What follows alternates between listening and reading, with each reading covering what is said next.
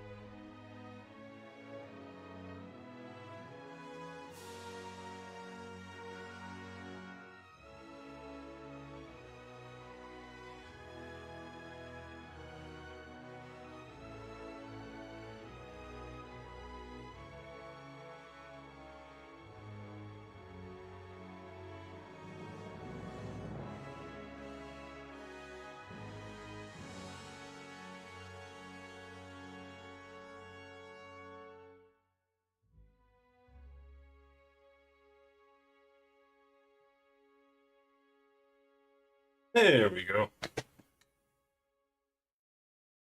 Whew.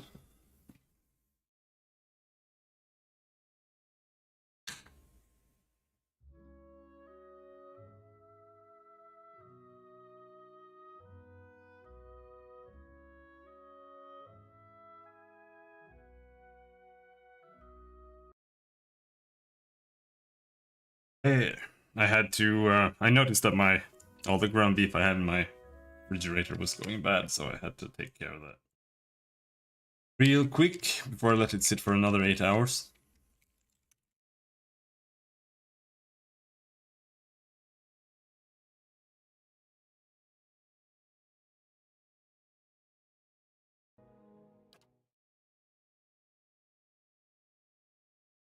Alright, we're doing the eternal shitty side path.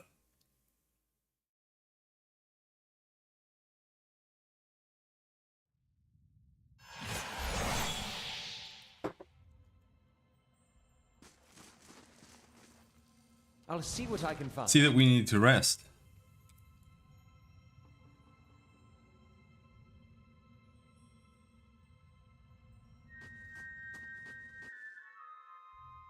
Oh, draw Animax. Did it say Animax? No, Animat.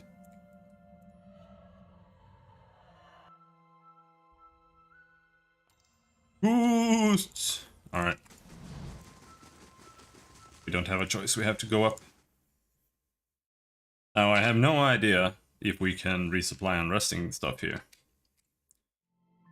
Might be a bit annoying.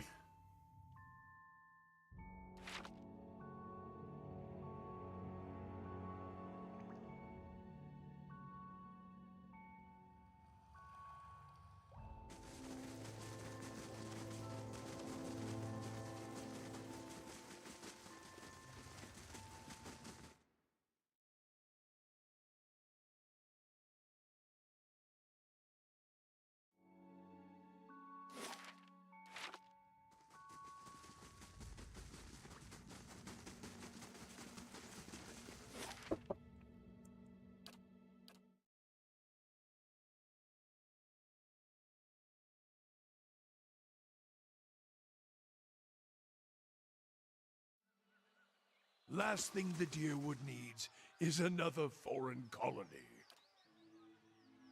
Plus 2 mechanics. We can we can take a look, I guess. See if anyone sells anything.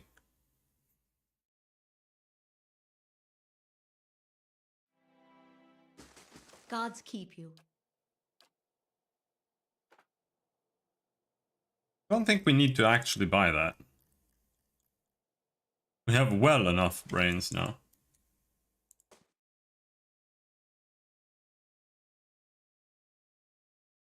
I just realized we've been fighting mostly monsters, so we haven't actually gotten any money. Amazing. You could fit a whole village in here.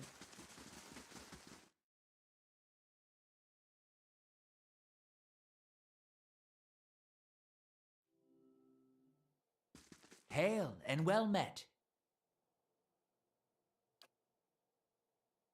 Artificer.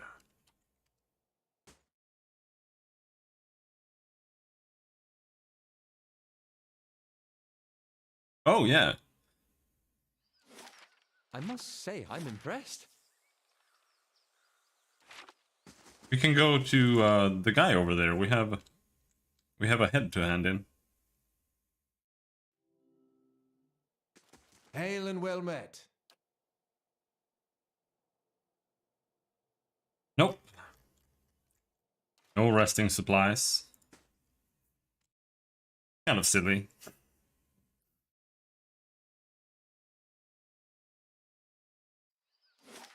We have to travel to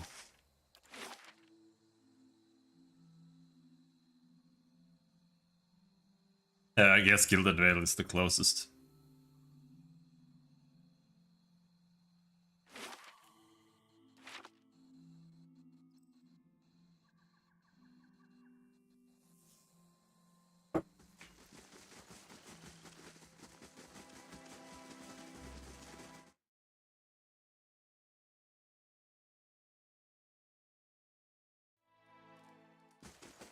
Hail and well met. I'm here to claim the bounty for Nalren the Wise. Phew, smells as bad as he looked. Good work. Here's the bounty. 4,000 party XP, 6,000 quest XP. Anything else? What are the most recent bounties? Found a few new offers. Let's see what I have here. A couple of big names on here this time around. There's Gareth Grimald, the Vampire, and this priest the Crucible Knights are after. Also have a bounty here for the Green Death, and this last one is from the Glanpathans at Eberl's Well. Seems they're after a looter. Tell me about Dareth Grimald. Dareth Grimald's some kind of rabble-rouser, fancies himself a visionary. Thing is, they've tried killing him before, it didn't stick. Now this vampire set up some kind of cult in the catacombs beneath the Copper Lane district, in Defiance Bay. The Ducal Palace wants him removed, permanently. What's this about a priest? Thorfinn, a high priest of the Scattered God, has been desecrating grave sites all over Durwood. No idea what he's looking for, but he and his men killed a squad of Crucible Knights sent to stop them, and now they want his head. The last known sighting was in the Eastern Wood. What's the Green Death? Some alchemist in Mercy Vale wants the head of Glastiel the Troll, also known as the Green Death. The fellow didn't say what he wanted it for, only that he's willing to pay very well. If that suits you, I'd suggest you look for Glastiel in Le Aramen. Fucking what?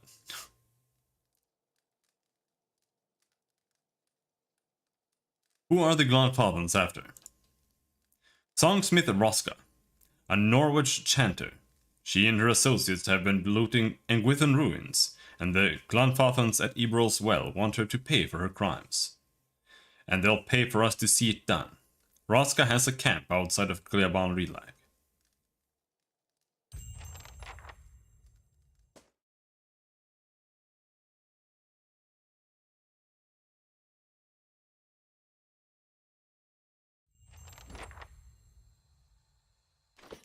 Last thing the Deerwood needs is another foreign...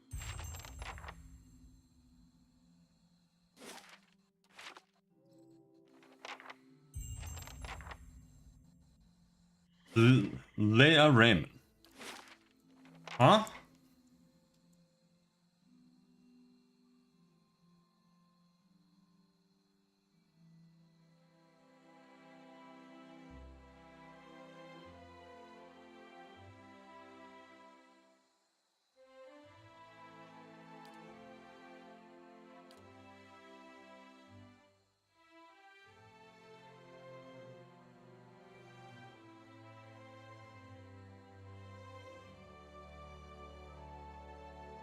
Dookie Duke.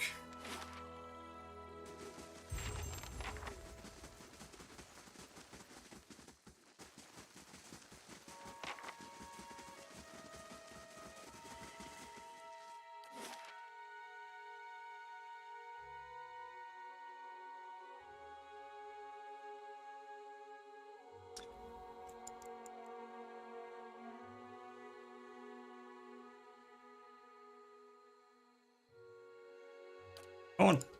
Go down.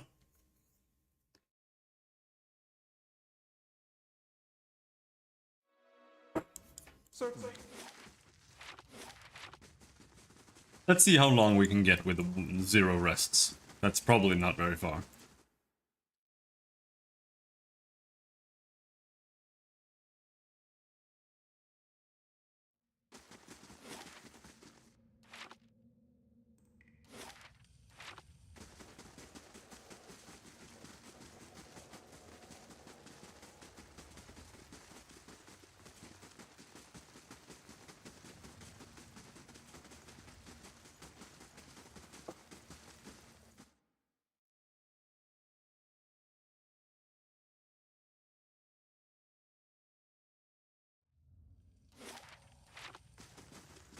Alright. I'll take a look.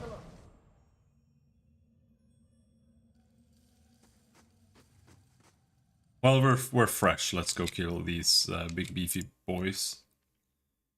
Ooh, 33 damage reduction against slashing.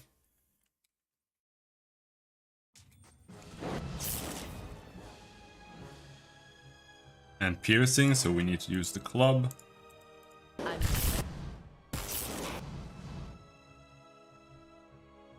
That's a lot of shit.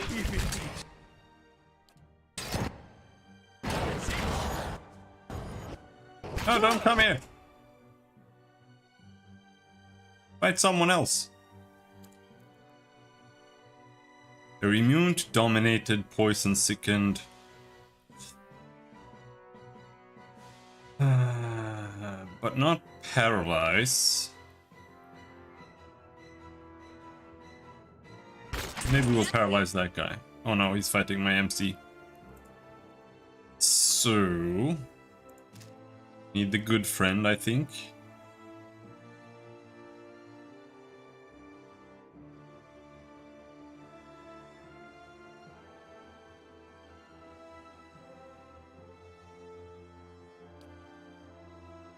What should you do?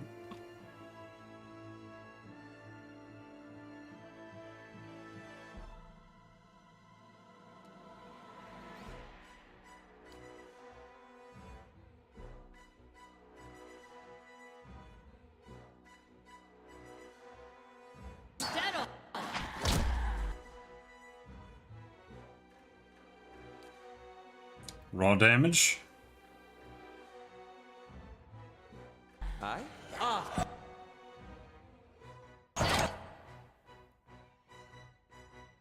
Oh, they were honestly pretty damn weak. They're all just dying.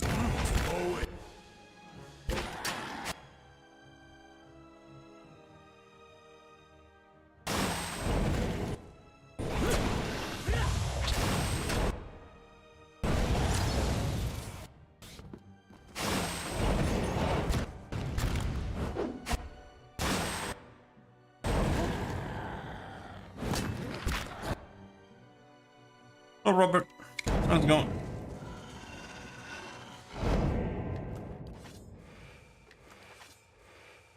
Oh no. Absolutely.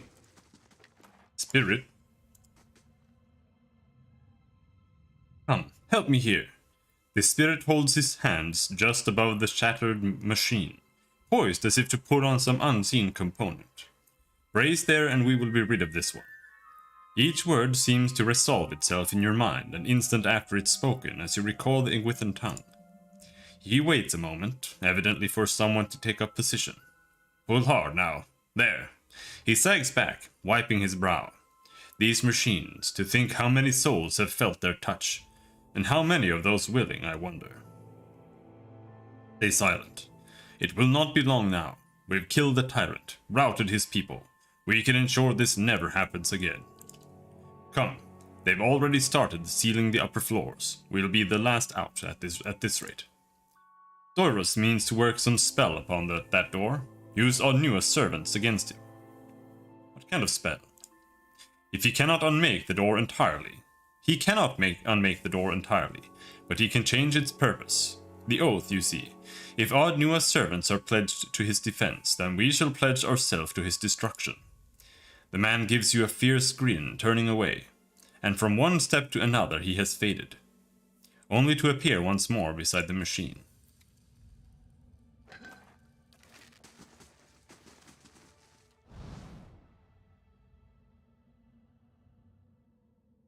So they had some evil... the Ingwithans had some evil guy who was making like evil spirit machines. They were trying to fight. So that's actually kind of nice. That's the first piece of relevant information that we've found here in the rest of the game. That's why I hate these side things. Like, it's just useless trash. For the most part. Thing isn't doing the job. This Has very little armor. thing isn't doing the job. Yes? I shall Or get this- very little health, not armor. He has shitloads of armor. Absolutely.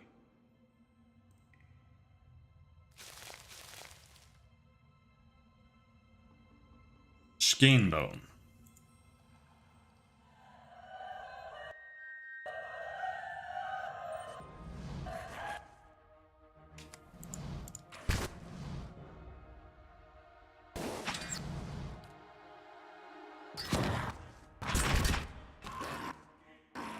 Alright, where are you going? There.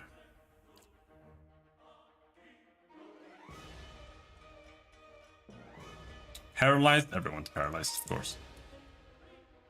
That one down.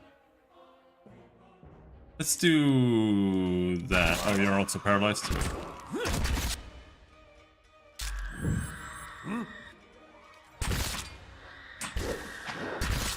Snap out of it!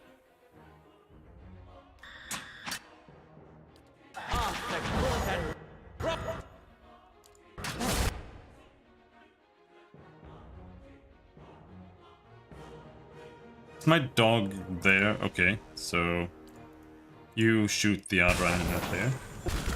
This thing isn't doing the job. And now he's like perma-stunned.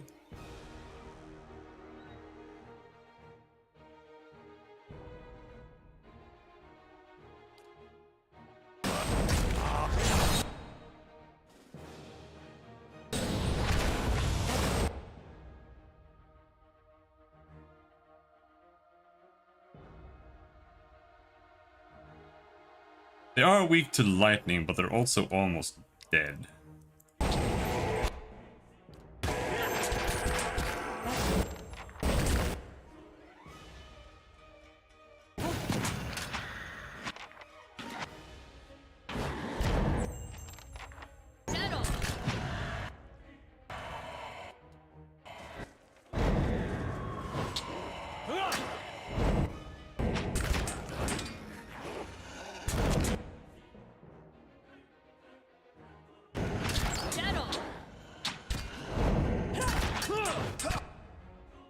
Just shoot him. This thing.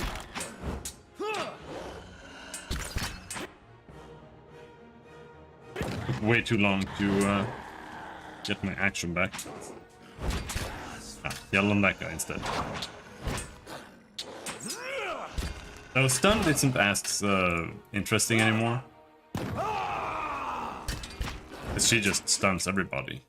Honestly, the bow is mostly just always better now.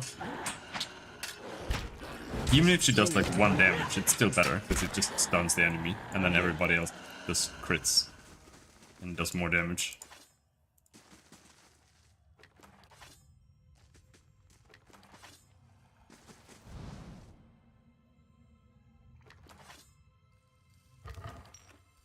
Ooh, resting supplies. Sweet.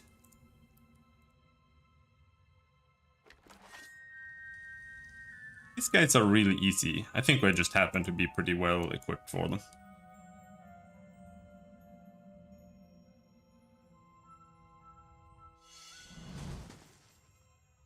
This hazy figure is tall and heavily built, and its shifting, indistinct face is turned towards the floor, as if it were deep in thought. You hear a faint murmuring in the rolling cadence of prayer. From time to time, the spirit seems to sway in place. As you approach, the spirit raises his voice, and you recognize the familiar sounds of the Ingwithan tongue. And no more shall souls splinter upon the wheel. Hear me, great father. I am pledged against your foes, and the greatest of these is death. Listen. The spirit turns to its face toward you in a swift motion.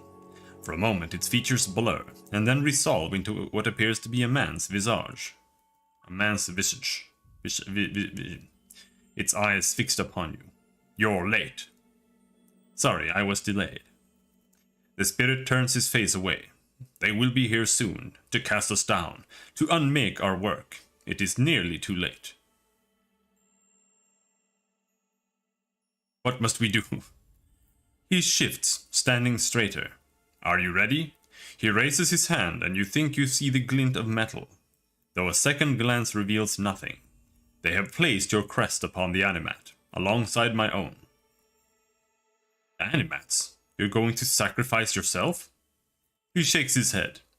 Those of faith remain, and we are children of the wheel. Death is not for us.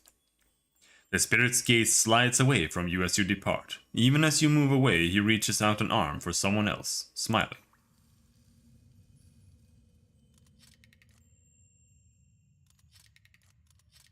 Fail to disarm the trap? God, you are so ass at this.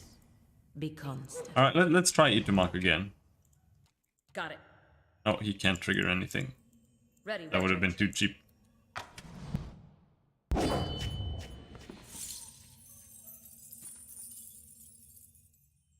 I'm here. Sure. Sure. Gleaming Adra fragment.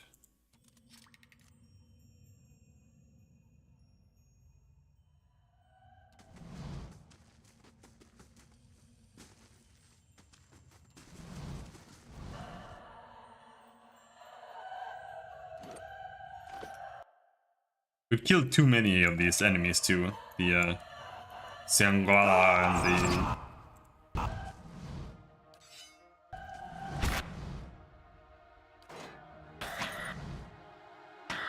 and the Animats. We don't get any XP here. Kind of sucky.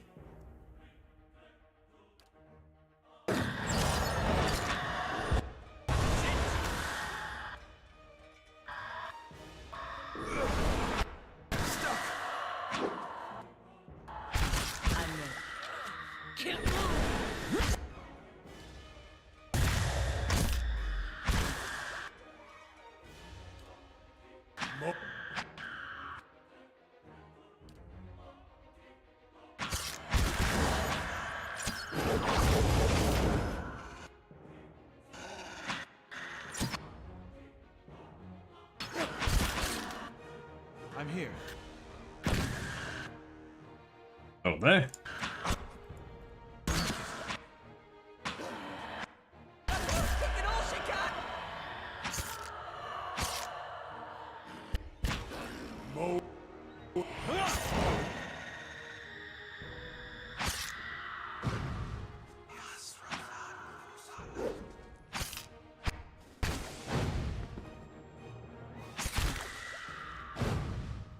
These guys are very high level compared to the other ghosts. With the exact same name.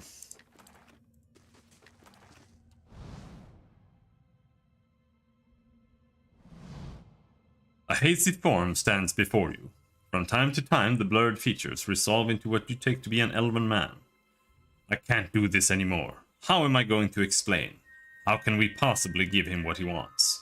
The spirit speaks in quick, hushed bursts of Engwithan, and shakes his head as if to answer his own questions. He's going to kill me. He's killed so many. Why should he stop here? Who's going to kill you? Great Father, Master, Ardnua. I'm trying all that I can do, all of us are, but we have come to the edge of what is possible. What does he want? The figure paces a few steps, raising his hands to his temples. What we cannot give him. Even after all this time, there is so much we do not know. He wants his son, the boy he knew, whole and preserved, returned to him. But people, souls, they don't always remember. Who's to say his son will remember being his son at all? Remember his father's face. I have seen mothers forget their children.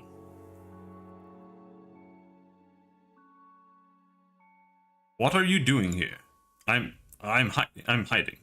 I passed by one of the machines and I couldn't breathe. I was thinking about the work we've done, the things we've seen, how even small deeds can scar the soul. Is mine so ragged? Will Ardnua's son be grateful when we have torn him from his rest? How could you do all this? I didn't think it would go so far. I didn't know. Ardnua is our liege lord. How can I refuse him? He looks up, startled, looking past you. No, I'm not saying anything like that. I'm only frightened, Aya. I'm sorry. Don't tell anyone, please. Who are you? He has brought so many people down here. I hear such terrible things from the upper floors. Even here, these constructs. I cannot sleep. I think sometimes I will wake and find myself inside one of the animats. Will I even know? Will it not be like waking one day and finding myself blind and mute? Are you still... they just deleted this. It wasn't there. Are you still loyal to Ardnua? Of course. I am a devoted servant. His voice goes high with terror. I didn't mean... Please, I never meant that I would ever renounce my oaths.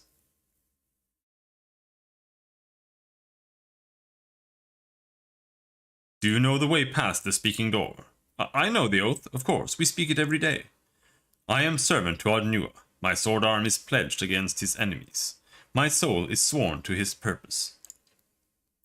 The spirit seems to curl in on himself. Sworn.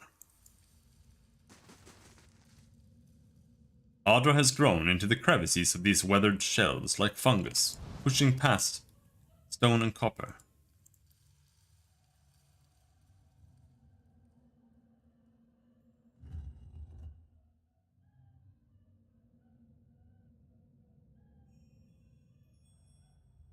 This looks dangerous.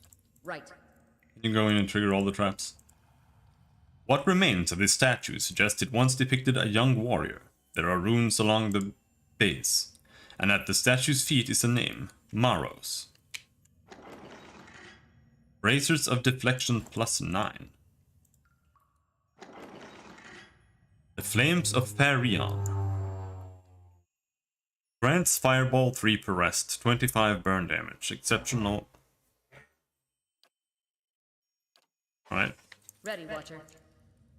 I don't really want fireballs on him. Doesn't really help that much.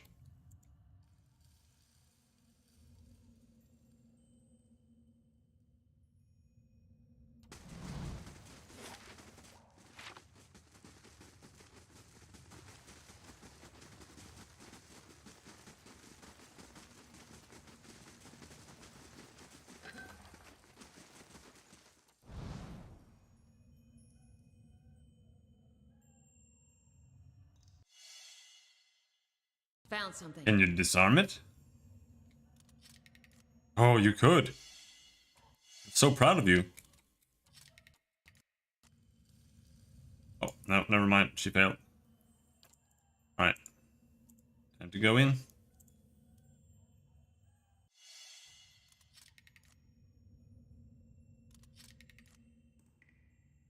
I'm here.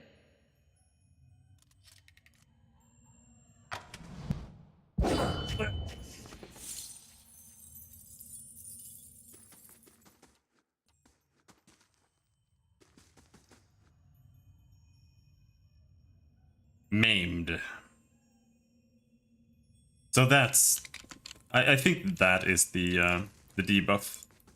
That if you have maimed, then that's when you die the next time you go down.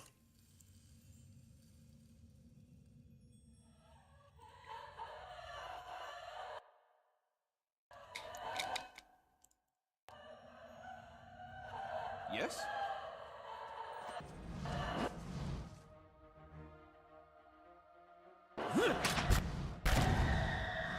Yes? Thing isn't doing the job.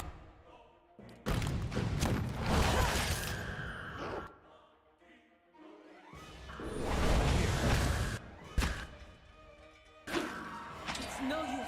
I need something strong.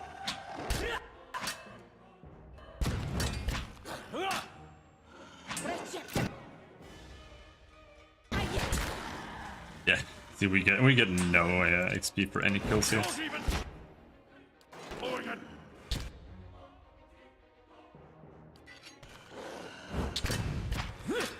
Whoa! Ghosts!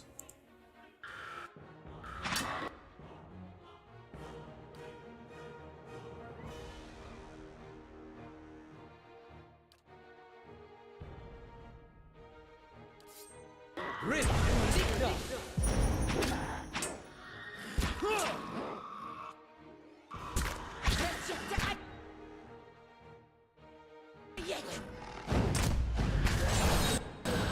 This thing isn't doing the job.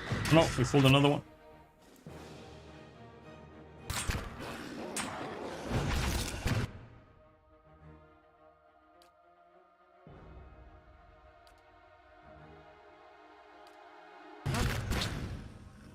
Moe. Anna. Killing ghosts seem redundant? Nah, they just need to build a little bit extra.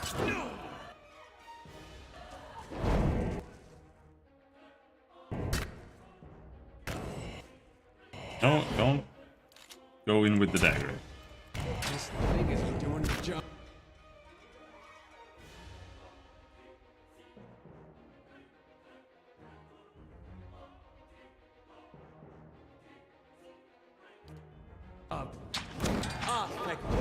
This thing isn't doing the job. It's going down. Don't worry about it. There. And then we use Disintegrate on that guy, because Disintegrate does raw damage.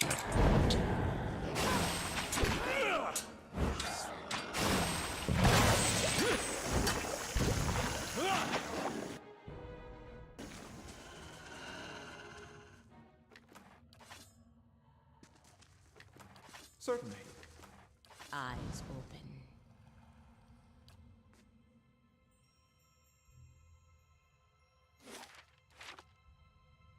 I'm here.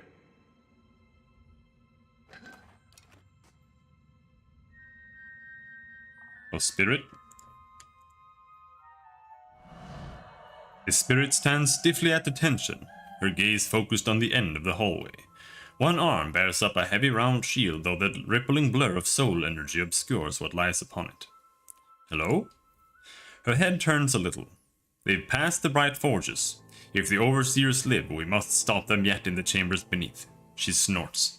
If Kabiros and his pack of scheming wizards haven't betrayed us. The mob may be on us soon. Better to make peace with whatever god will have you. She pauses, looking at you. Are you afraid? Keep silent. She nods once and turns away again. No shame in that. You're still here. The sisters have gone below to hide beneath Odnua's robes, or else preserve our Lord's life. Depends how you look at it. These children of the wheel, what do they care about Odnua's grief? They think he's promised them immortality, and now they've killed us in the pursuit of it. Stay silent. Come, we'll rally the defense at the steps, funnel them into our blades. With the animats beside us, they won't stand up. The spirit gasps, wordlessly, mouth agape. She gropes for something at her back, unseen, and takes a listing step sideways, away from you. Her eyes, wide, gaze into yours. You, Trey! Her leg buckles, and as she falls, the misty lights which form her shape thin and scatter. At once. Oh no, I betrayed her.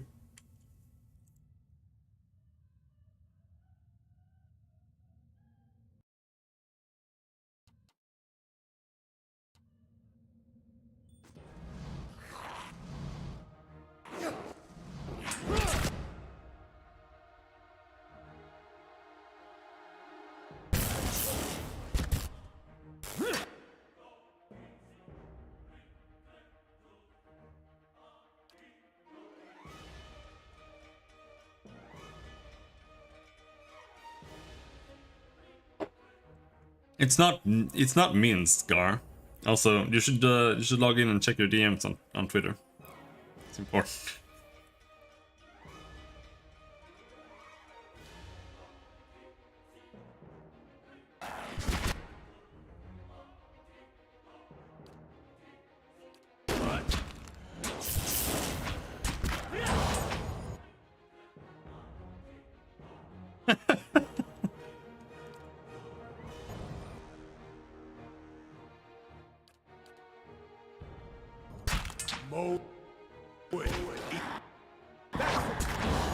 Also, it's not mince. Mince meat is when you put like fucking pemmican and put some raisins into it and shit. That's not.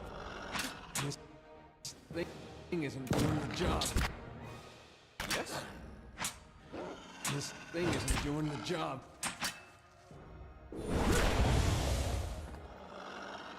I'm here.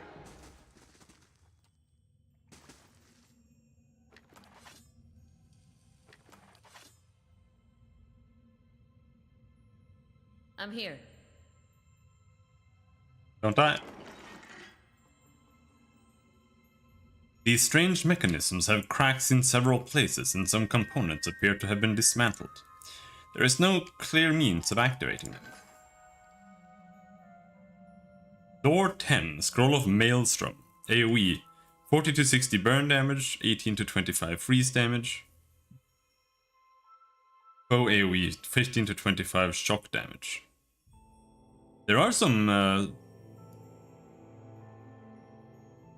lore-only spells in the game.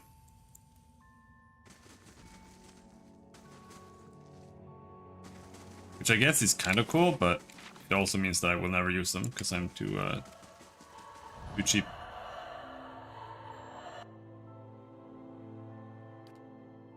Ready, Watcher.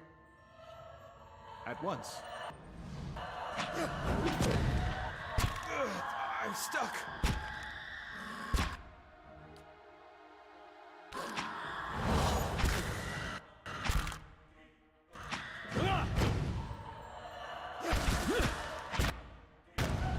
I mean, what else was you expecting?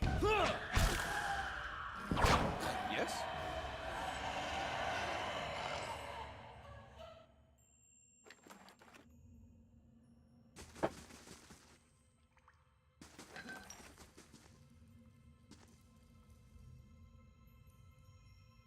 I'd be glad to.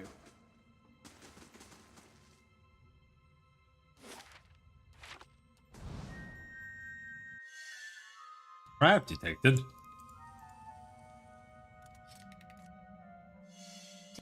Take a look at this.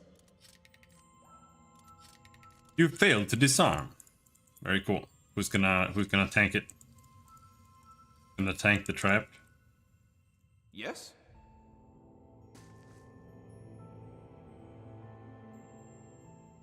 How may I help? Hello, Elf. Smells and still couldn't handle a fight.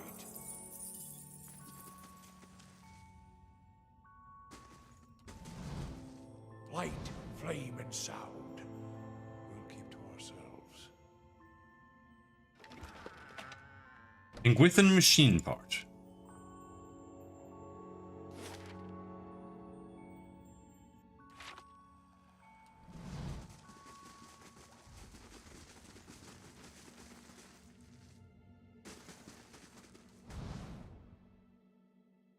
Alright, one more encounter without our injured guys there. We can manage that. This is a pretty lame encounter, so Think. not be a problem.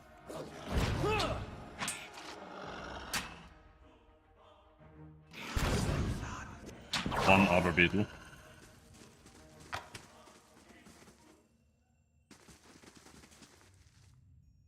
Sunlands misses a deer. Yeah, screw you, dude. Audra Shell.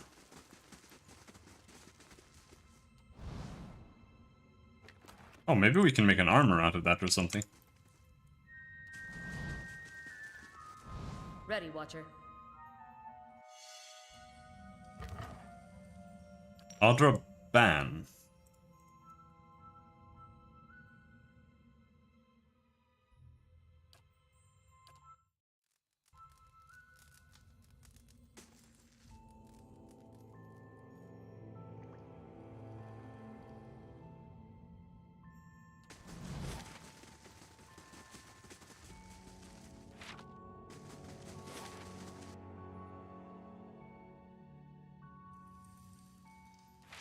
I mean, this machine said that it was broken, but it's just a looking glass. There's no way we can that.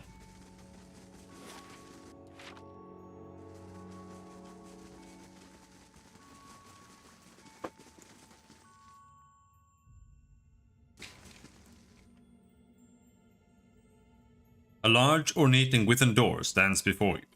To either side rests large crystals glowing with a faint light. You feel a peculiar change in the air, as if some presence were nearby. Yet there is nobody to be seen. You hear a whisper, emerging as from thin air. From the general direction of the door, it grows in both volume and number, many voices speaking quietly. In moments it has become a chaotic hiss of voices, each vying to be heard. But as you listen, the voices begin to settle into a cadence and then into words, a phrase spoken by many at once. Beneath stone and weight of years rests one who would slay death. Who comes to wake him?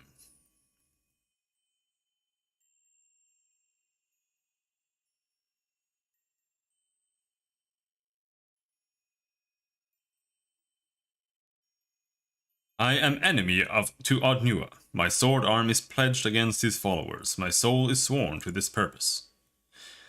The voices seem to draw in breath. You hear the rumble of stone. and the door slides open. The crystal to either side of it is dim, and with the light go the voices, fading first into murmuring whispers and then silence. The path is clear. Laying low. Guardian of Odnua. Hello, big guy. Doesn't seem that bad.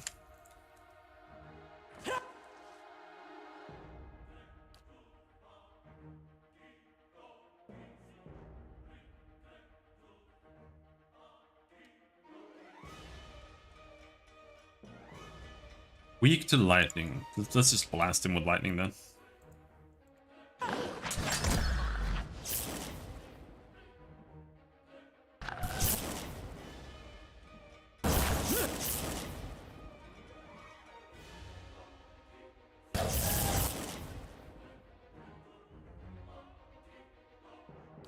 Here, let's use that spell. Kind of stuck over. Lava will be on sea. I don't like that. Very much at all. What the fuck killed you in one hit?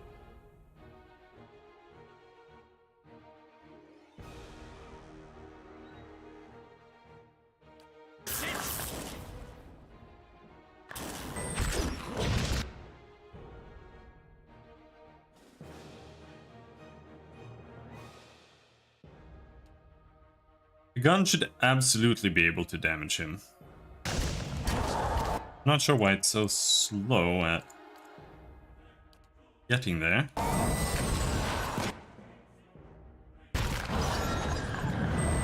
Oh, stunned.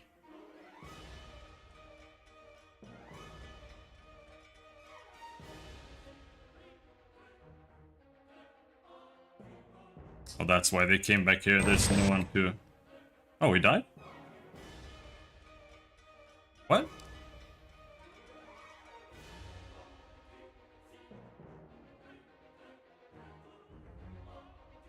Durance killed Guardian of Odnua. Yeah, holy shit, that spell is super strong. Can you just cast it again? Already activated. It's a weird, weird thing.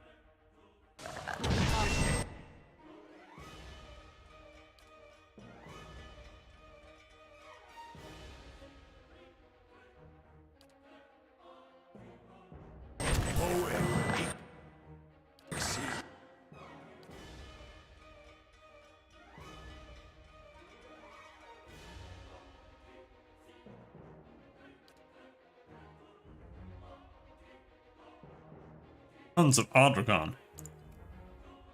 Those we can actually mind bend.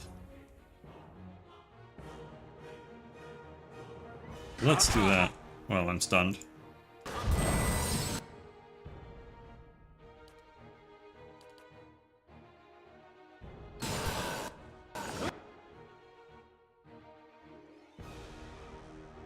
He's also dominated. Now we have Adragon dominated, I think.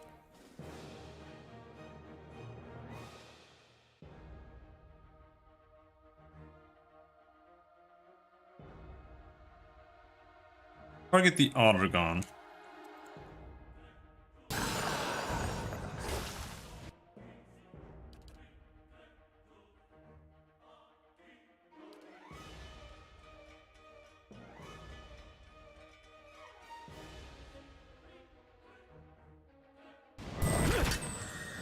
Stop stunning! Holy shit!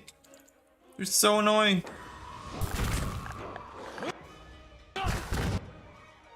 And now this is game over.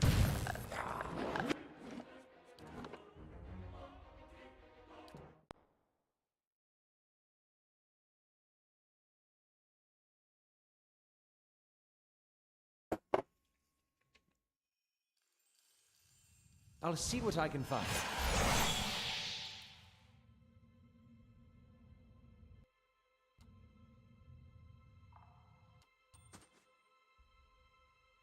What?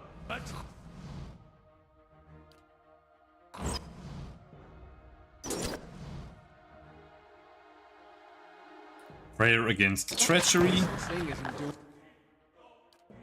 And then I go in back there and dominate the other gun right away. This thing isn't. Paladinus is gonna die instantly. Very cool. Very cool.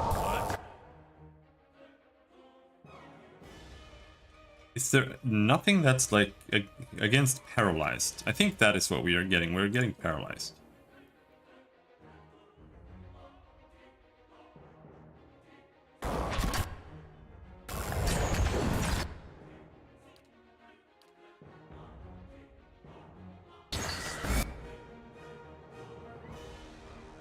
Except for over there, we're getting stunned.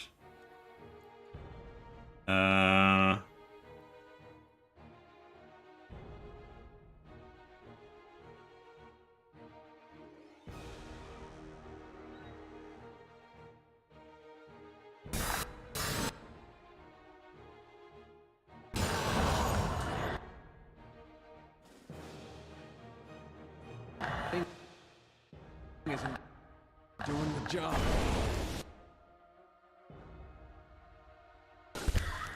With ex-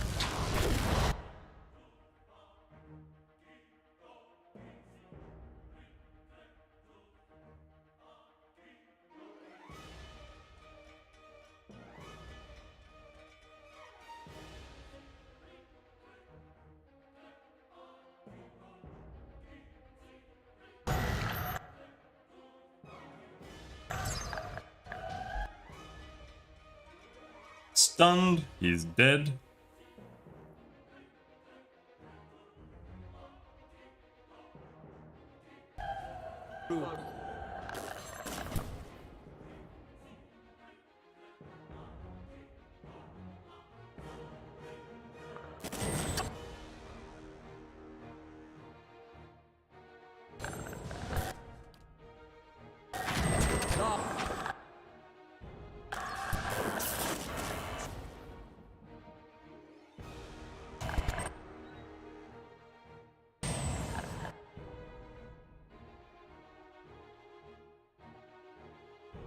What next? Field for the faithful.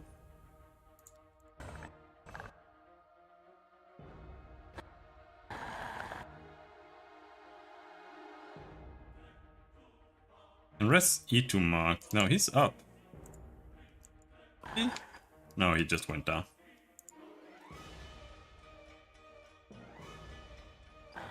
with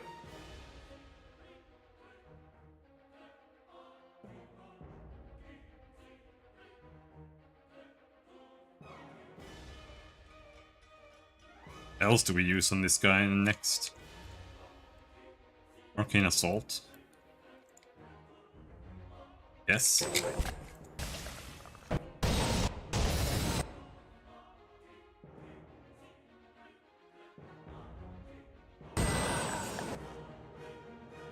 Oh, I got Mind Bent. I can't get rid of that now, 'cause that's all the way over there.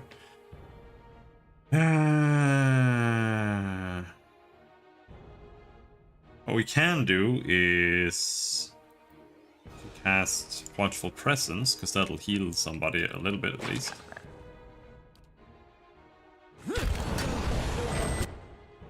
There. Now we're free to blast some foes. The hell? Oh, it's the line of sight.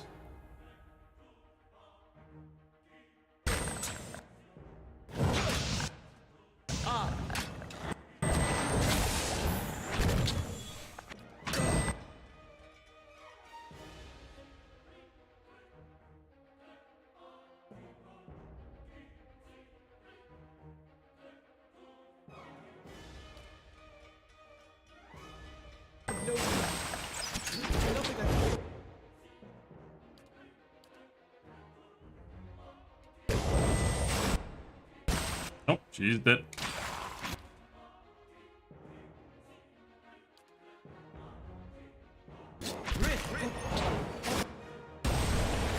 Ragon is dead. Now we just have a bunch of dudes left.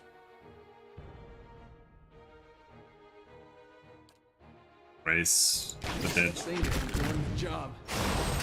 Be sure. I understand.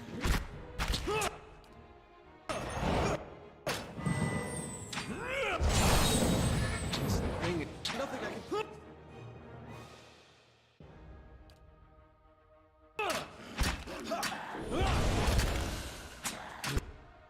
Thing is doing the job.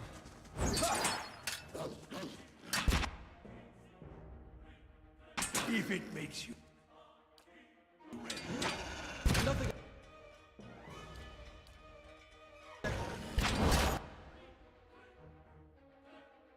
I think when we'll have a pause mechanic in LOT, we should have a tiny fade out to audio.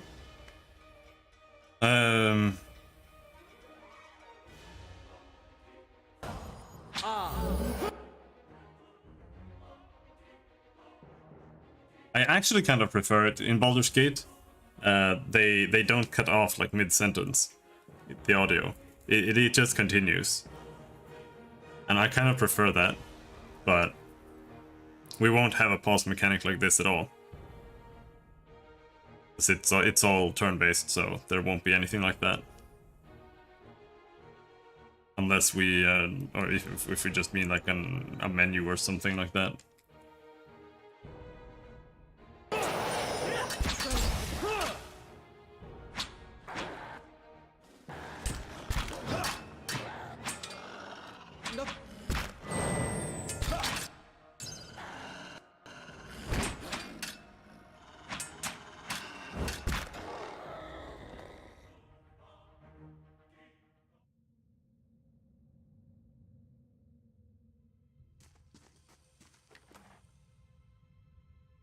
Edge of Reason. Plus 0.5 to crit damage multiplier. 20% of damage restored as endurance. This is really good. I never use it, but we can equip it anyway.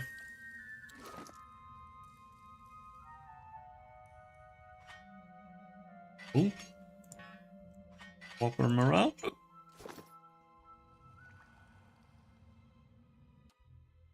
That's alright. I don't really mind. But I'm not really bothered by this either. So I'm pretty much fine with either way, to be honest.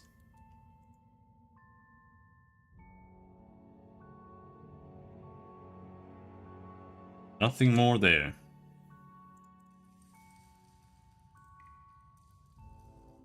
Now we do need to rest. But maybe we can find a master staircase. It's been a while.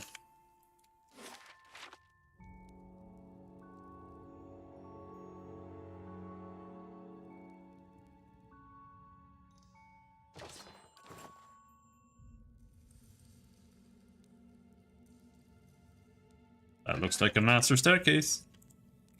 Nice.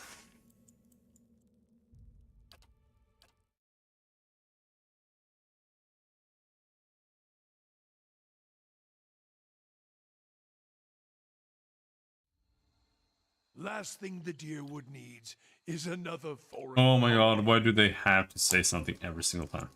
Shut up. Let's go back down.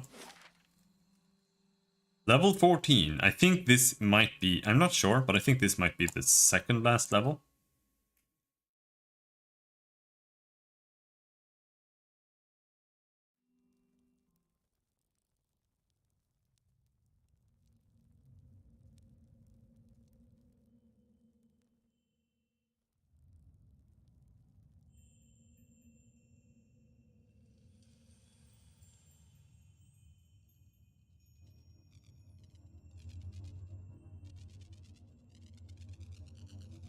Or is it the last level? I don't think so. 14 is a weird number. It's a little lad here, stuck in Adra.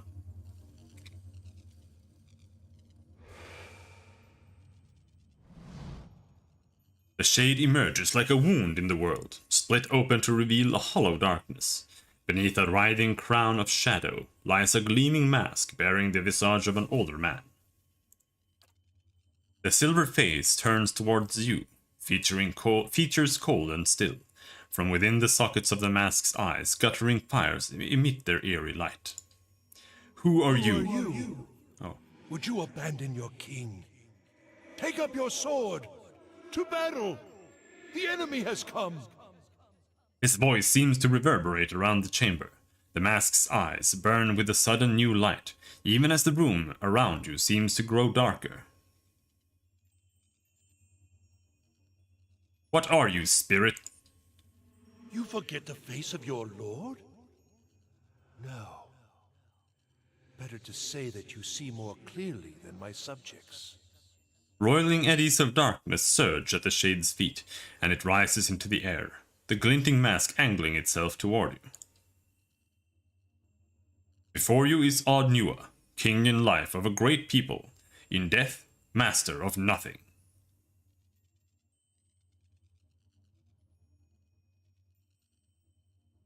What happened to this place? Odd Nua's voice gains a distant quality. We sought the place where the veins of the world meet, where a soul might be drawn from the Adra.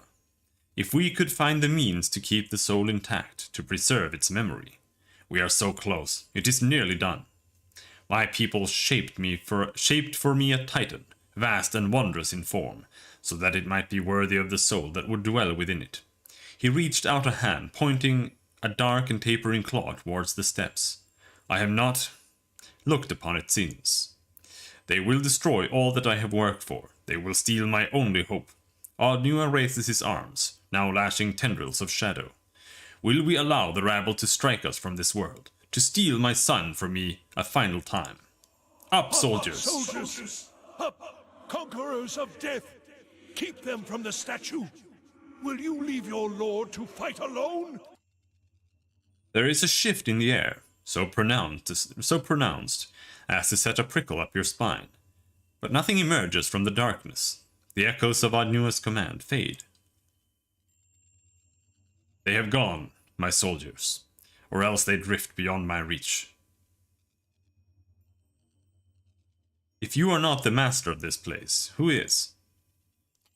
Something with a longer reach, for I can do nothing outside this wretched chamber. The stone is like an anchor. The mask turns back towards the crystal at the center of the room, and the body there.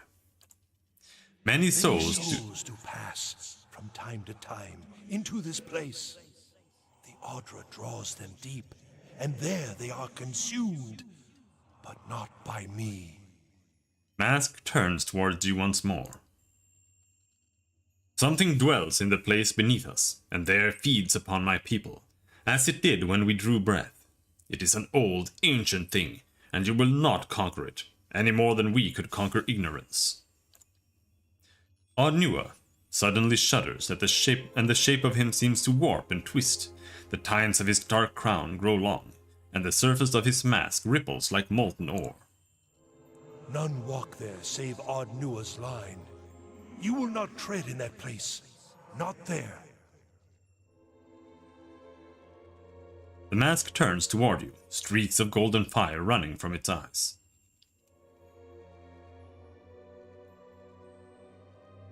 If this thing is responsible for the attacks on Caed Nua, then perhaps I can help us both.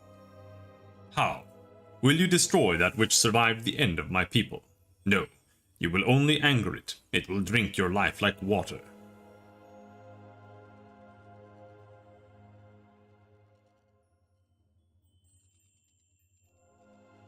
I'm only here to defend my stronghold. I must defeat this creature.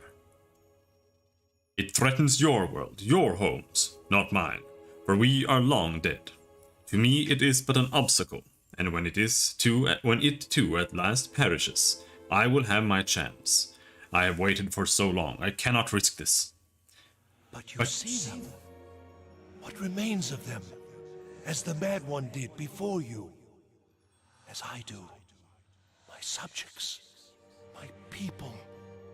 How are you still here? Is it so strange? I can see, sense the power in you. You must have seen by now the limits of the shroud, how easily one slips its shackles if pressed.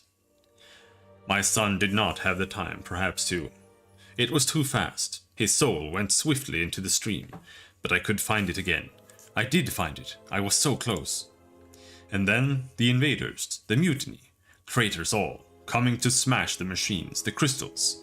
They had no thought for the lives spent, the progress we made, to rip a soul from the afterlife, to return him to my arms. I was so close. The mob slew my most faithful, then came for me, a blade in the stomach like any common dog. But I robbed them of their trophy. My body at least would not be parted from this place. I cast one final spell. He indicates the crystal at the center of the room and gazes upon it for a few moments.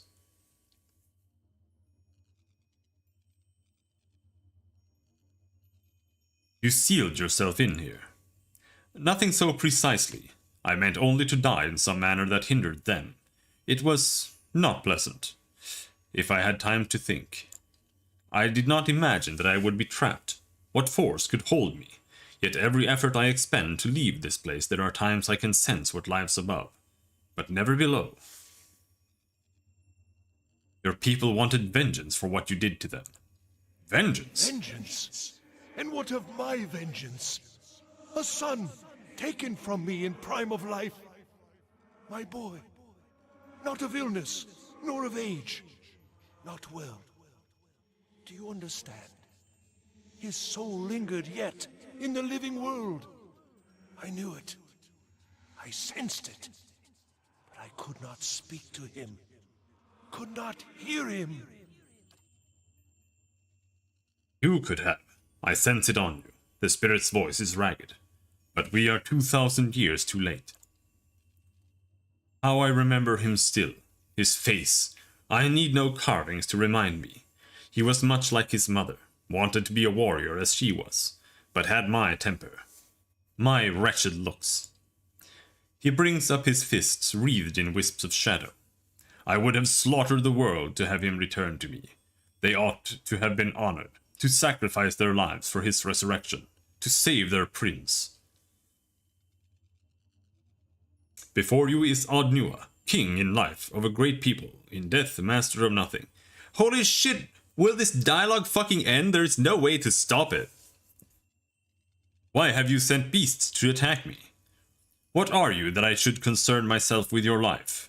When they have trapped me here, I cannot cross the threshold. The way is barred to me.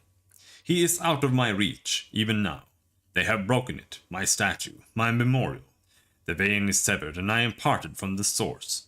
And still something dwells in the place beneath us, and there feeds upon my people, as it did when we drew breath. An old, ancient thing. You will not conquer it, any more than we could conquer ignorance. None walk there save Ardnua's line. You will not tread in that place. Not there. Why did this lead to the same dialogue? I don't answer to dead kings. He turns sharply towards you. I will tolerate no trespassers, not here. The sisters will guard me still. Children of the wheel, this is not the eternity they long for, not the discovery I promised, but they still linger, here, bound by loyalty alone. After all this time, you will not be what sends me from this place. Oh my god, I'm so sick of you. Your people will have justice at last. Attack! No! No! Ardnua's eyes blaze. I will not be betrayed a second time. You will not take this from me. Up, soldiers! Up, conquerors of death! Defend your lord! Already tried that. This time it works, I guess.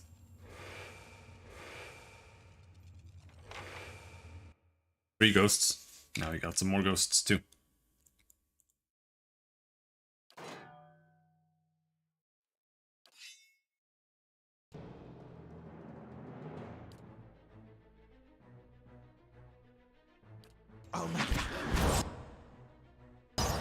Oh my god.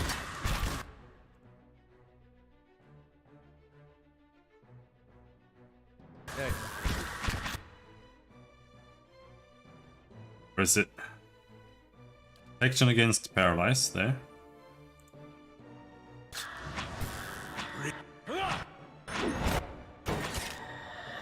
Oh, they paralyzed me again. They're chain paralyzing. Very cool encounter.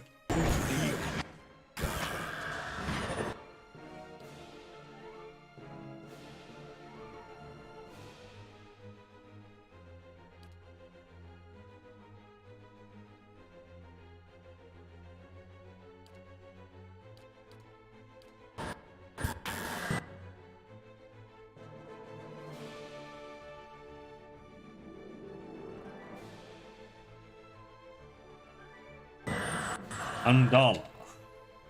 Isarna.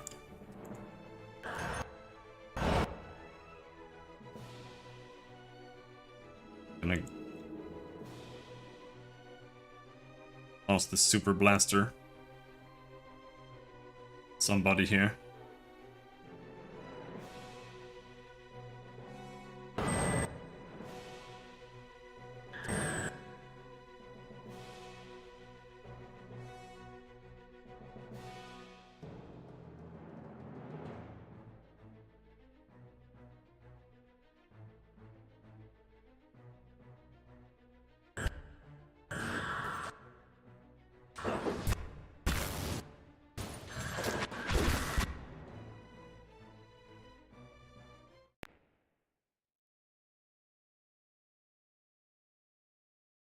AoE Paralyze. Very cool function. Especially when every single enemy can do it.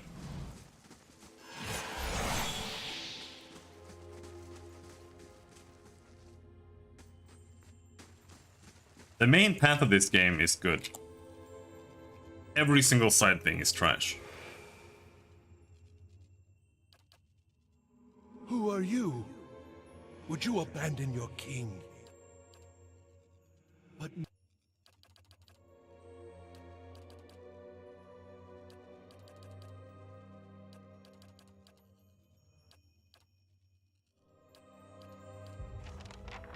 Alright. Can we cast the paralyzed immunity before they paralyze us? That's really what it boils down to here.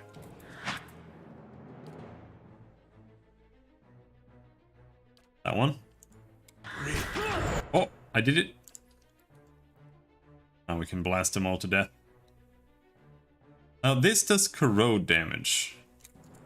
But this does pierce damage. It does way more damage too though. So they barely have any damage reduction, so maybe it's better to do the one that hits everything.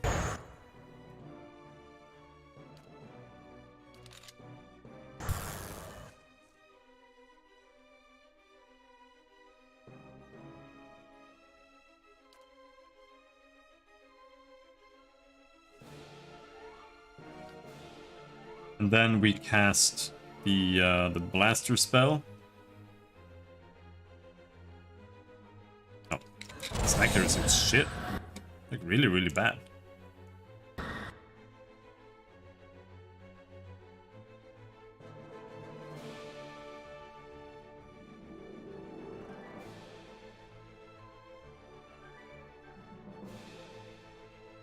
Or maybe a chain lightning is best. This is versus fortitude. They've got 100 fortitude. Can't really tell what reflex they have though. So first of all, you should cast iron armor or whatever. Whatever you want to call it.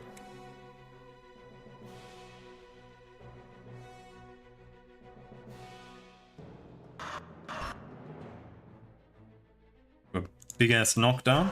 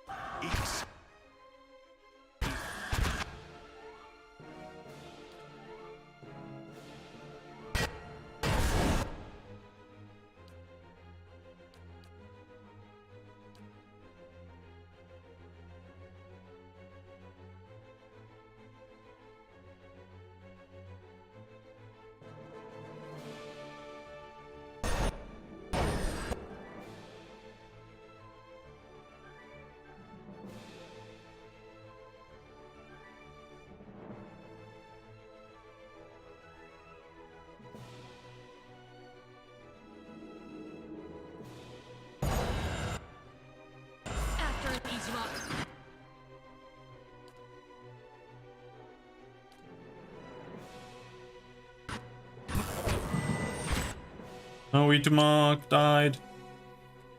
Right, we'll just have to resurrect.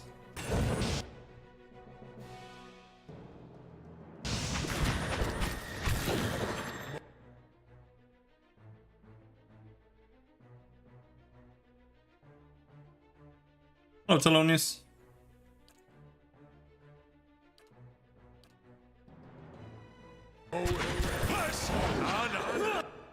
Oh, another dead spirit. My day's alright, I suppose.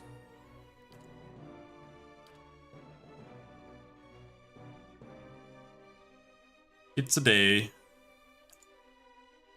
More or less. Are you not gonna resurrect them?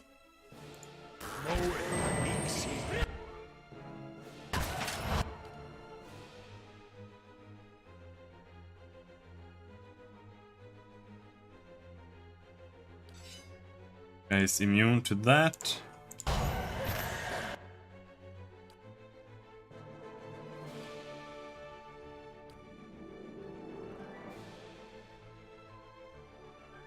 And he cast Iron Skin this time.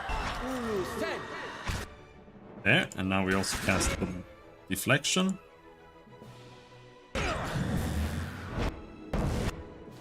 Oh no. Oh, Rain, how's it going? Now we are fucked though, because I can't cast any more protection from Paralyze.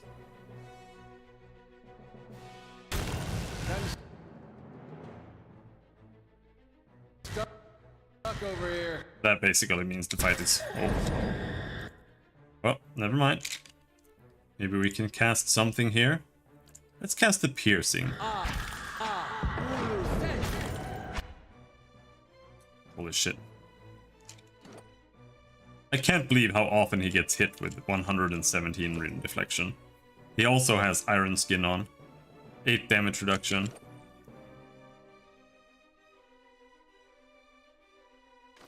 I prefer to figure things out on my own, but I've also played this game multiple times.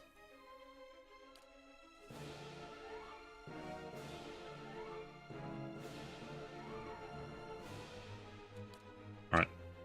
Pop a heal there. Pop a heal there.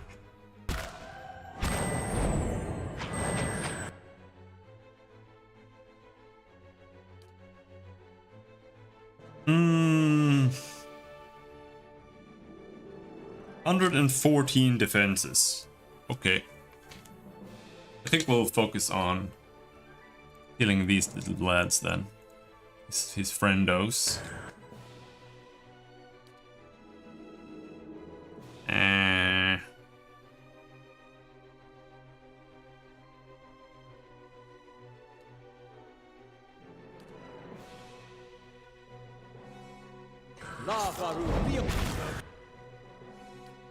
You are dying in Mach speed. Please kill these guys.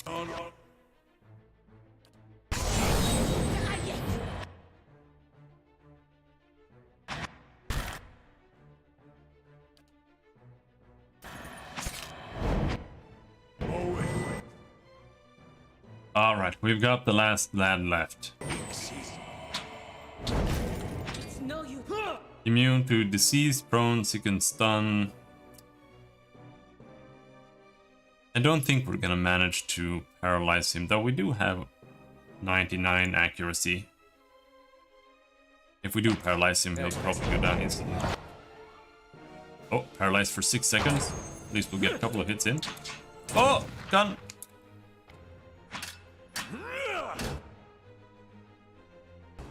What about blinding him?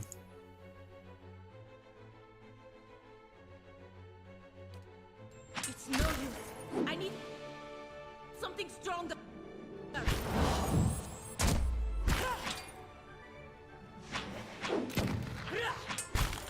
Now we just need to whittle him down.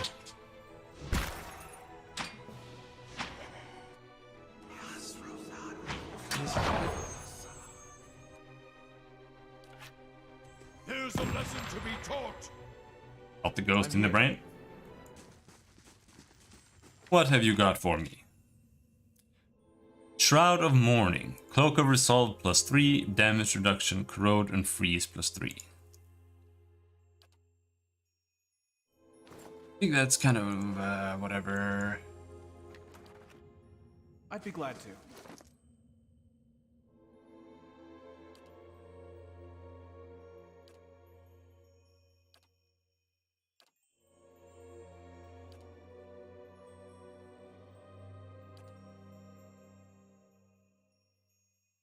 The only thing that really does is that it stacks deflection on somebody. Didn't we get a bunch of gloves? Deflection +9 gloves.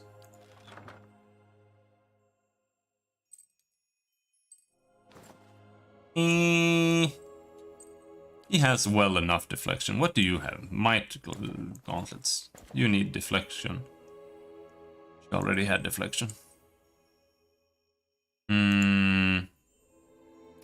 +50 defense when stunned. Let's grab that on you. Dexterity and reflex too. Sure.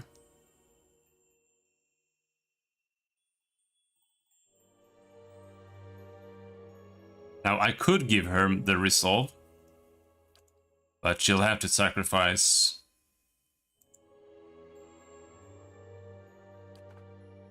quite a lot of resistances there. She's got +9 to everything.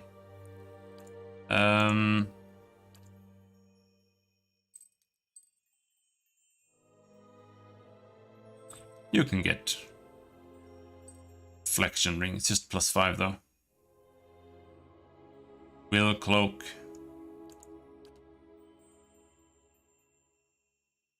Eh.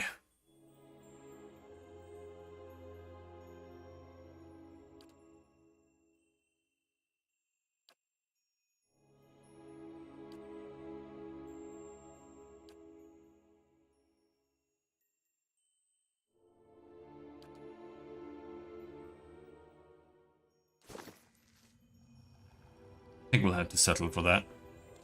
Now, Absolutely. that means that the next floor is the big bad. So I don't know if we can. I think we can go back into Defiance Bay now. So let's do that, because I want to repair the sword and see if it's worth using. Amazing. You could fit a whole village in here.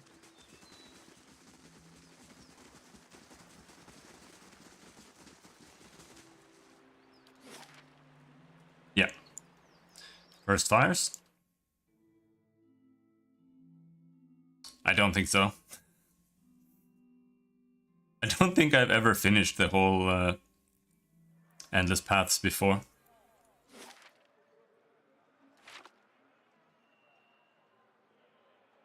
Because I don't really like the side stuff in this game. I prefer just doing the main content. I haven't ever done the White March either, and I've been trying to do it, but I don't really enjoy it. Plus I set it as a high level campaign, because it said that I was too high level, and then it became like insanely high level. Now I have to wait to do it.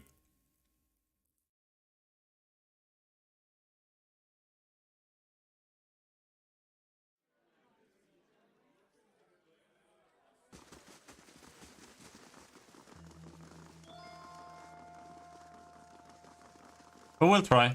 Maybe once. And then we'll maybe get some XP. I fucking hate the White March. I don't know about the story itself. Like, if you just view it as a self-contained thing, sure, maybe.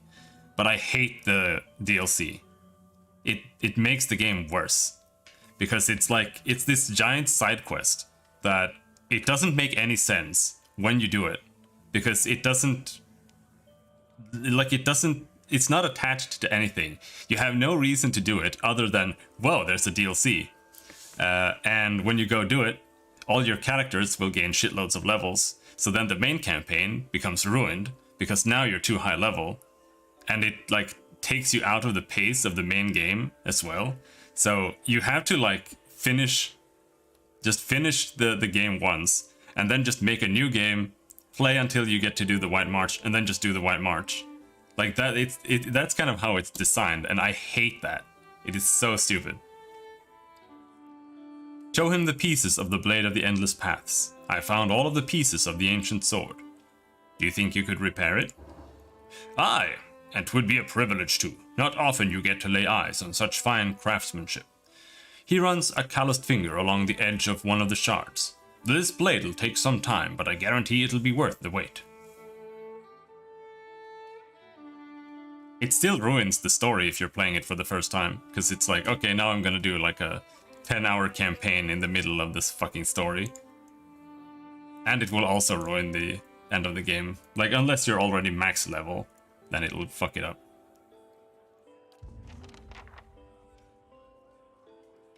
He beams. Finest work I've ever done, if I may say so. It's only a shame I can't take all the credit for it.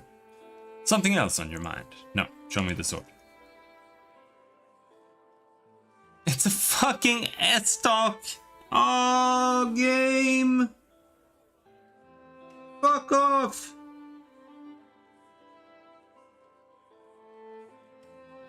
Are you serious? Kid Nua also sucks, so... but yes, you're right. I hate every single thing that they put in the Kickstarter for stretch goals. Those things are bad and made the game worse. Every single thing ruined the game. Because the main story is fine, but it's obvious that they had too much to do, so it's underdeveloped. Very, very underdeveloped, and it's not long enough. So they just shot themselves in the foot by having all these stupid ass Kickstarter stretch goals that they couldn't fulfill properly. So they just made really shitty side stuff, and at the cost of the main story. And the White March is probably a little bit the same as well, because that was probably planned and put into development way earlier than release.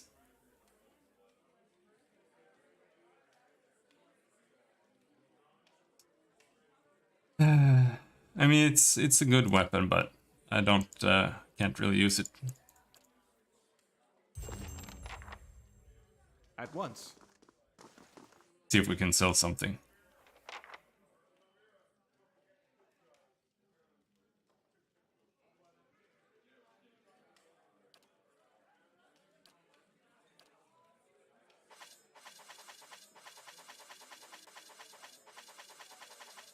Yeah, you're not wrong. I think the writing itself is fine. Like they have good. I don't really know how to describe it. But like the writing style is pretty nice. It's not, if you compare it to like Pathfinder, for example. Pathfinder just feels like a bunch of memes, kind of, in a way. It doesn't feel serious. It doesn't feel like proper fantasy writing. That's like what this game does well. It still catches that like old school fantasy writing feel. But the main story and the actual content of the writing is still a bit lackluster. I want some money.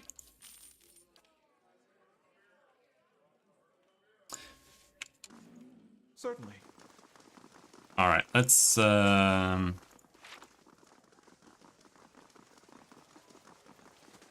I wonder if we can go and give Pallegina a shouting at.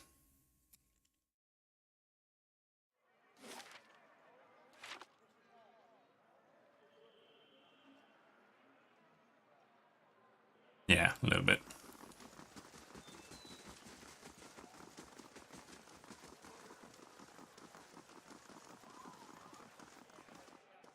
But in a sense, the entire game is kind of written like the White March, at least the start of the White March. Because it's like almost nothing has anything to do with you. and to do like any quest in the entire game except for just going after the Leaden Key at all. You have to like stick your nose into everything. Like nothing ever involves you.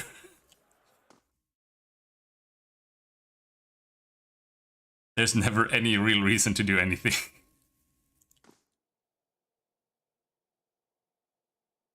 It is very short. That was my main gripe with it. Like, when I got to the last boss, I was like, oh, this is pretty cool. And then it ends, and I'm like, wait, what? I thought that was like the half point. Pallegina, wait. There's a tremble in the ambassador's voice as he slowly and barely raises his hand to pause Pallegina's advance. There are men here. Men. That's enough, ambassador. We are capable of speaking for ourselves. The slight elf standing to the ambassador's side smirks and toys with a stiletto, lightly jabbing his captive in the ribs for emphasis. His bright green eyes turn upward to lock with Pallegina's angry stare. Your superior here, he told me that he didn't want you investigating. He scratches his head with the stiletto, a look of mock confusion on his face. Given his version of events, it doesn't sound like you're very good at following orders.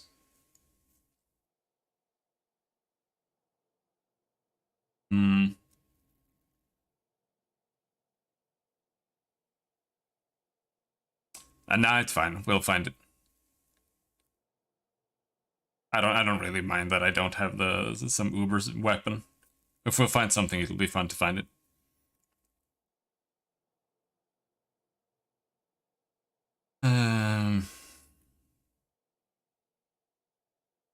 We'll have to.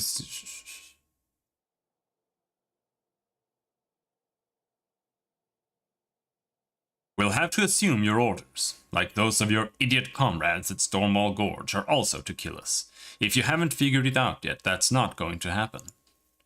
Always quick with a smart remark, aren't you?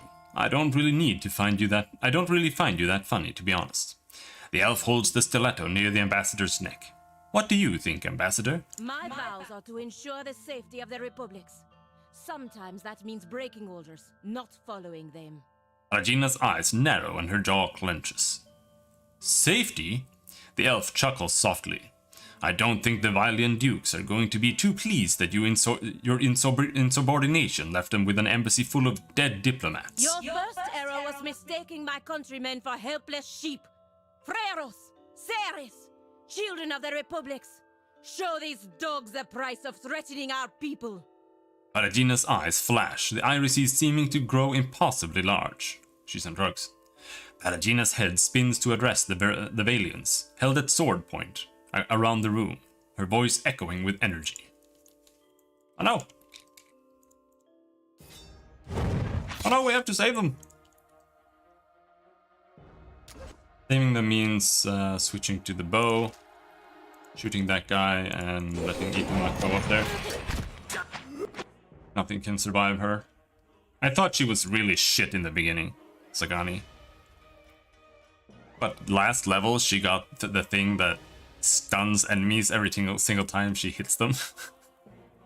It's the most broken fucking thing ever.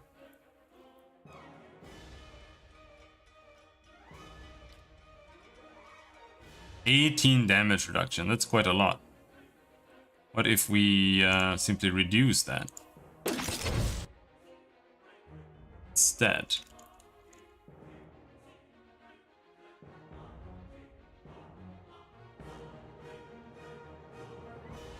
The deer aside, they're all shit. I don't think they're bad. I mean, maybe they're bad compared to an optimized character or something, but otherwise, I don't think they're bad.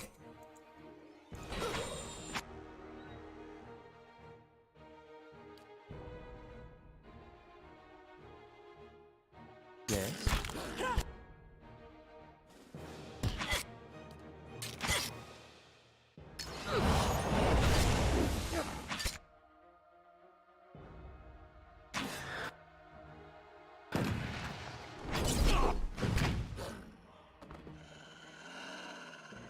Ambassador, are you all right?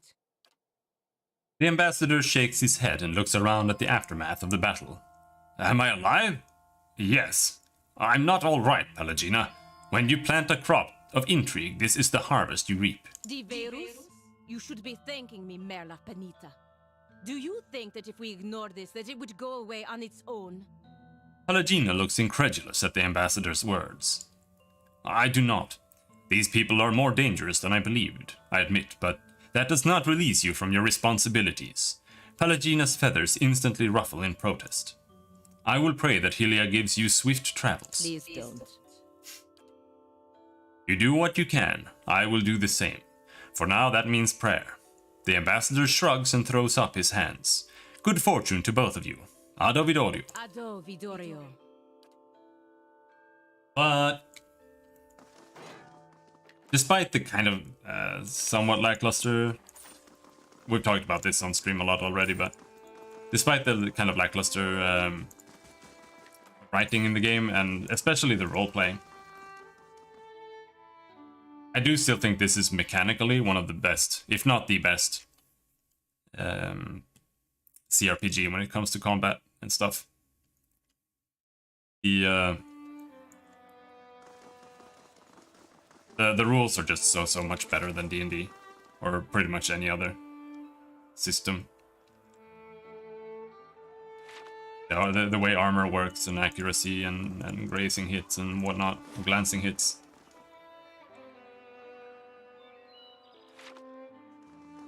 So I'm kind of interested in what they did with 2, because I still haven't played 2 at all. That's kind of the only reason I'm playing this right now, so we can play 2 later. Where do we want to go and rest? I'm not sure which one is the best one. Well, actually, I think I know. It's Cadnua. But we're not going down for... I don't think we need mechanics right now. I haven't finished the White March. So, like... when I play it, I will judge it as like an isolated campaign. But I also judge it on the way they implemented it, and that it's a side quest. I think that is garbage. I think those kinds of DLCs are dog shit, especially in a level-based game with an actually like linear progression path through the game, or more or less semi-linear at least. Because I don't think it makes any sense.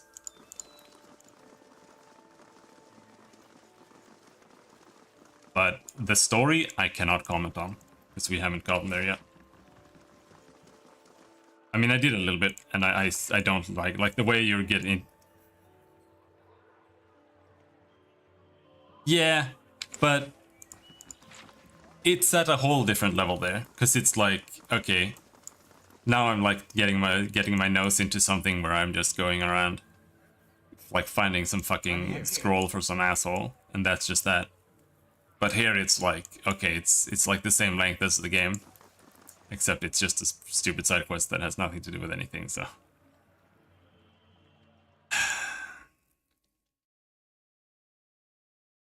The magnitude is a bit different, and the fact that like other side quests might just make you a bit stronger so you can deal with the main quest. In this case, it's going to trivialize the main quest. Like they did implement, if you are slightly too high level when you go to Twin Elms, it'll ask you if you want to set it to high level. So that's like their solution for that. So you have to like specifically plan out a path through the game, so you have to know when to do it. So you can get to the point where you can go to the White March and you do the White March, and then you get all those levels, and then I think you should probably do it right before you go to Twin Elms. I'm not sure. Like, it's hard because you're kind of too high level then too. And then if you come back, then you're gonna be too high level for the rest of the game. But when you go to Twin Elms, you can set it to high level. But you can also do the same with the White March. And that's why I'm kind of saying that if you're gonna play the DLC, because you can't do it with like an endgame save either. Because if you're saved at the end of the game, you can't go back. So you can't do it with your party. Like, if you think of it from the perspective of someone who played the game on release, and then they release the DLC. They can't use their characters unless they happen to have an old save. So they have to just make a new game to only go and do the White March. And then maybe replay the rest of the game if they really want to. So, I don't know. Like an expansion like that, it should be a story expansion, like Throne of Ball. Like that's how you make an expansion. You don't make a side quest expansion. Like it's...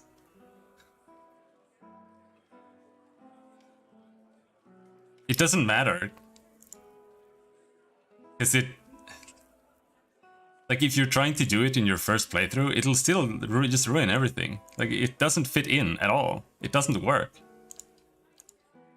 You're gonna have to just pause the end, like climax of the game, and then just go do something else. And then you come back and then you get extra disappointed because the climax is kind of lame anyway. End defense when disengaging, athletics, mechanics, ranged accuracy, sure.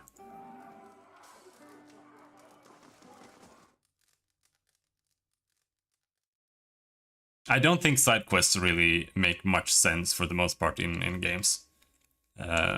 Even more so large side quest campaigns.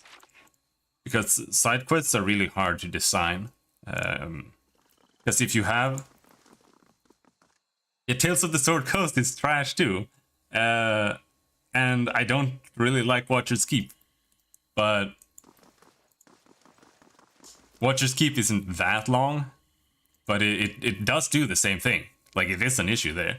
Like, if you just go and you just clear Watcher's Keep, then you're just gonna annihilate like half of Throne of Ball, at least. Especially since all the best weapons are in there too. So when you're done, you come out with fucking like +5 Karsamirs or whatever, and you know, +5 one-handed swords, etc. And that's the problem with side stuff, because if you're making a story-based game with levels, then you have to have a level curve through that.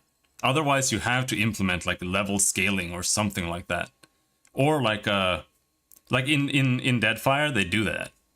They have a... You can select that enemies scale to your level or they scale up to your level, because that way you can never really overlevel, and then making side quests makes a lot more sense. But a lot of people don't like level scaling because they want to just like one-shot enemies, which makes no sense to me either. But that's the problem. Like you have like 3 choices when you make side quests, and none of them are really good in a setting like that or in a context like that, because you can design the encounters along the main storyline to have an XP curve that like just lets you keep going and lets you just play the main story. But then if you start implementing side quests that also give you XP, then you overshoot this, and the main story difficulty is just gonna be wonky and weird for the rest of the game, more or less. And the other thing you can do is that the main story is just too hard unless you do side quests. But then they're no longer side quests. They're mandatory, just trash, like dirty work. And you can kind of do like a mix between this, so that you can do like a couple of side quests to get a little bit of level, so you don't have to like do all of them. And I guess that's like the best compromise if you want to have side quests, but it's just kind of weird overall. Also have to change the main game for the expansion to fit into, so you need to plan it all out in advance before you know the extra miles you go pay off. Kind of a budget thing as well.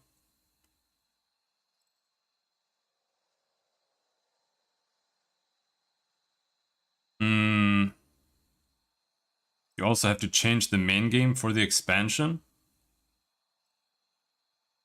I'm not sure what you mean.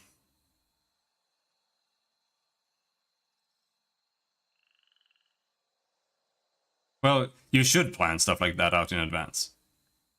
As a developer, you really should. You shouldn't just make a game and then be like, oh, by the way, we sold a lot, we should make an expansion to this.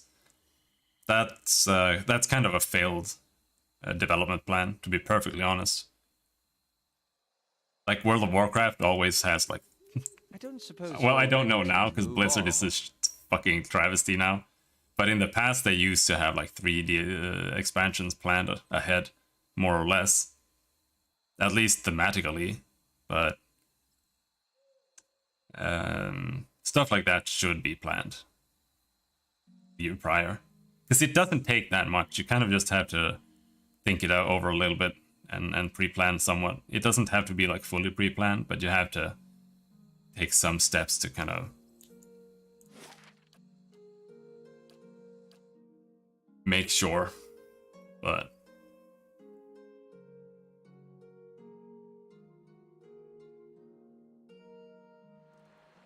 Gelade. At once. Well done.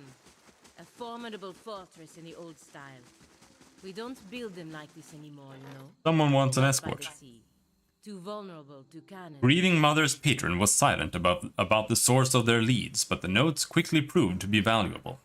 A grimoire sailed in the Sithwood, and notes from a dead red Saren wizard pointed the way toward 3 other wizards that were unwittingly performing research based on Galef's stolen notes.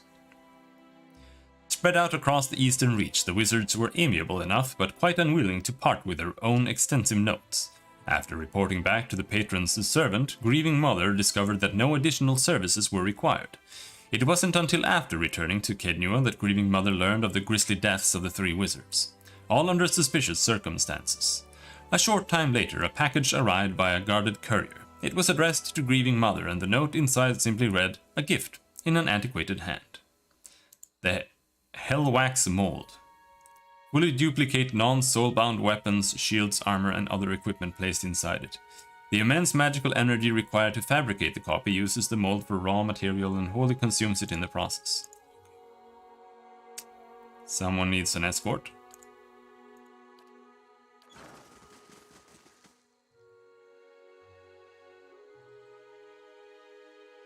I do think that they're kind of comparable, but a story, even more so, would have to be planned out a little bit ahead. Like you don't really write a story that doesn't have like a proper ending unless you're planning on making an expansion, right? And just making like a meme expansion, that's just kind of, if you haven't planned out any story for it that's attached to the main story, then you're just kind of trying to weasel out some extra money from a successful launch, which I guess fine, but I don't think it's good content, and I will never think that's good content.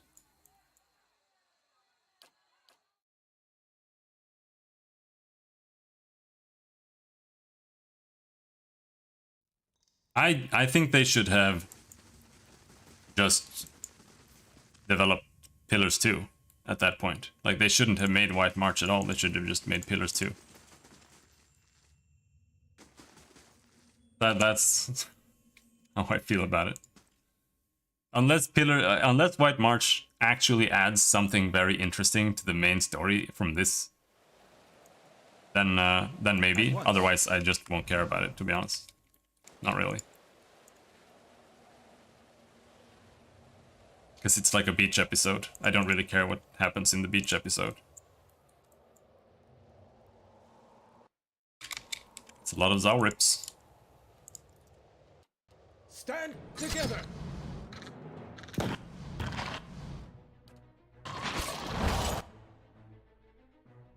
Just started Pillars. Alright, it's good.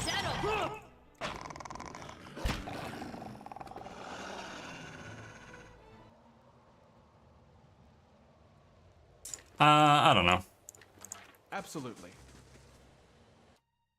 What I will say is, I would have preferred it if they had done it like they did the Varnhold DLC kind of in Kingmaker. I would have been more fine with it. Like, you start the game and then you pick which campaign do you want to play. That would have been perfectly okay with me. I don't like that it's attached to this with your main party and whatnot. They wanted to be they wanted to make you able to use the characters from the main game too. Otherwise they would have had to make like 8 new characters.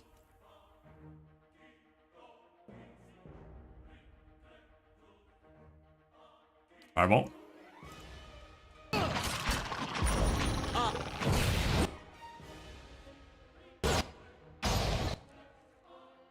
Zaurip Champion. Well, they're not really that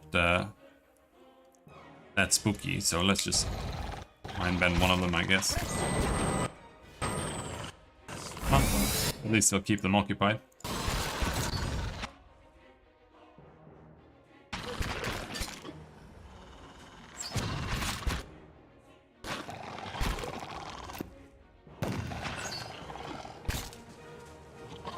Oh no!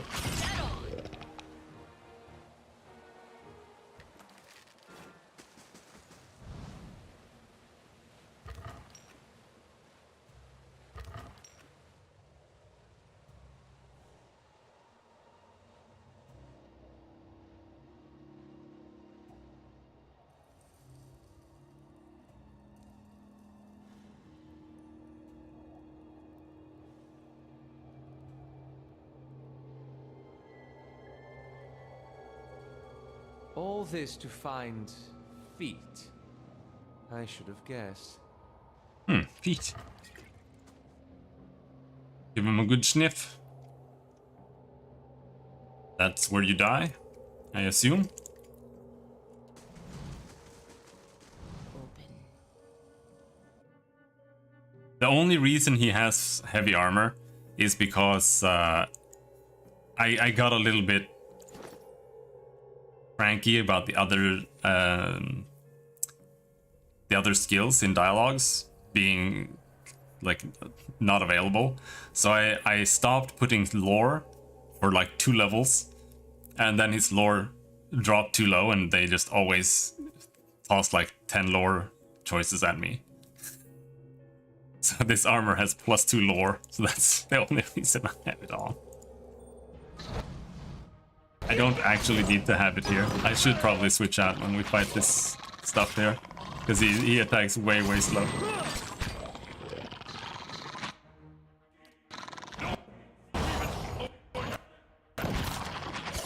And I don't like Duran's staff. I wish it was soulbound. I wish it was one of these, so that you could kind of level it up or something, or make it better. Because the staff just feels so integral to his character. That's why I kind of just let him use it. It feels bad to switch him into the wand, even though he should just be wanding.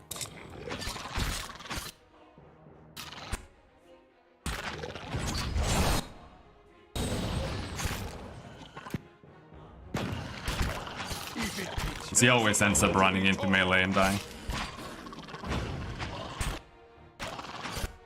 But you can actually make him a pretty decent... Oh. It's the auto-pause bug.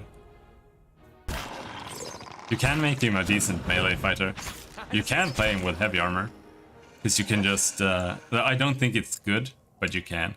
You can...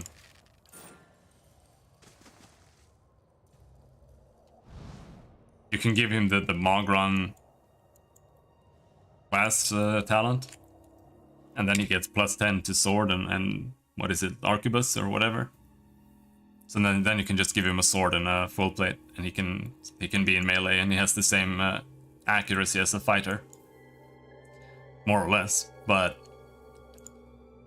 the problem is, I kind of don't really want him to stand around wanding that much, because if he is wanding, it's better if he's just standing with his staff and just doing nothing. Because then he can cast heals instantly. And if you put a heavy armor on him, whenever you need a quick heal, or you need a quick, you know, like getting rid of paralyzed or whatever, you're just gonna have to wait for like 5 seconds. Certainly.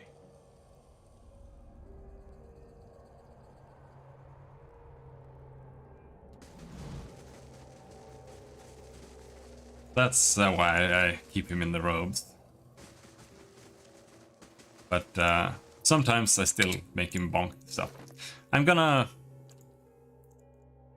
We need to make his staff legendary though. That would be cool. Then he can just bonk. I mean, I can, but then there's no point. He can just bonk with his staff at that point, regardless. I don't really mind. I mean, it would give him a little bit better accuracy, right? Actually, it would give him a lot more accuracy. What is it? What is the single hand bonus? Is it like 12? Yeah, so if you don't give him a shield, he can have quite a lot.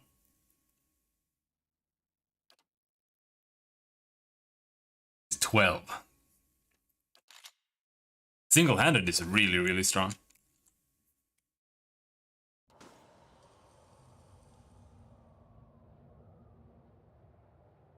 The stairs ahead have crumbled away, leaving you at the edge of a dark pit. You'll have to proceed down carefully, and climbing back up may be difficult. Climb carefully down the rocks. Your progress is slow, and the rocks shift precariously under your grip and footing, but you are able to maintain your handhold. You pick your way carefully down the craggy wall and piled stones, and eventually find yourself at the bottom. Nice. Go down here.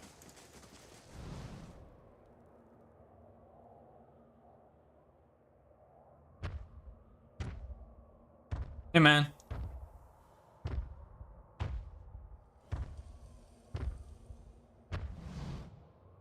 From under a cloak of gloomy shadow, lit only by the sickly hues of the Audra statue, emerges what can only be a dragon. Vibrant, living Audra plates its hide. Vibrant, living Audra plates its hide, and the movement of its great joints is like the grinding of boulders. The dragon stretches itself up to its full height, its horns looming like towers, and then it lowers its head, turning a sharp and intelligent gaze upon you. Sagani's eyes grow wide with wonder. Now this would be a trophy to show the family back home. Here you are, nearly at the heart of the world. What a journey you have made.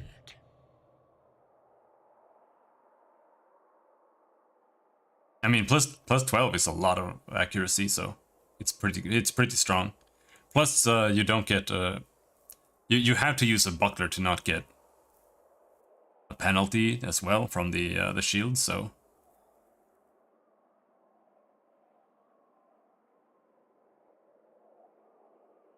you are the master below? Yes, the master below.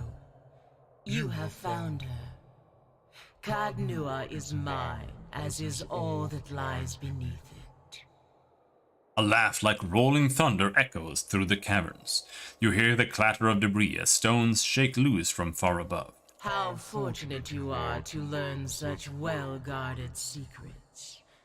All it has cost you is your life.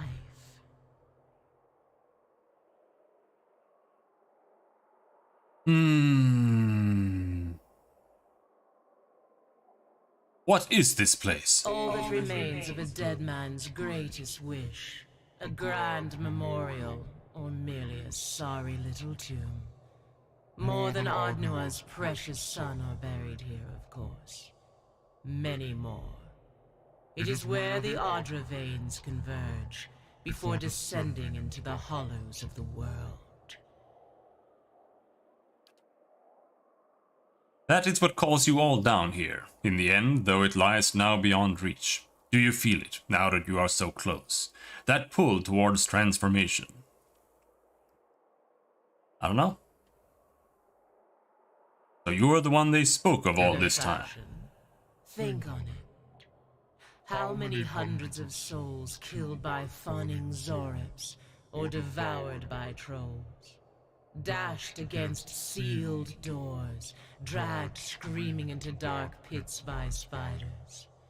All to see what you have seen. A gate into the past. The history of a fallen people. The haunted treasures of a mad king. The final monument of a distraught father, an old man weeping in the dark. And each and every man and woman that falls comes here, to this place, to me. I have claimed Cadnua. I cannot let you threaten the keep. I have seen your Cadnua. Have seen it rise and fall and rise again. Is it still rubble and weeds, or have you made more of it? I was here before the Adurans raised a single stone. I am older than the steps which lead you here. I am bound to this sorry memorial, and you are no more master of it than you are of me. But you are the only one to have come so far. I cannot allow you to leave. Now that you have seen this place. Resolve 18. I am more than a match for you, dragon. Fight me and you will die here. Your soul does burn bright, it is true. I expect you will have an interesting tale or two to tell me once you have joined the chorus. The dragon rears its head, nostrils flaring, and moves toward you, jaws agape. Okay. Immune to dragon breath, frightened, petrified, stuck, terrified, unconscious. Resistance is plus 20 prone. So not resistant to paralyze. However, this thing probably has like 6 gabillion in every single resistance. Now what did we just get there? Terrified.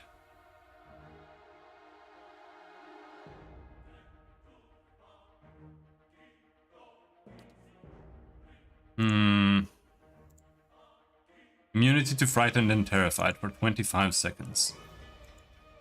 And is that worth using?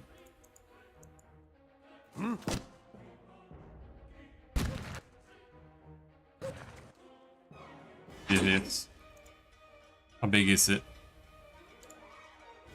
Not very big.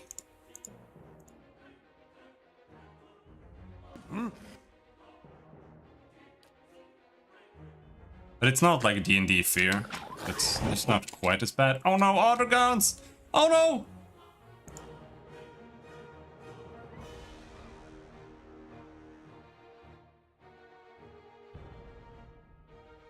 Does this work?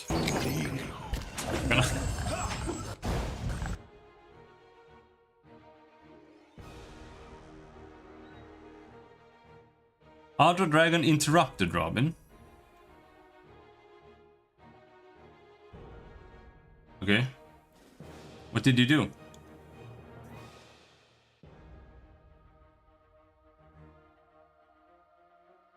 What's exploding?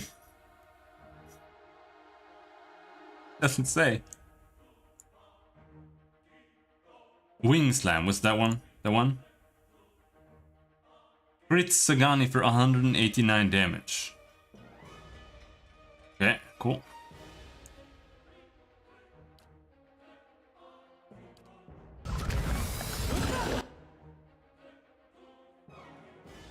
It's injured a little bit.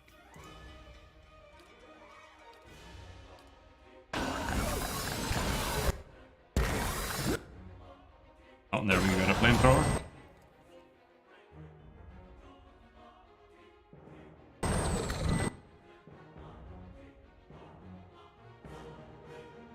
So I am a little bit interested. Go higher up.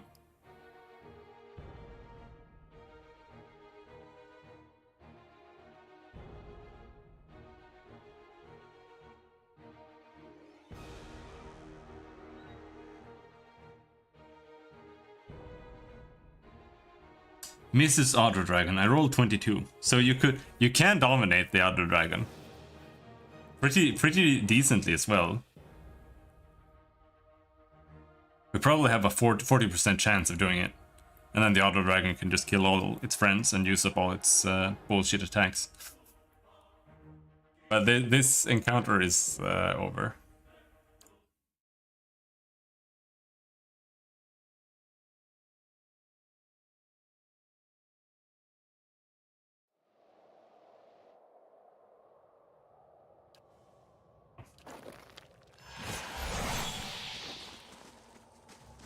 Hello, fella.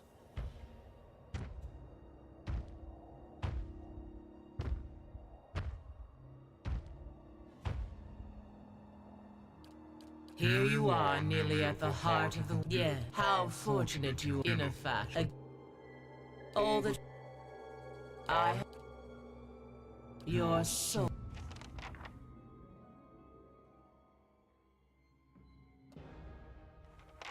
There, we cast that instantly.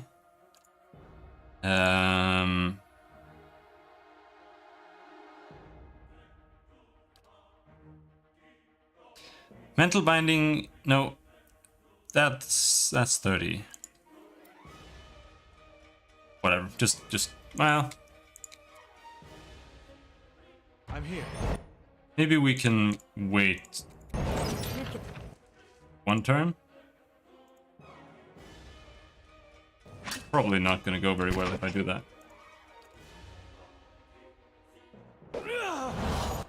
But there, now we have plus 10 accuracy. Should have.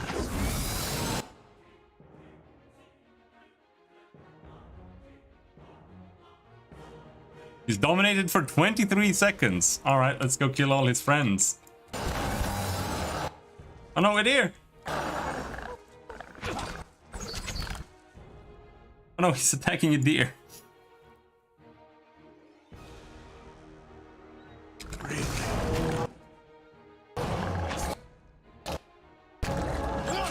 Why is he attacking me? Why did he become friendly? Or why did he become evil? Did somebody buff him or something?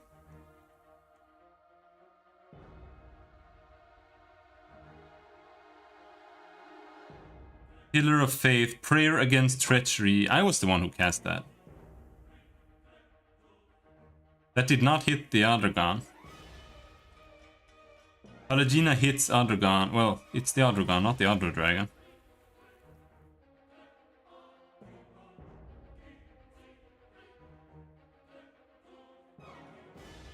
Yeah, the log is really, really awful. I wish the log was better, because it's almost impossible to tell what's going on in it.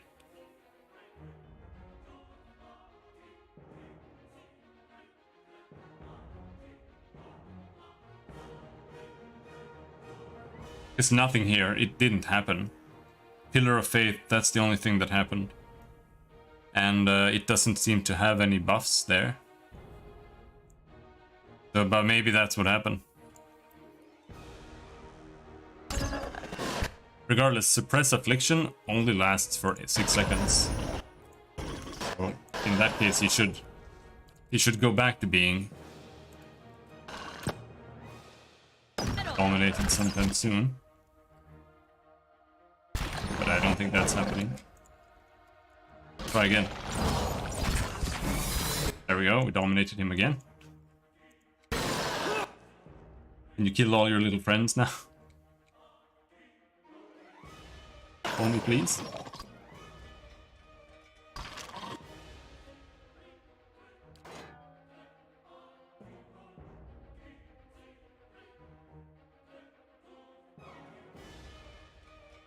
Yeah.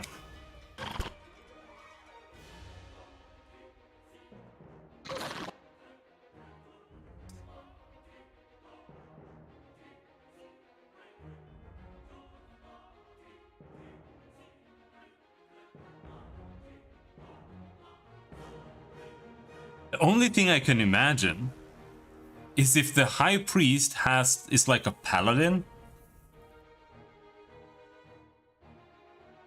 Because the paladin has that ability where you can attack a friend, and if you hit, then you cure, dominate, and charm and stuff.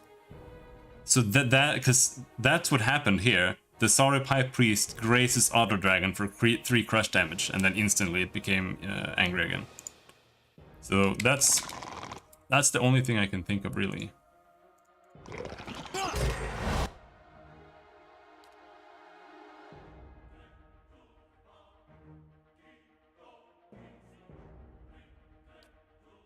And where's Aloth? Aloth is dead down there. That's quite far away.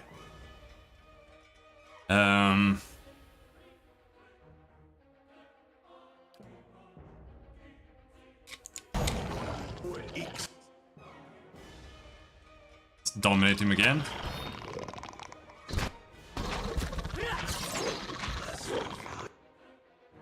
Ah, I missed.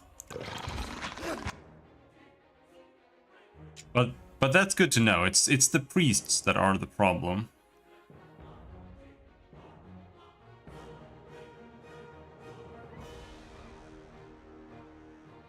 So if maybe we can focus on them first, then we can kind of dominate him.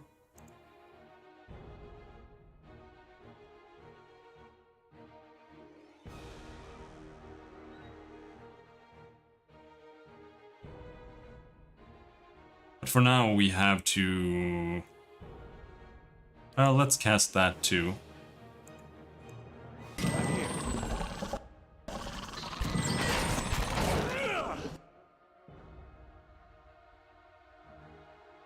Breath for hit for crit.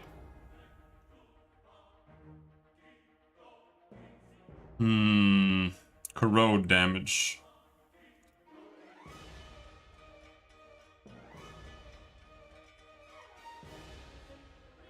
Yeah, I guess we have to keep up the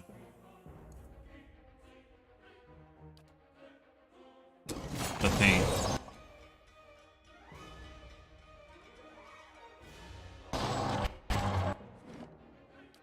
I mean, I think we should come back later, of course, but I kind of want to try it again still.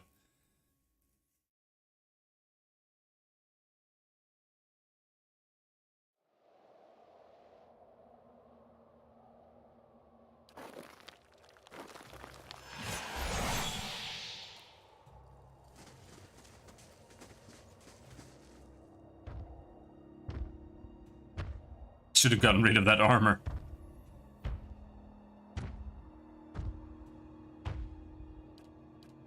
Here you are, nearly at the... Yes. How fortunate you are to learn. I have... Your...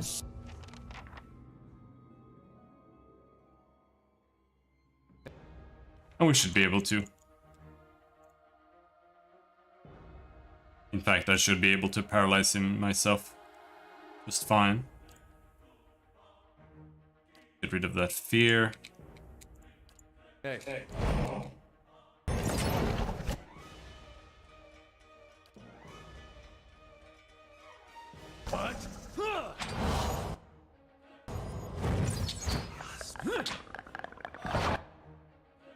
Paralyzed for 11 seconds.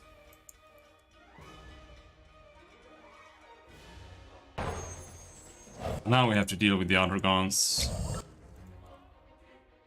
Hey. Hi. Go down there. Ow! The Undergon.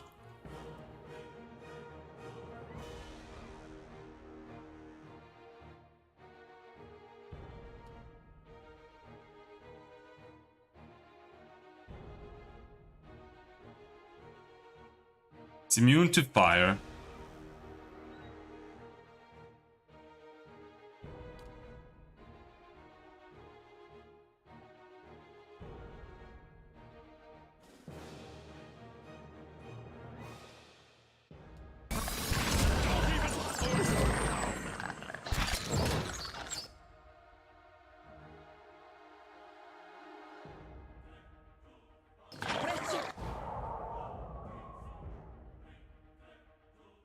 Paralyzed for 1 more second. I'm scared.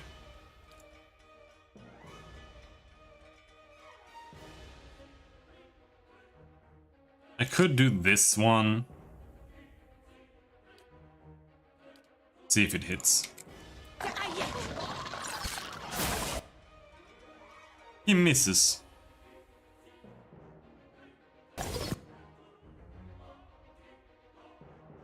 Doesn't even say anything. Aloth casts Fetid Caress.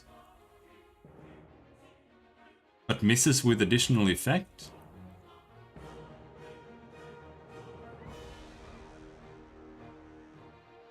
Have level Slicken?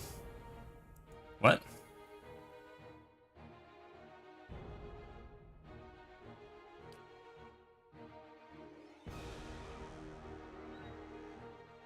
What's a level Slicken? No. We have Chill Fog.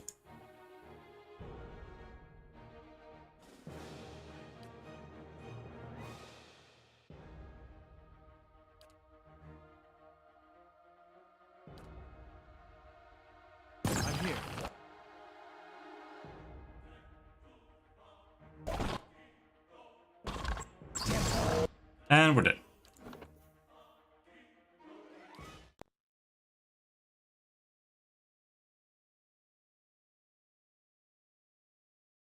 Alright. Let's swap up our armor. What I was using before, but honestly, I should probably just be naked for this fight.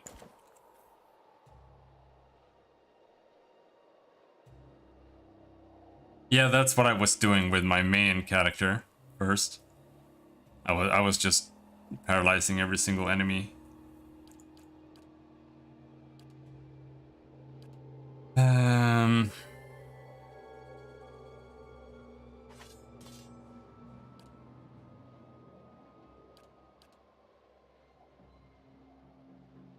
Now maybe I should give her the Estoc. Even though she doesn't really use it, but she has slightly the worst to hit with it. But she'll have 10 more accuracy if she's attacking the same enemy as someone else. No, someone else will get 10 accuracy. 21 to 30, 19 to 27.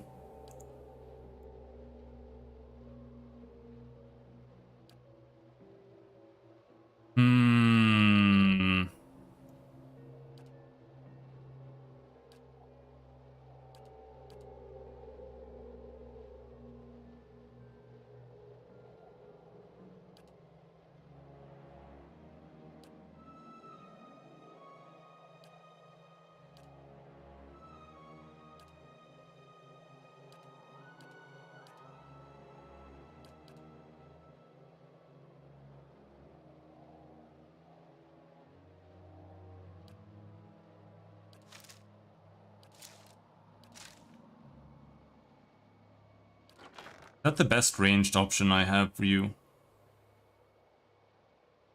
Seems like it.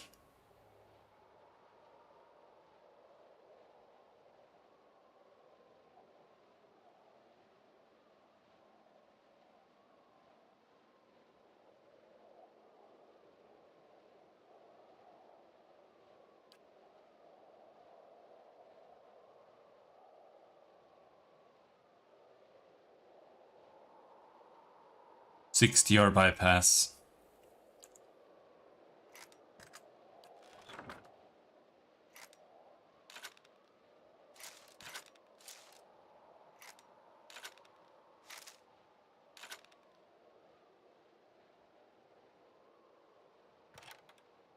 I think maybe the gun. You think? Yeah, you're right. Is it Beast though? It probably is Beast.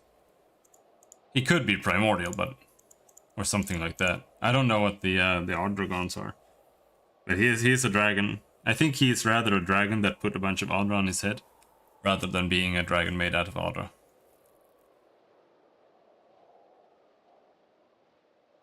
Yeah, that's worth it then.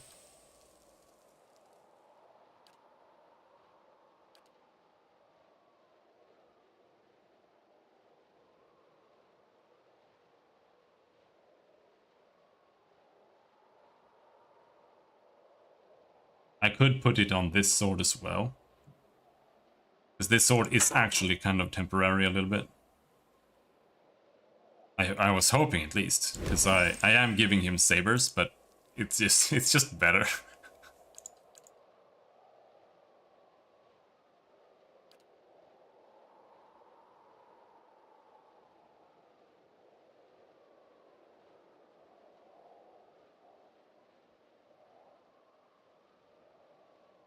Well, I thought I already put something like this on that.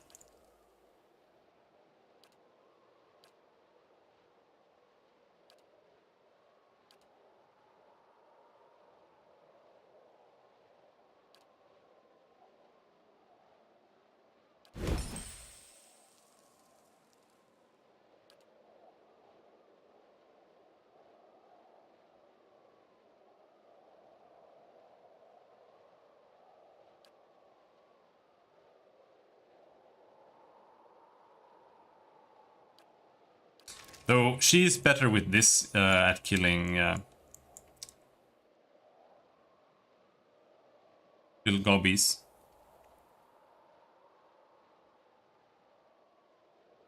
A proper bow? I mean, if I gave him a bow, I still think he gets a lot of psychic power or whatever you want to call it, but he would get even more probably if I put him at attacking little Zarips.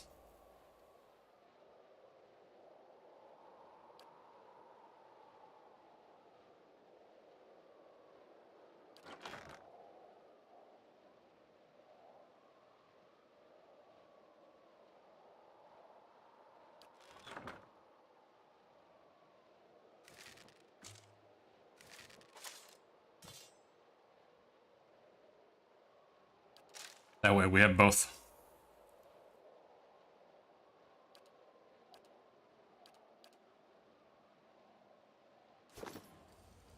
But what I know that I have to do is I have to get its attention, right, with one character, so that everyone else can just run to the other side.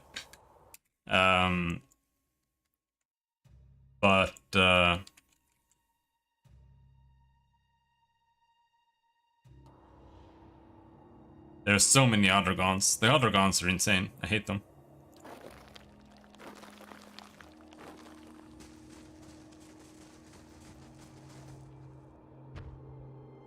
Yeah, the wave is really cool.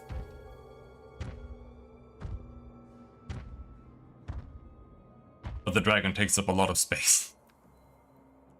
Here you are, nearly at... Yeah, how fortunate I have... Yours.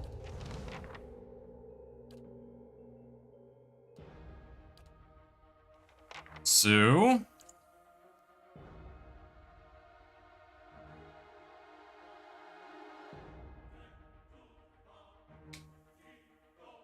Breathe. And we try dominating him.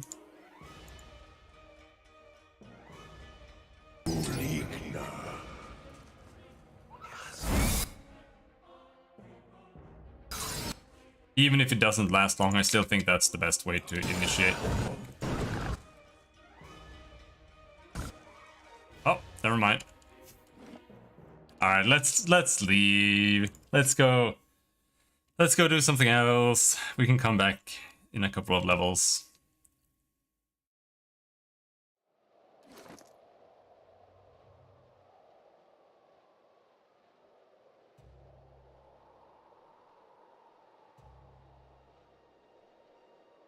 Yeah, I did try Fetish Caress last time. I cast it like twice, but he didn't get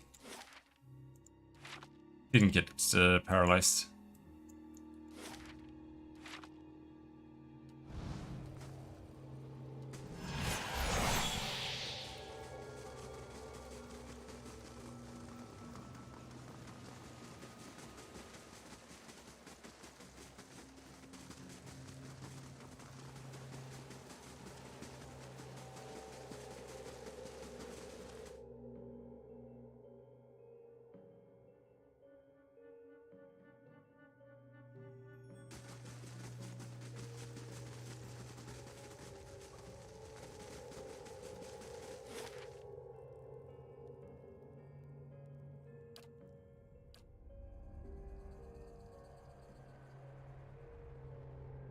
Boy.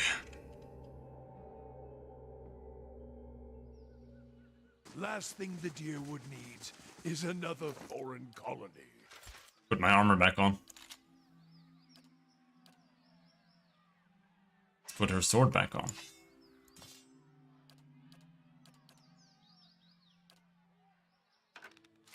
Crossbow back on. Oh, hiccups. Do I have anyone up here? I'm here. Alright.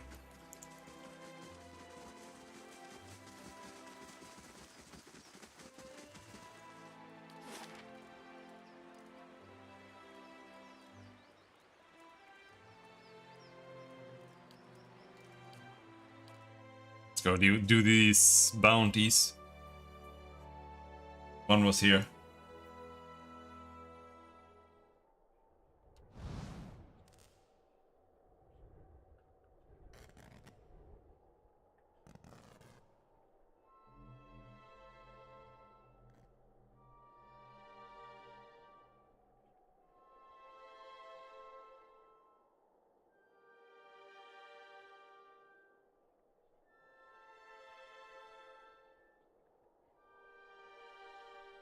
Hiding inside? The only reason I'm playing the Cypher with the gun really is just because I wanted to play the character I had planned for Deadfire. And in Deadfire I wanted to play a Scion. Or more specifically a Scion Priest multiclass. I didn't really want to have a weapon, to be perfectly honest, but wonder if I can disarm these now. I don't know if these are disarmable. Oh yeah, XP.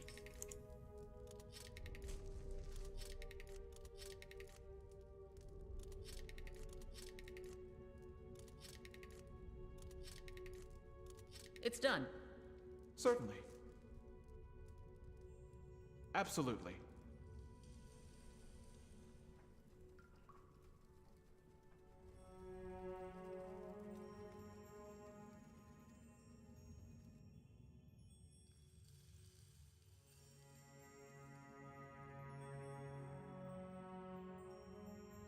I didn't really want to do the whole attack enemies together stuff part of it, but the Scion also looked kind of crap on its own.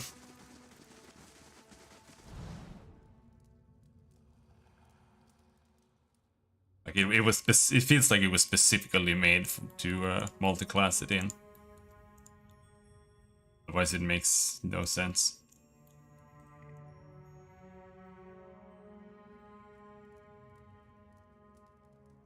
Oh, anybody?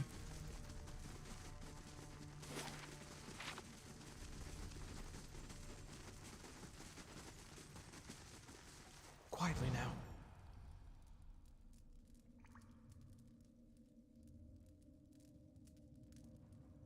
The Scion gets meter once per second. You get 1 point per second. No, 1 point. Yeah, 1 point per second. 6 points every turn if you're playing turn-based mode.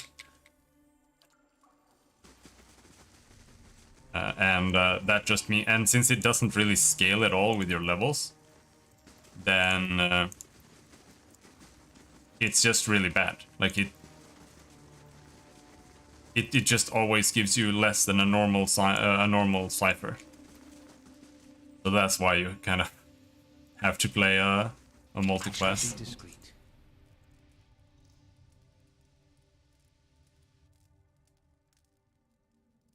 Hello!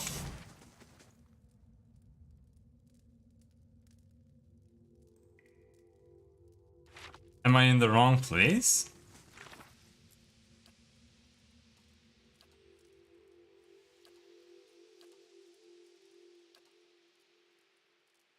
Oh, it's Kaliaban Relog. That's the other place. I thought this was Kaliaban Relog.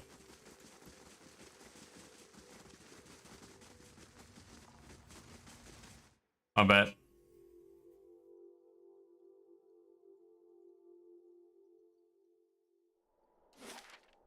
This is Silent Lease.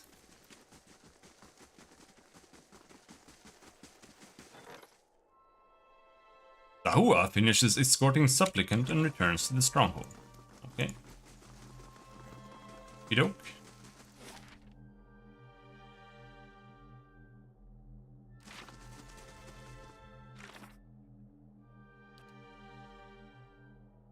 Cornwall Gorge, Easternwood, Popper Lane Catacombs.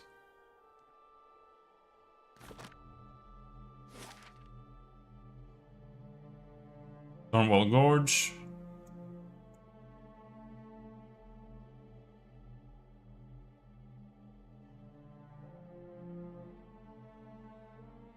Upper lane. Beerbound relog.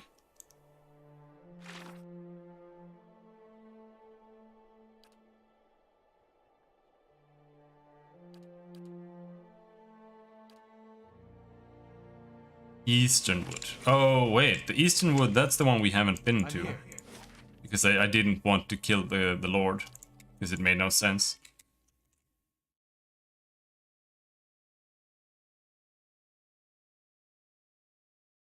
Get involved in that whatsoever.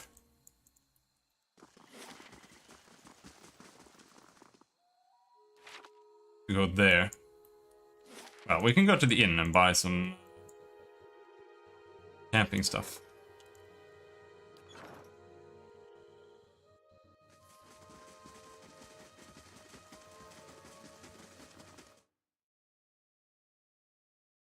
I don't know why I really bother having all these hirelings. I should just fire them all. They don't really contribute.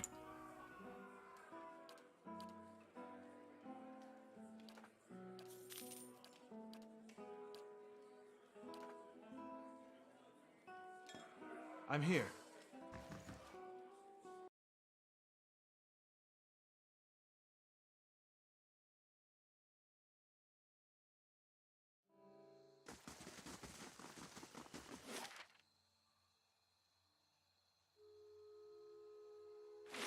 Oh no.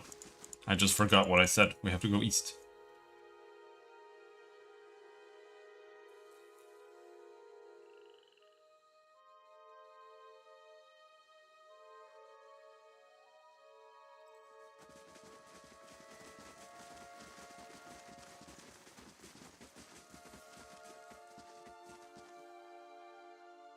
Busy work? Well, that's the other party members. I mean the random guys you can hire. Like the soldiers. All they do really is whenever there's some kind of attack on the keep and you go in and you manual resolve it, they just go and die in like one frame. It's usually what happens. The only one that has really put up any kind of fight was Korgrok or whatever his name was, the ogre you can get from the caves down in here in Deerwood Crossing. I'm here. He was really fighting like a champ, but he also died when we were fighting the guy who wanted to take over Kednua.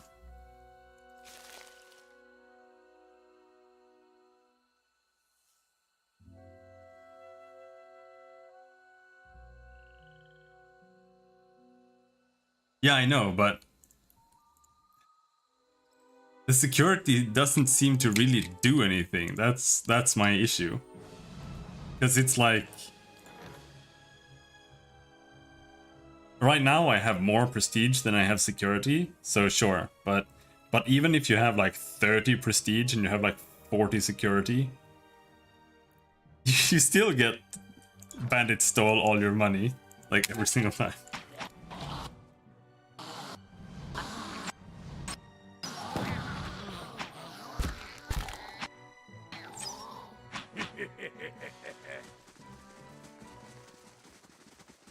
Yeah, it is super random.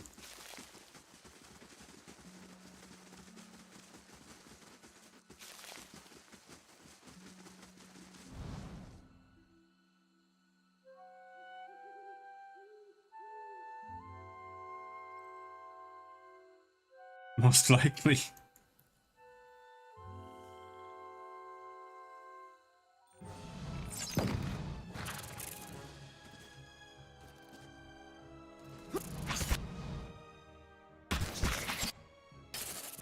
But that's also why I'm against those kind of stretch goals on Kickstarter, because Obsidian was already a studio when they made this game. And even then, they got $4 million to make this. And they still have like 4 voice actors, and every single stretch goal is like super half-assed. Because that money doesn't necessarily help as much as people think.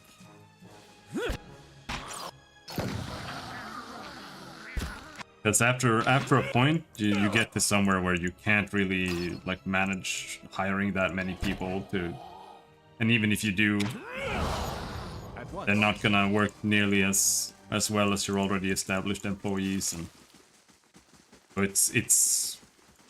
it's kind of stretching yourself thin just to get more money that you won't even use on the project.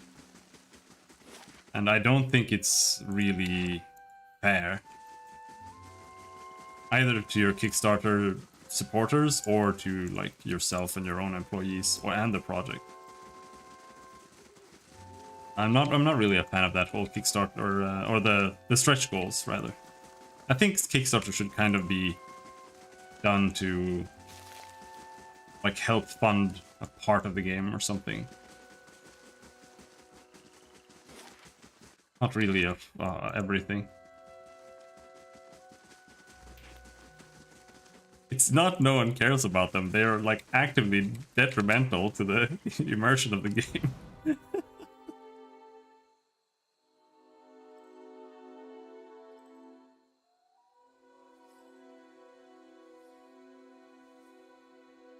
So it's even worse.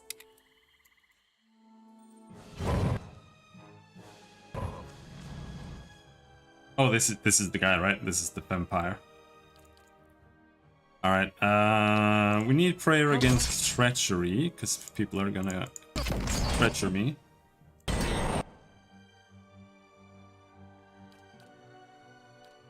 Then are all your friends Euthasian Warden?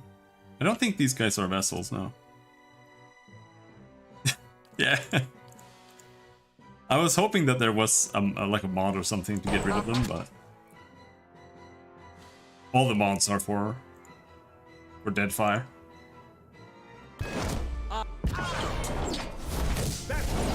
What? Oh, this cool spell is so good. Thorfinn. He's got 14 resistance. If we put Itumak and you on him, then he's gonna just die, most likely. She is super broken.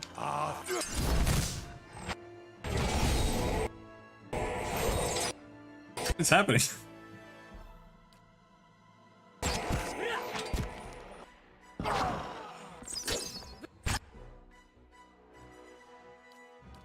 But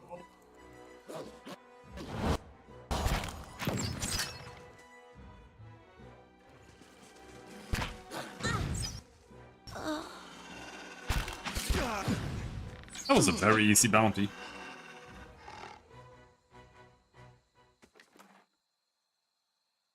Oath of ill payment. Retaliation. Characters hitting self 6 to 10 pierce damage.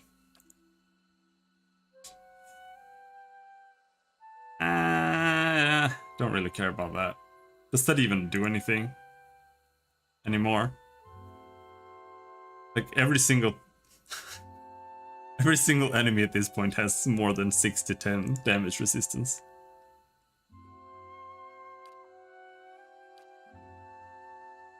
High Priest Thorfinn's Head.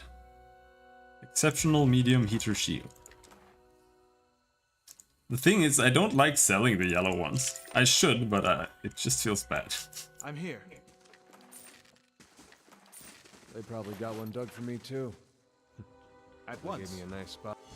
They got one dug for me too. Many of these are Oh. quite recent. They gave me a nice spot. Someone's been busy. I say the Euthasian leads the way.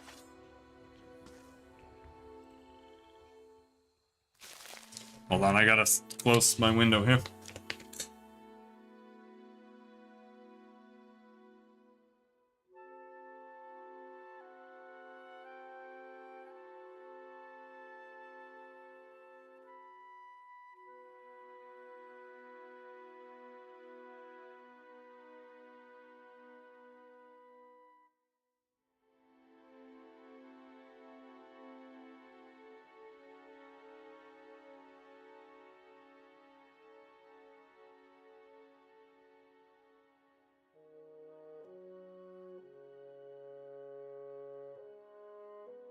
And get some milk. There are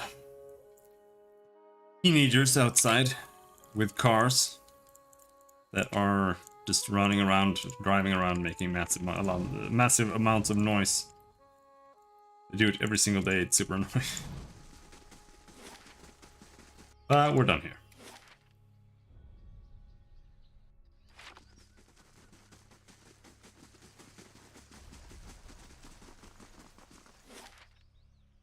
Next place is Copper Lane.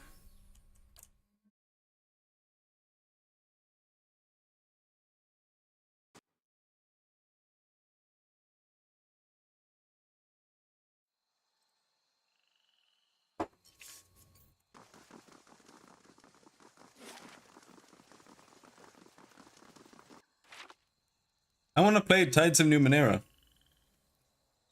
But I'm not gonna get to play it in like 400 million years. That's what I really want to play.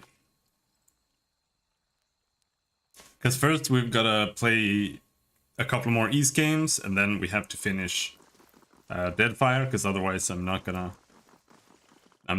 get to that again. So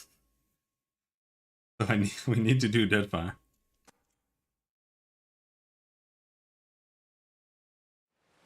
Yes? So it'll be a couple of weeks. Now, where do you think this guy is?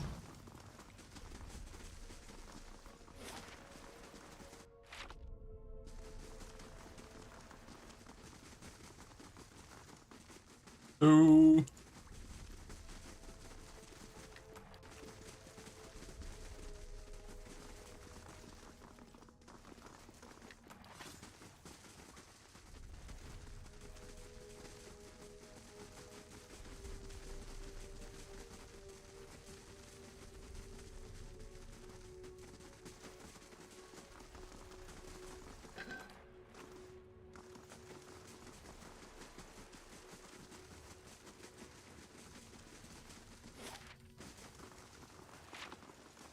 It's over. Oh, there's a Dargul. Skeletal Wizard, Vampire.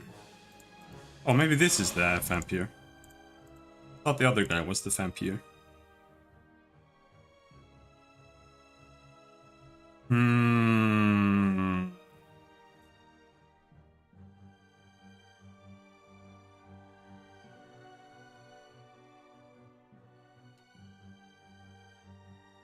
I think we should probably do protection against treachery here.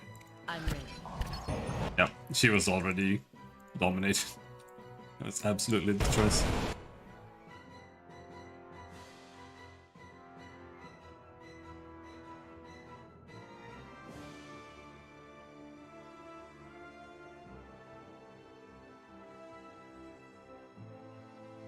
Chain lightning 6 targets. I mean, it depends. 1, 2, 3, 4, 5, 6, 7 targets here. Road. Let's wait a little bit, we can get way more targets.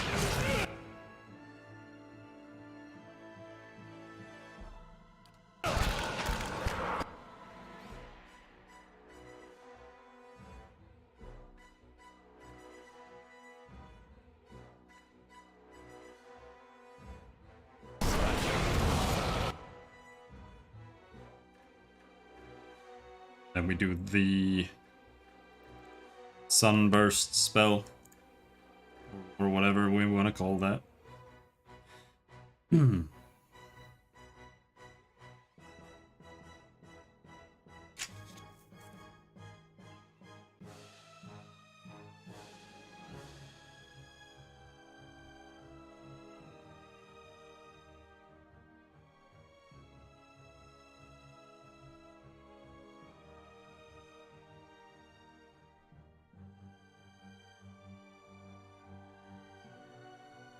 Do amplified wave. Boom.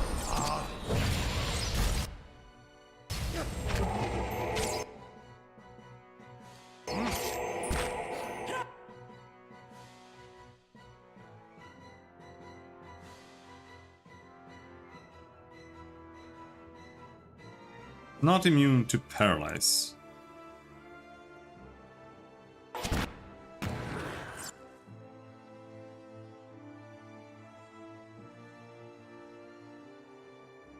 Morgul, there's the vampire. See if we can nuke that guy.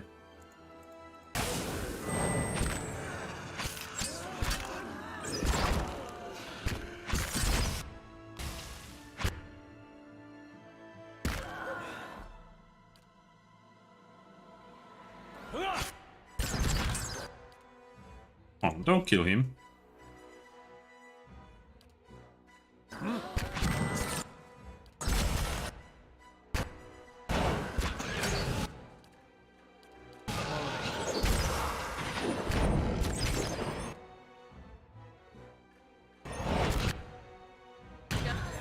Yeah.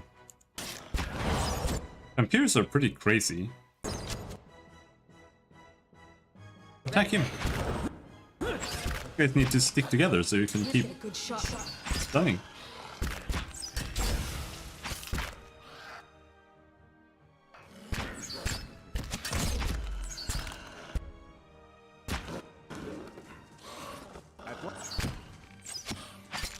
That's not very helpful.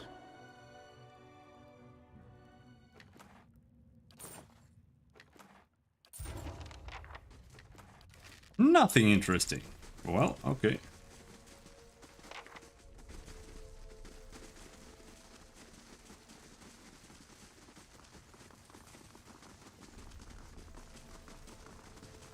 We still didn't really do anything with this guy. He's just kind of chilling here. Helig lets out a bubbling hiss of frustration. That thrice cursed Quacksalver, robbing me of my life and my vengeance. He doubles over, clutching at his stomach. The only thing I was looking forward to more than... A shriveled tongue lashes his cracked lips. Of course, there's still the matter of this other hunger. You'll do nicely, I think. He crooks his fingers and rushes at you. I have no idea what just happened. I kind of remember someone mentioning Helig, but I don't really remember why.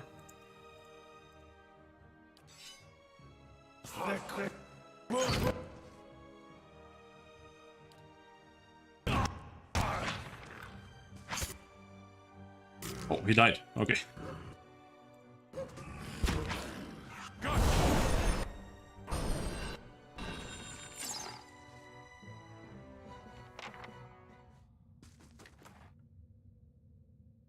Will +5 neck. Helig's Grimoire. A soul prowls within the bloodstone like a caged Selgar. It's filled with a fierce, restless energy. Who are you? You see an image in your mind of a woman in heavy leather armor bearing twin daggers. Next to her is a man, young and handsome, who calls her Rowena. The vision shifts to a windswept plain next to a lake. 50 men and women in matching leathers lay dead, their bodies contorted and deformed by some sinister sorcery. Rowena falls among them, her body collapsing next to the young man you saw earlier. She is too weak to speak, but the name Dalton appears in your mind. A lone figure strides across the battlefield, barely bothering to step over the corpses. His eyes are filled with an unnatural light and fixed on Rowena. He reaches out to her, and what little life remained in her body departs. When he takes the amulet from around her neck, you feel her anguished soul trapped within it. With a final contemptuous glance at the fallen Dalton, the man departs. What do you want? You see an image of the amulet shattering, and the soul inside rising and dissipating among the stars.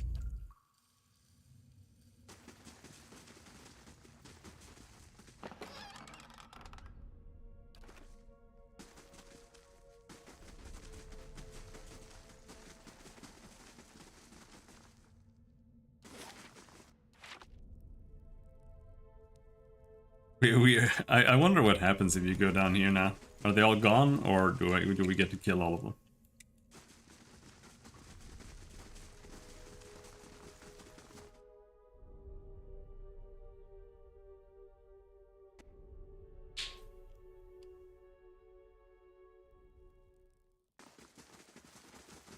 Oh, there? Well met, friend. Nope, they're all just friendly still.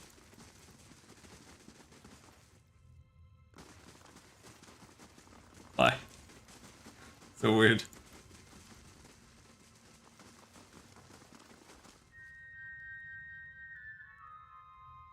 Have you any questions, attendant?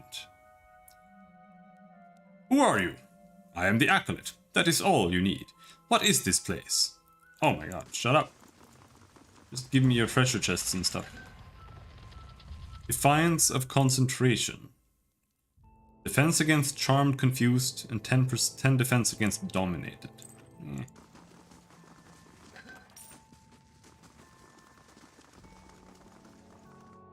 Or does this lead back up?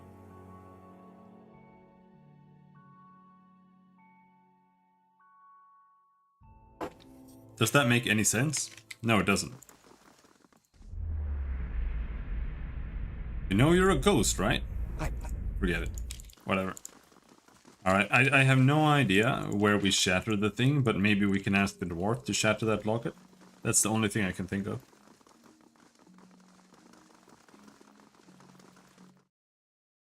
Because I don't even remember anyone mentioning... Like, I don't remember who mentioned Helig at all. And I don't think there was a quest update. Maybe there was.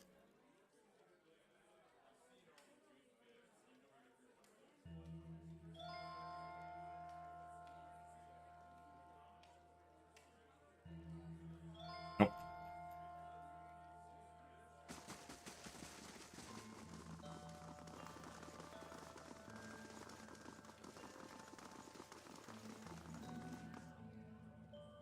Nope.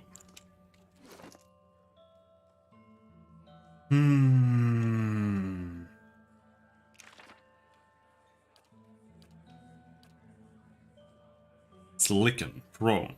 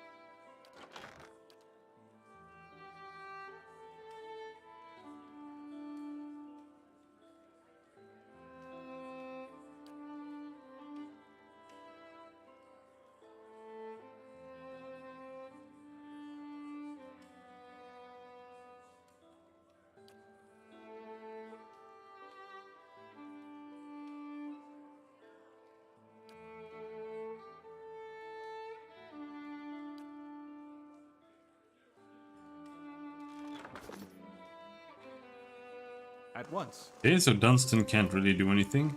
Hail, traveler. I don't care.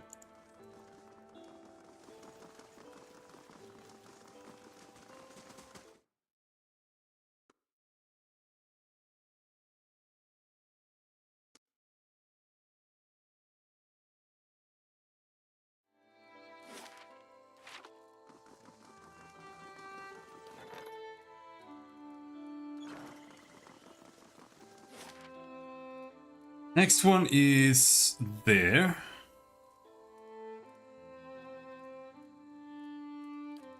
And then the next one is in Clearban.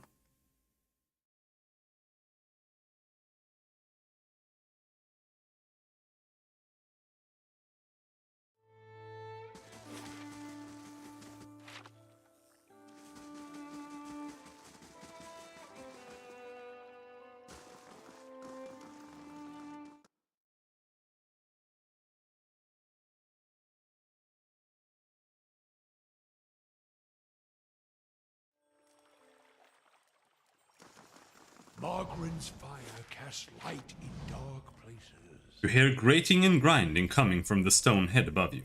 The chips of Adra in its eye sockets glow bright green. A voice deep and resonant echoes from the stone mouth. What begins as a garble of language resolves itself in your own mother tongue. There is no truer blade than essence forged in bronze. Turn twice to the left and prepare your soul for its reckoning. Okay.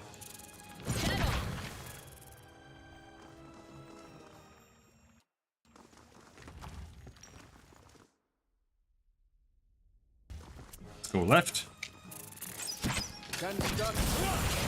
Ow! Isn't this kind of high level?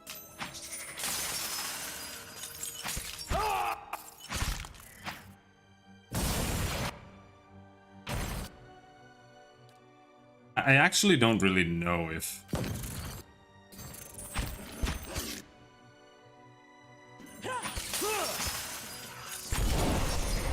certain enemies are always like the same level. I don't really think so. There are high-level trolls or high-level spiders, even though they're all crystal spiders, for example. Margren's fire casts light. Shade, shade, shade, shade, shade, shade. But, these are kind of high level. I think.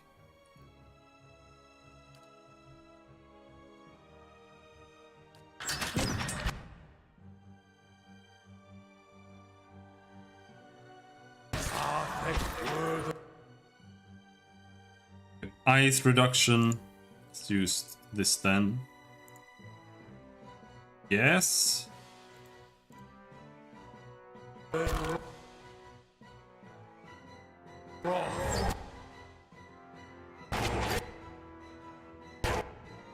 stuck. Turn down. I'm paralyzed. Wrist.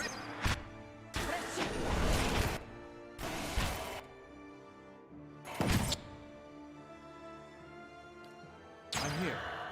Ghosts are surprisingly prone to getting knocked down.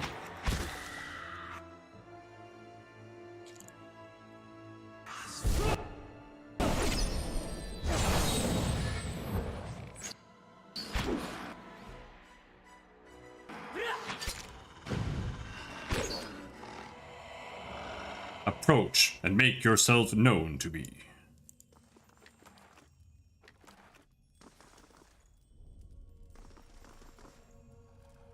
The stone face's Audra eyes glow, and a voice rumbles from its open mouth. The past is the hilt of a weapon. The true warrior grasps it and knows his strength. Speak the quality that defines you.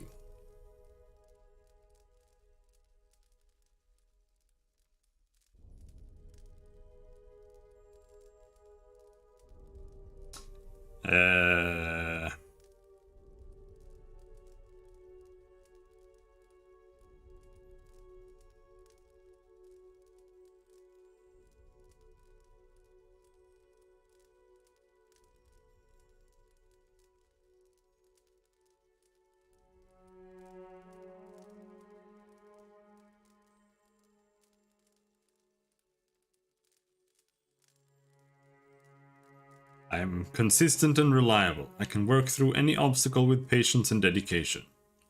So it is with your power. A symbol burns on the wall behind the stone head.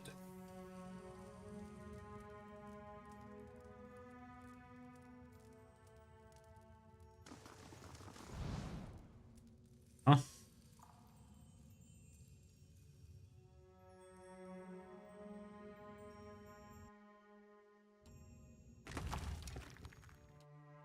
What? Absolutely.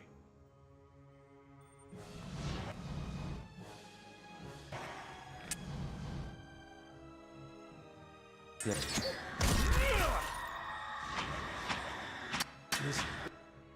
thing isn't doing the job.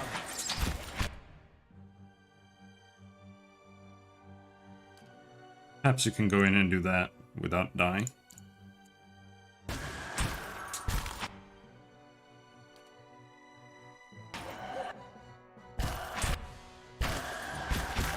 Feeling the strength. No! It's gonna be a load.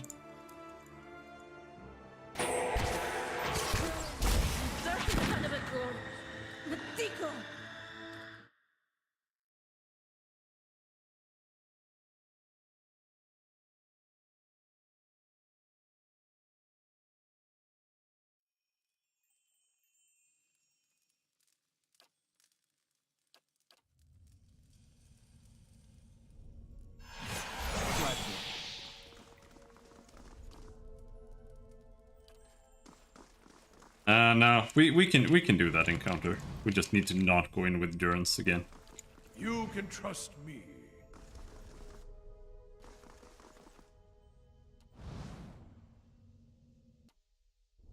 But what I should do, really, for most encounters is go in with a surprise nuke.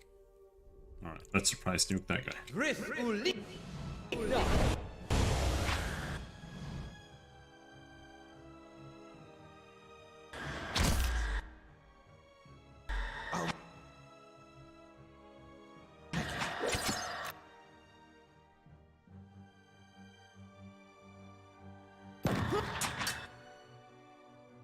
Which one is my dog? There's my dog.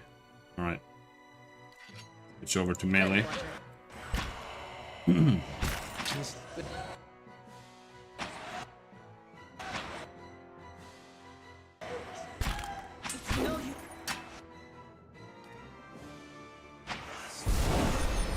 Add AoE knockdown. Can't get a good.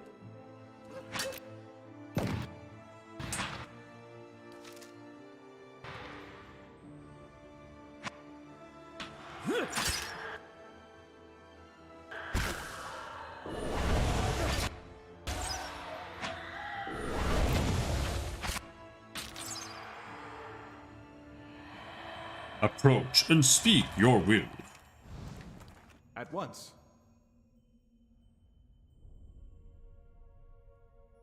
Small white stones bloom from the rock. They all feel firmly fixed in place. But there's a hollow where one appears to have been removed.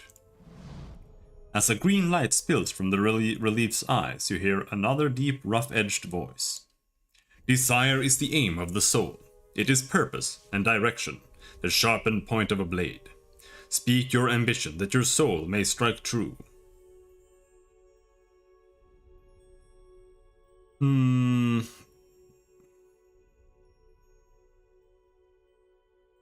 I would inspire those around me and lend my strength to our common purpose. So it shall be. A symbol glows to life on the wall. It pulses with light smoldering against the lichen-covered walls. A vessel of flesh may house a soul for years, but a vessel of bronze will house a soul for generations. Enter the water and choose a vessel of stone.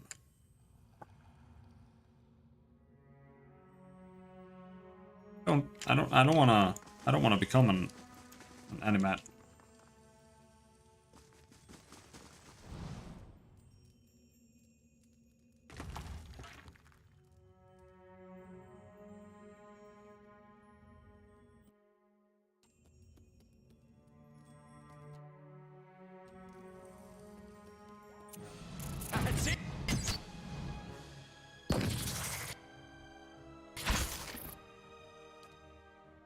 Lava.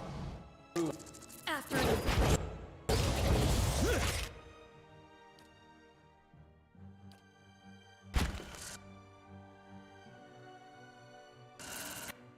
ready.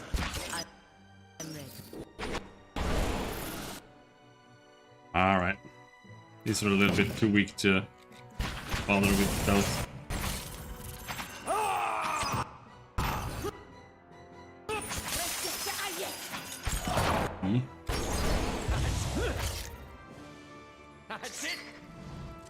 You feel an unwelcome crawling sensation in your head. A high-pitched ring overwhelms your senses and is accompanied by an angry utterance. Invader! Thief! The voice is alien and fierce, jolting through your mind like lightning. Needles stab at your brain with every syllable, but vanish abruptly along with the words. The ringing in your head is gone.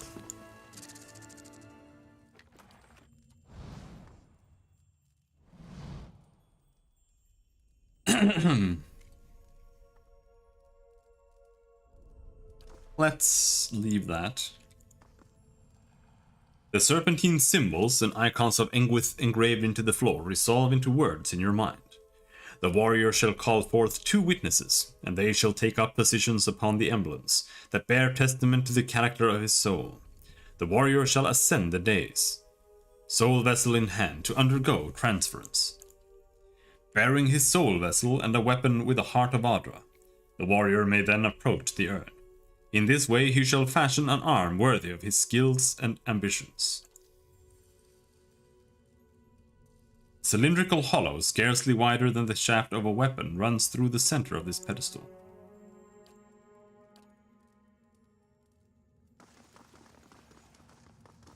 I'm on the trail.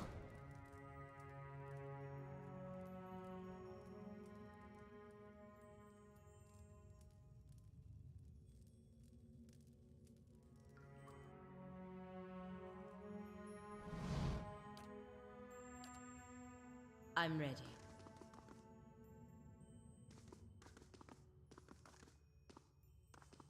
Oh my god, stop. I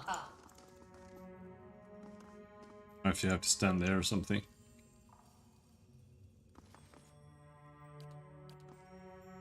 Certainly.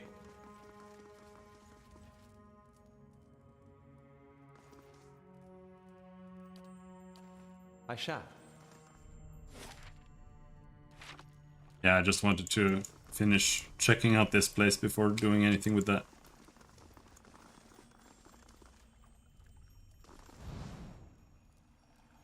I kind of just ran past this place.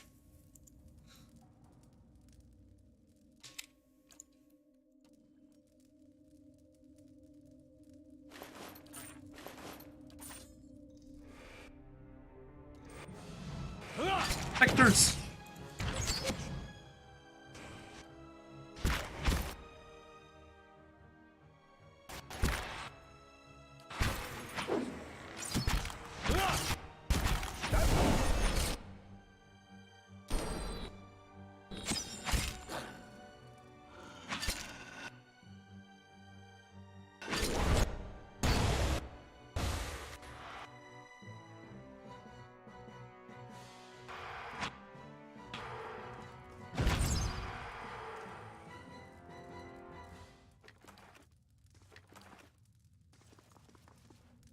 The symbols here catch the light from the braziers.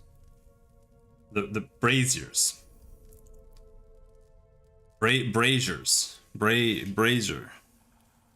All honor to those who give themselves for the glory of Ingwith. The pale stones around the room look dull and lifeless.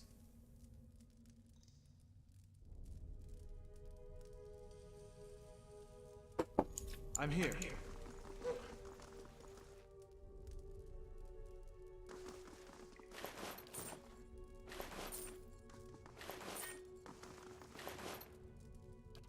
Random mage book.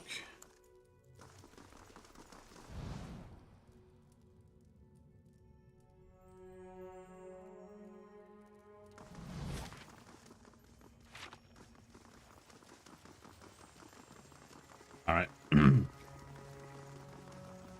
But before that, let's pop a rest. Certainly.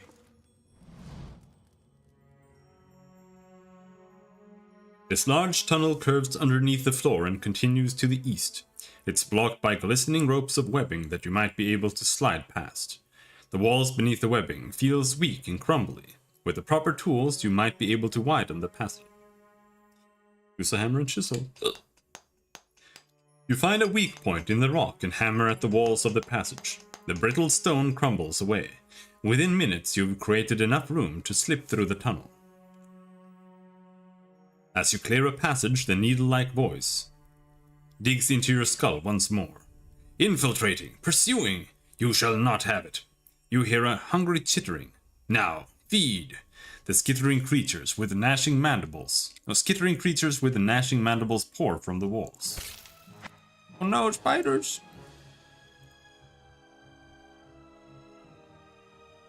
Three spiders.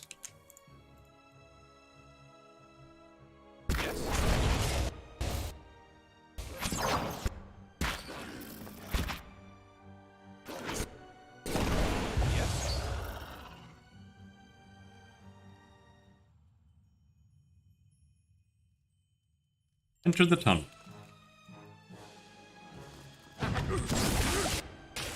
I mean, it's just gonna be one of the not mine players. It's pretty obvious.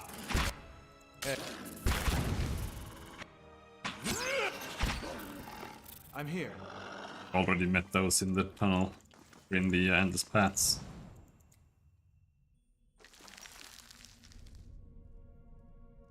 Right. Yep. A robed, gangling creature lurches toward you, and you feel something needling at your brain again. The screeching hiss that invades your mind is edged with rage. Digging and ferreting animal. It pauses, its mouthpieces clacking.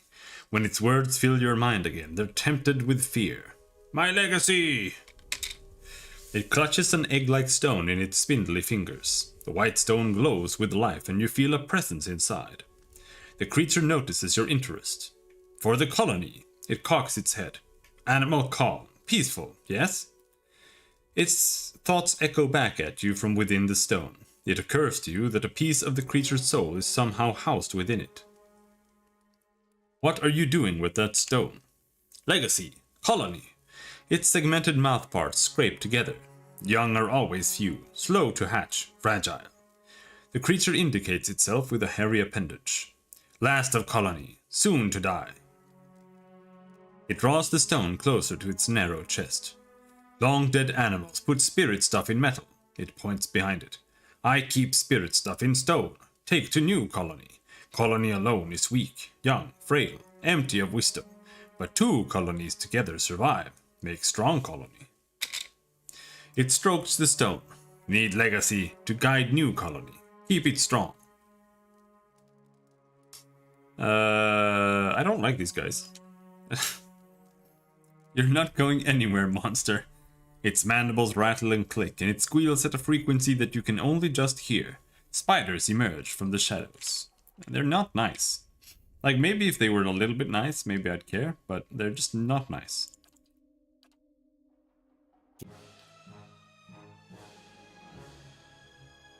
Yes. They are rude. No, don't mind Ben, my dog. Feels like. Okay.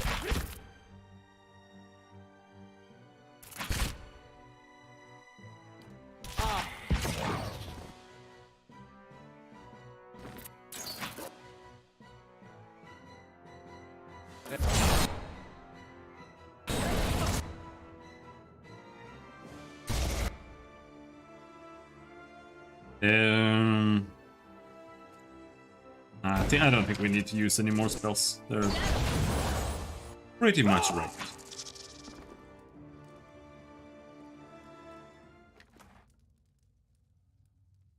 Soul Vessel. Margren's fire casts light in dark places. Well, nothing. Blood Hyliath. Blood Hyliath.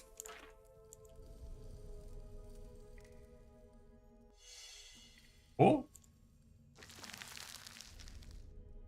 Decrease critical hit damage.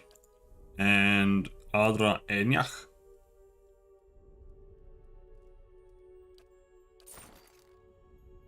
I'm here. I think those just get added to money. Like normal.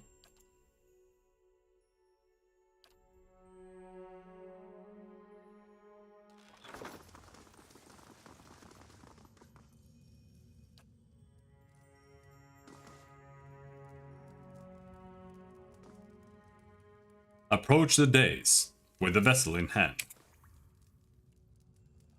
Do I want to?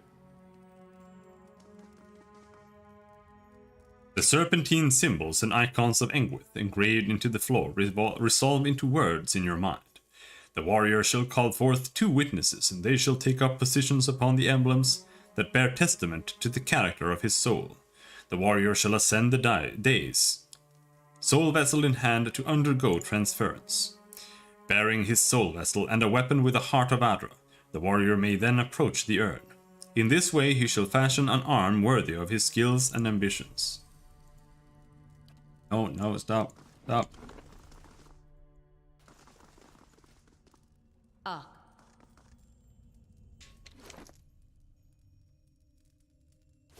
Well, I don't know if I need to equip anything, but we can just try going up there. Power is sacrifice. To draw strength from yourself, you must draw from a portion of your soul. Would you bear your essence in this vessel? Okay. I guess.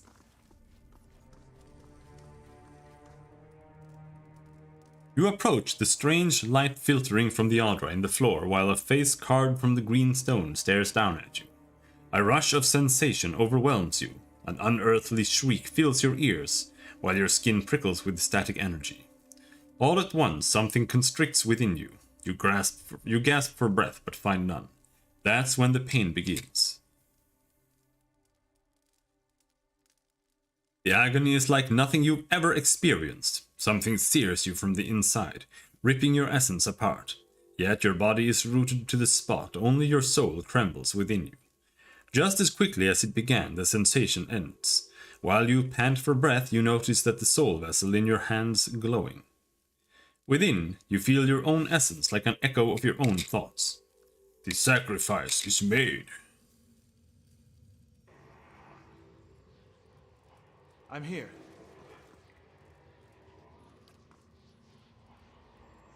That's it, I can just upgrade it there. Unique Engwithan Soul Spear. 20% of graces converted to hits. Self 10 plus accuracy granted to an ally attacking the same enemy.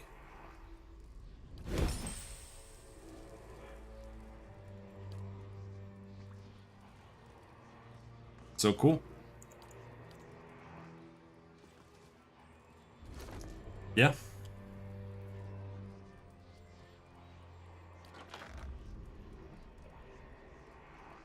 Where is it? There.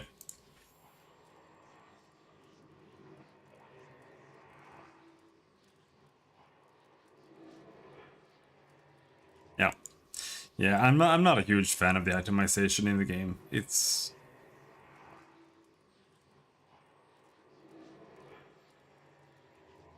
I wouldn't say overcomplicated, but it kind of is at the same time.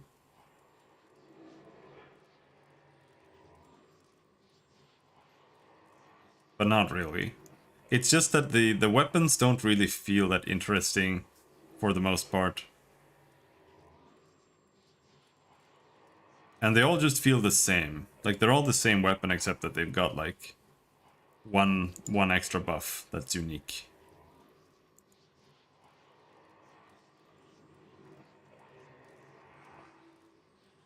I could bind this to Durance, but I just want his staff. I don't want this. I don't want this crap. Binds with wizard, druids, and monk. I can't even do it on Durance. He's a priest.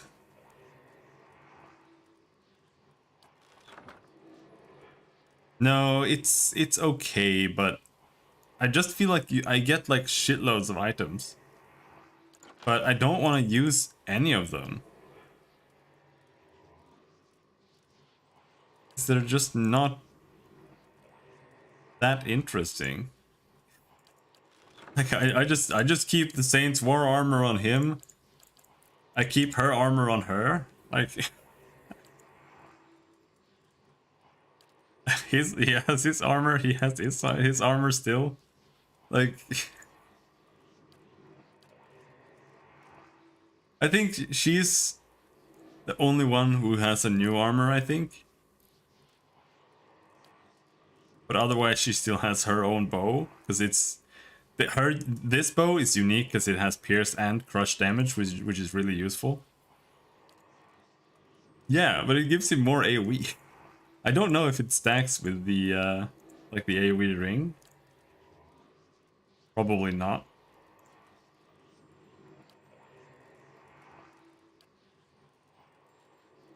He doesn't even need the DR, that's the thing.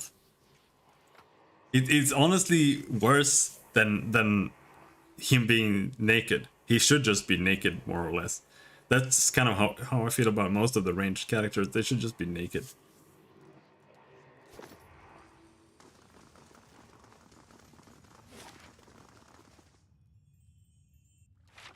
Anyway, I think we're done in here.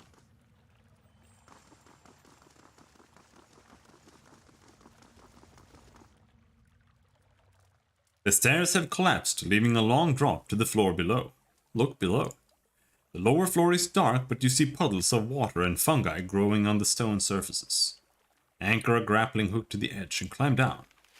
You secure a grappling hook to a cleft in the broken stairs and toss the line down. As you slide down the rope, the rushing of water rumbles in your ears. It sounds as though the lake from the gorge is still draining into some distant reservoir. Suddenly, a violent tremor rocks the cavern, and you feel your grip loosen from the rope. However, you manage to cling to the line until the quake subsides. You reach the bottom, your feet splashing in a puddle of water.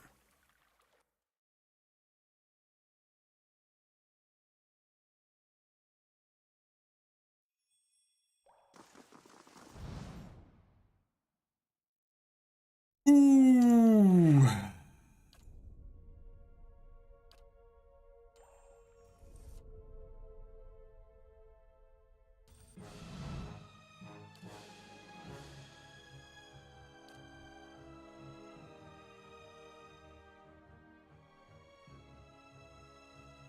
Yeah, I did see that one.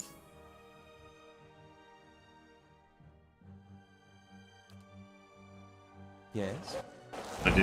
I didn't grab it really. Where are you going? You just shoot that guy? Let's pop this down there.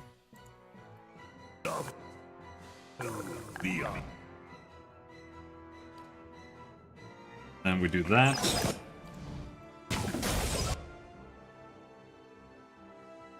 And there we have a lot of guys who are very upset and angry. See if we can pop them down.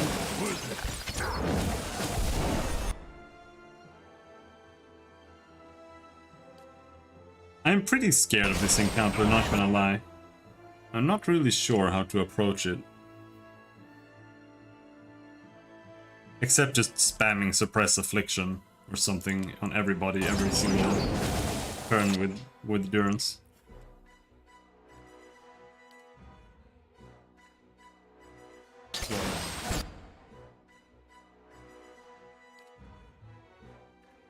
The last Dial. Oh, that's the troll we're after.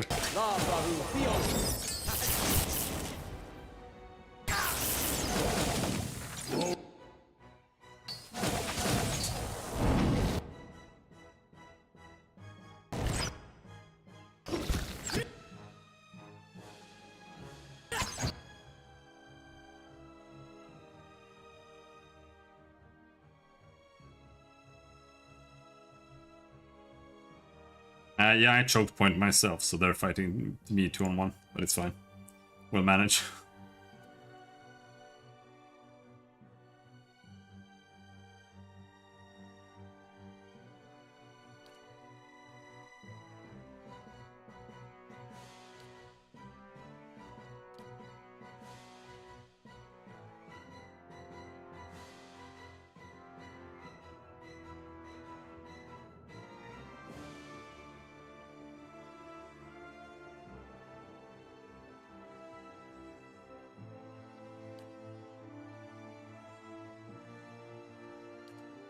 I'm not really particularly impressed by this spell, but I can pop it just because.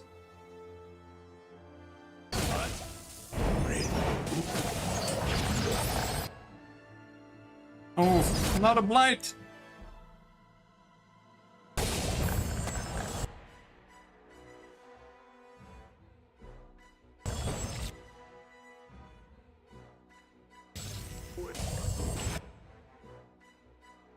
Everybody got healed except for Aloth, because he just got dominated.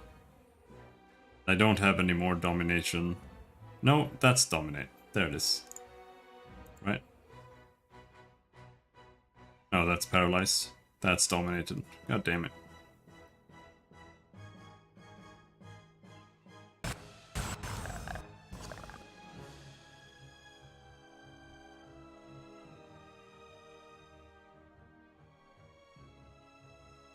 Flame Blight. Yeah, you can kill him.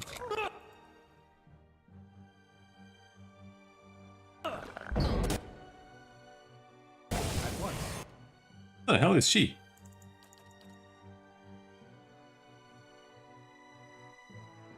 Right there. Alright. Shoot the big mushroom man.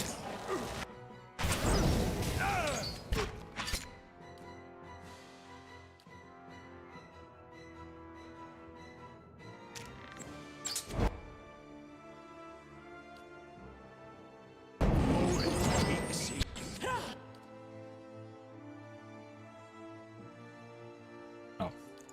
I got dominated and I'm still taking damage. Like, it's really weird. Because you get dominated. Well, does dominate not end when you get attacked? Because you keep taking the raw damage and whatever from Plague of Insects, but okay, I'm back. Maybe it does cancel it.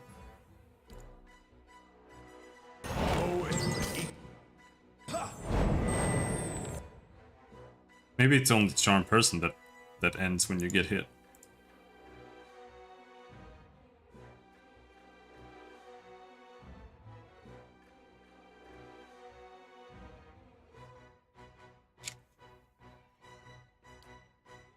I'm here.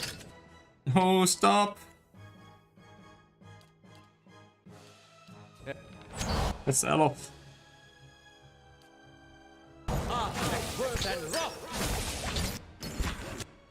Indeed. Why do you have to... Oh, you have your rapier equipped.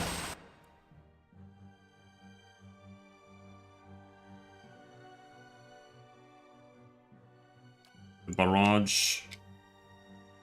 Well, they're weak against Pierce. Yes. I don't know if that... Of course it doesn't bounce. Stop auto-attacking friends!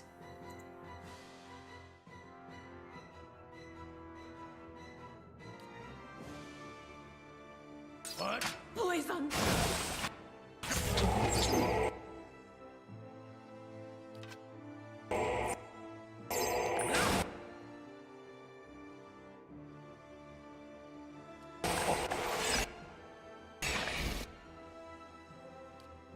He's down. Endurance is mindfuck.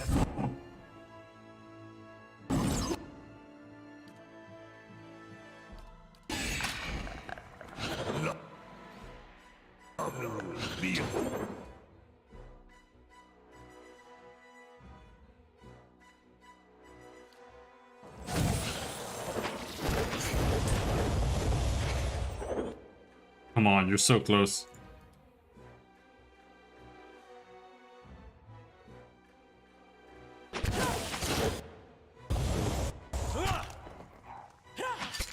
Now at least we can't get dominated because they're too far away. Turns down.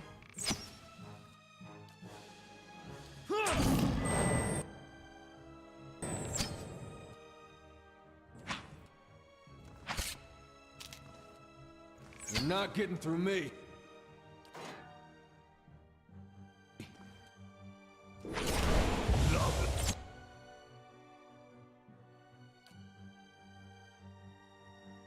Yeah, he's strong against that. Use fire.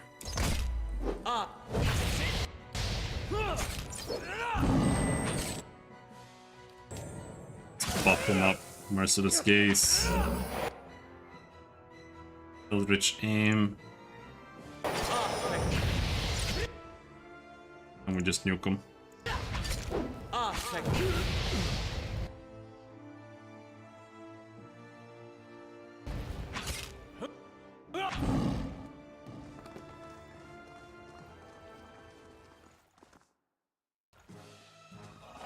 Oh shit. Oh no! Oh fuck!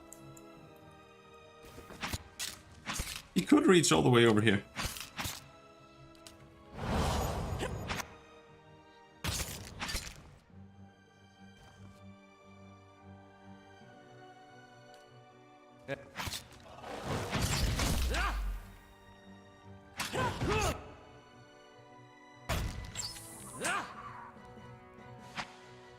Don't stop Stop auto-attacking each other. Just a little bit dominated. How may I help?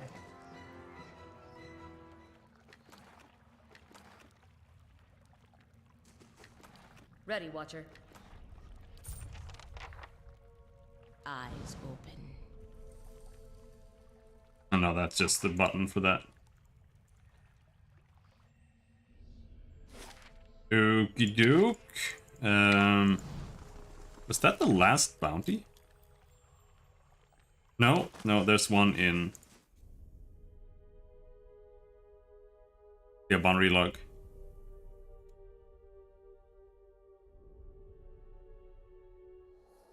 I'm here.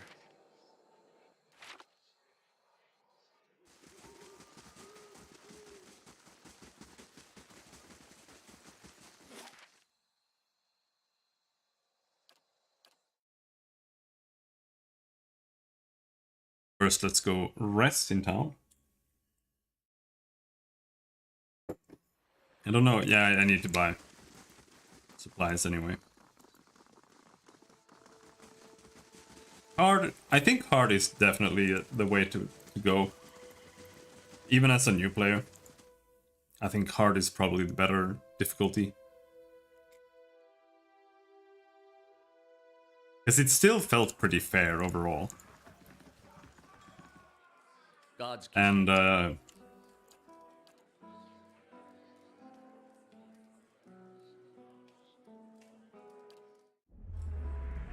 here. greetings. and otherwise you just get way too many camping supplies, to be honest.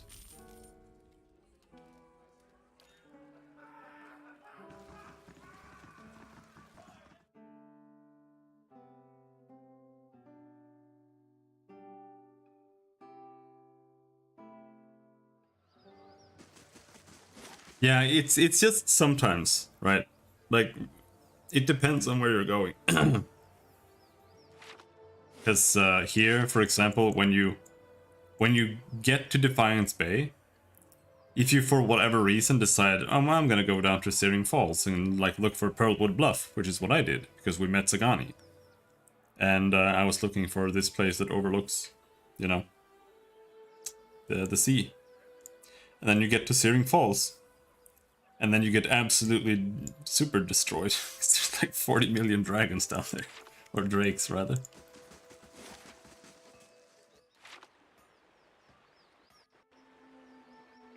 It was kind of manageable once I switched a bunch of people over to pistols instead.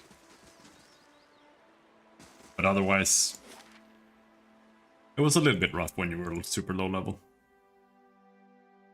But it's only been a rare cases where it's been an issue.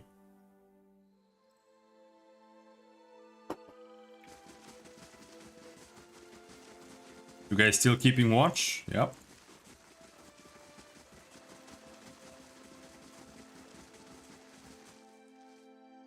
Oh, they're right there.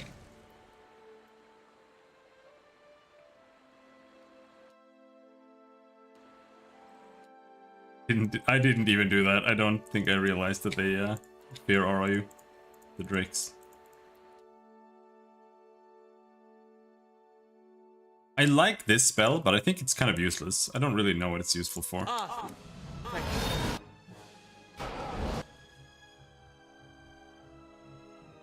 It's like if you can combo it with a friend who can do a big AoE there.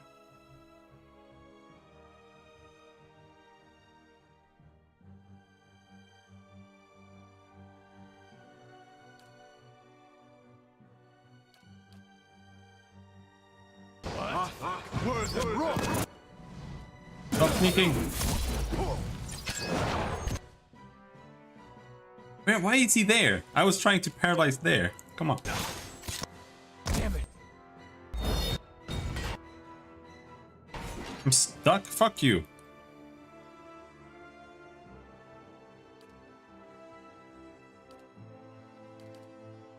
He's dead because he had his melee weapon equipped. Stuck.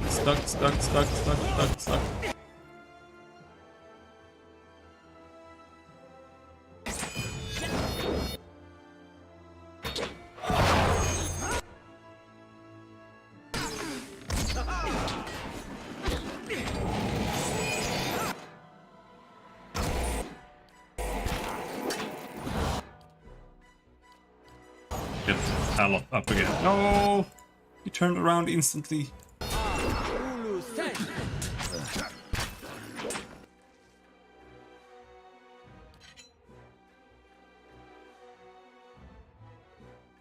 Maybe we'll take a look in the dragon's gold pile again then.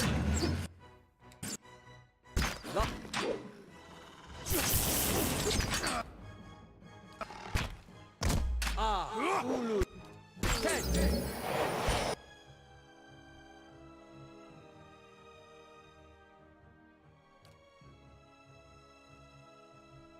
Oh, they're strong against that? Well, just toss it anyway.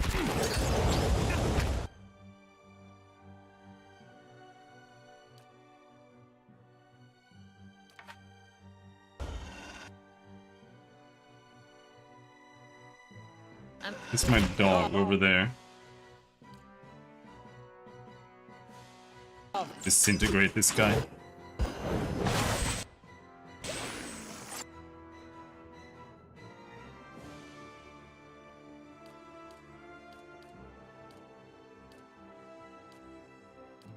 Hey.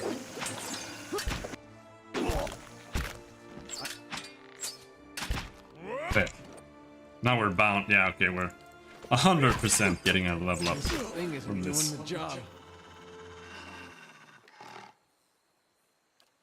Hiccup. Wing! I'm here. That lore. Mind Plague. Dazed, confused. Dazed, confused.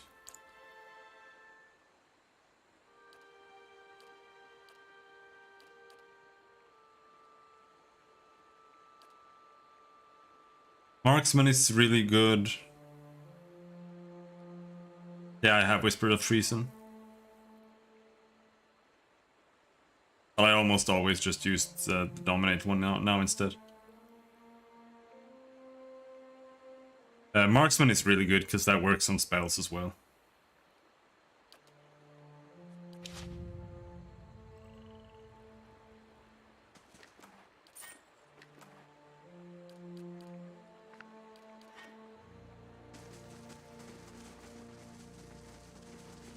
Alright.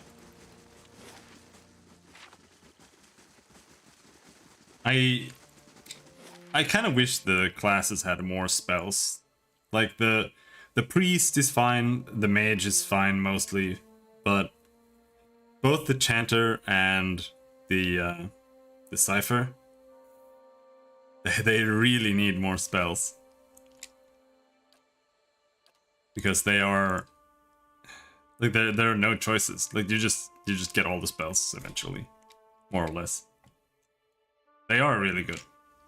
In fact, I kind of thought that the cipher was kind of overpowered. A formidable fortress in the old style. We don't build them like this anymore, you know. Not by the sea. Because you kind of just go in, and then you do like paralyze, or you just dominate the boss, and then it just like wins.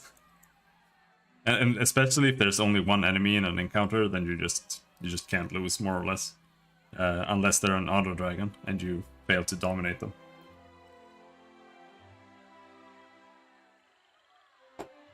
Yes? Yes. What I should do is I should dominate the auto dragon, and then I should give it bonus deflection. Yeah, the chanter is also really super strong. The I really like the damage reduction cone, just for one.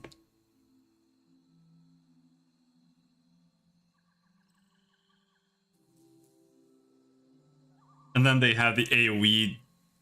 Is it a dominate? AoE dominate? It's like a huge cone that just like charms or dominates or whatever the entire enemy team.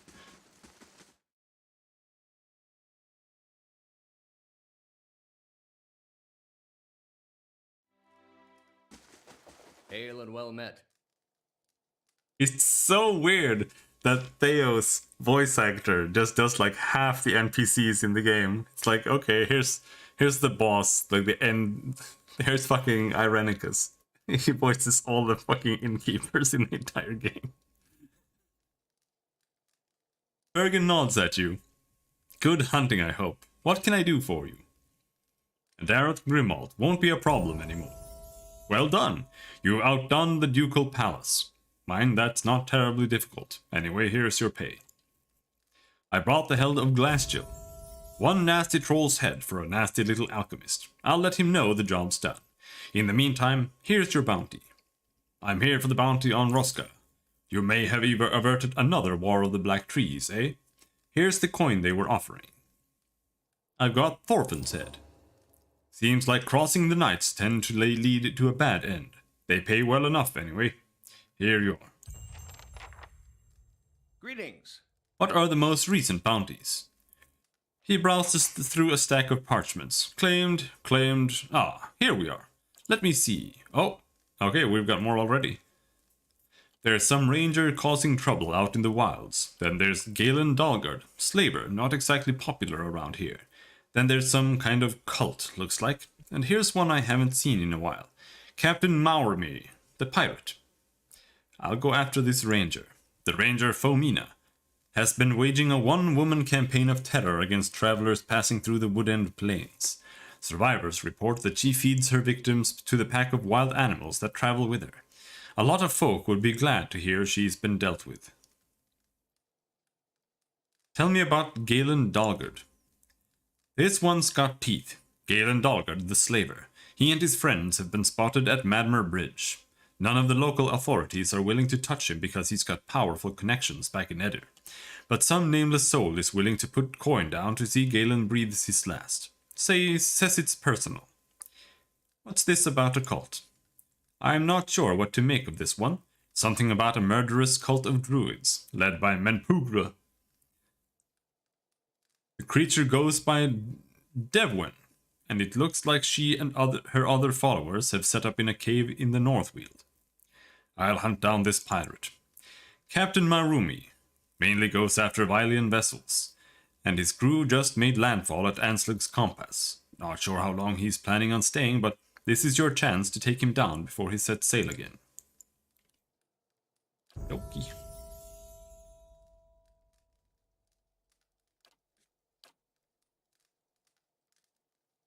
Wary Defender. Wary Defender is good.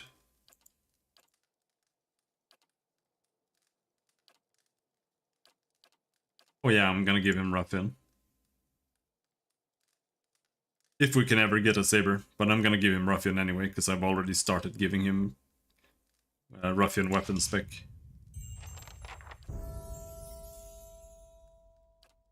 Survival 7.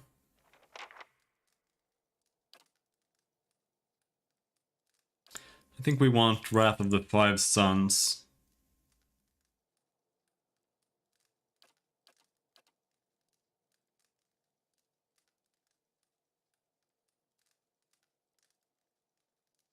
Five Orbs of Flame. I'm not sure though, because it just says foe target 13 to 20 burn, 10 DR bypass. But it doesn't say anything against projectiles, so it might just do 13 to 20 and that fucking sucks ass.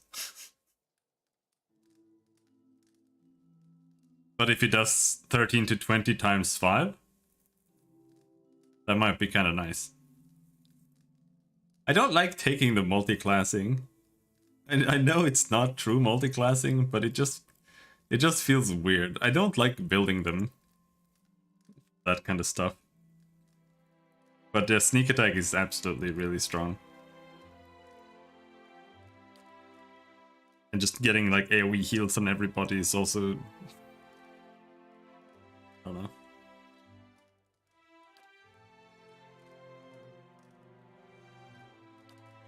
But the reason I wanted this... PoE Wrath of Five Sons.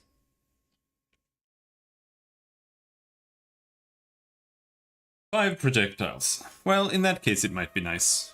the reason I wanted this is so that it doesn't feel like you're wasting the turn. When you use Sworn Enemy, because that's kind of what it feels like. You use Sworn Enemy and it takes forever before you get to attack again.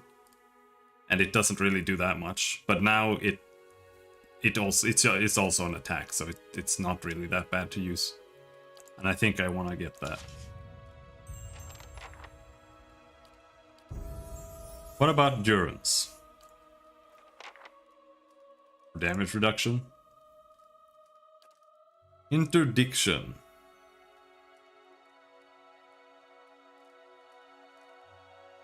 I just noticed that this is a daze for in a 7.45 meter radius.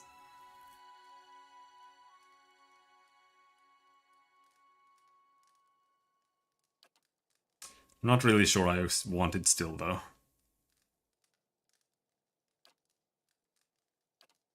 This helmet is so ugly.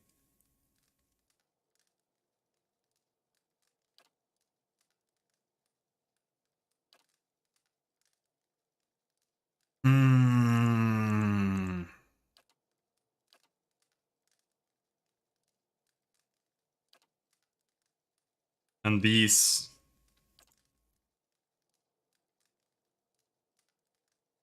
I've given him bonus will already, and I think I'm gonna give him Mantle Fortress so he's immune to Charm, Terrified, Frightened, Dominated, and Confused. Because if people start getting dominated, he's the only one who can do anything about it. and that might just like ruin everything if someone, like, if both Pallegina and Adair get dominated, you're just screwed. So maybe if we have plus 20 against him getting Mind Bent.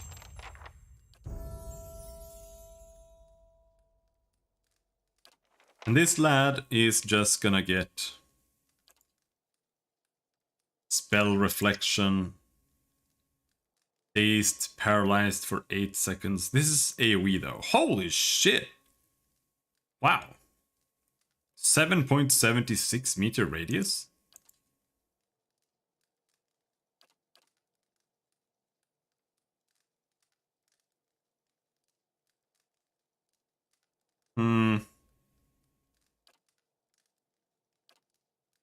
But is there any real...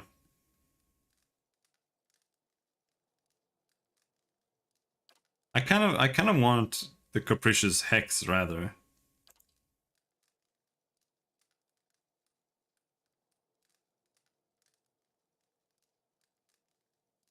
Mostly just because it has such a big AoE.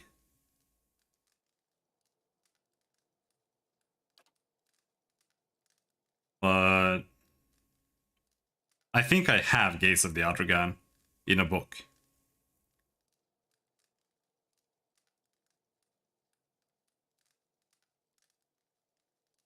Yeah, I know that Petrified makes them take more damage too. The problem I have is that I feel like I'll get like one attack in on the Petrification. So I'm not sure I really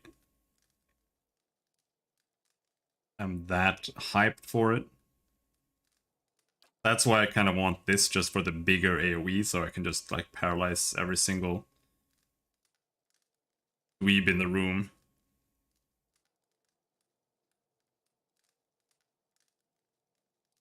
Yeah. But like I said, I think I have Gaze of the Atragan in a book that I just haven't learned. Oh, you only get second level spells? I don't want bonus second level spells. I don't really want Blast either. Oh, wait, he doesn't have Marksman. Let's get Marksman. So that's for spells.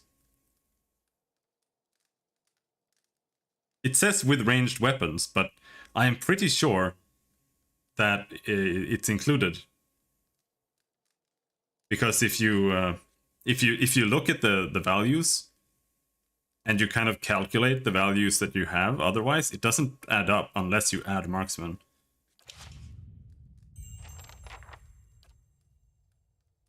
From what I remember.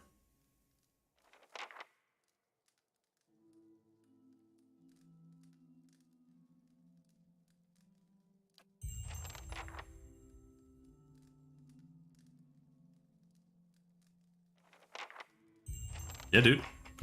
Congratulations. Like, this one has plus 10 accuracy against will. And that's 95.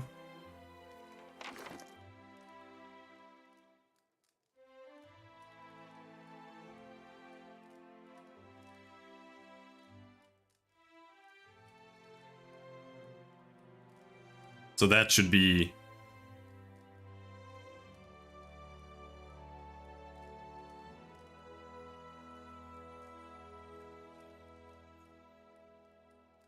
plus 10 here, that would be 87. So that needs a plus.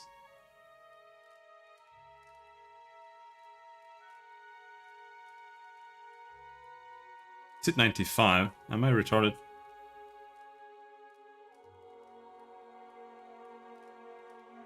Oh yeah, it gets plus 4 from persistence, so we need to reduce plus 4 from this.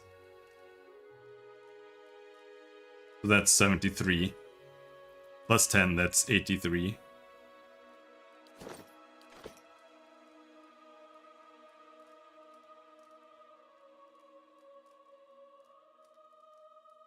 That still doesn't explain the 95. Or does it? No?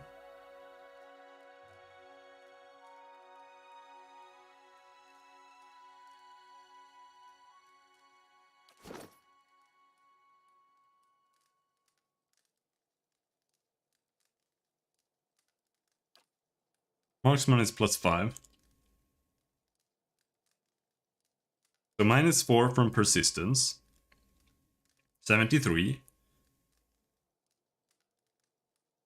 Plus 10 from the spell. That's 83. Plus marksman, that's 88. But then we're missing...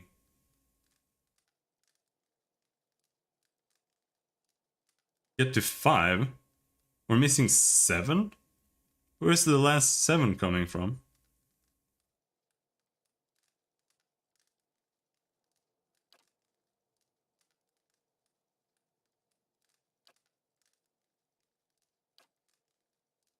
Is it from the rested bonus?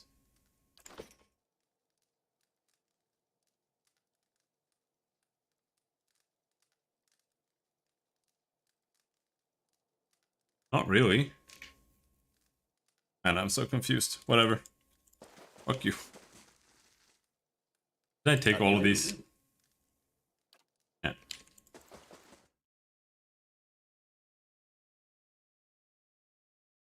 Ooh.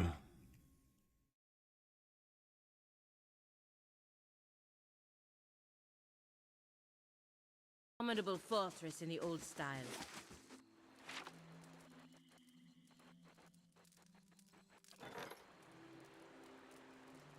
Your debt was paid off. The Earl collected 142 CP. Okay, he didn't really want much then.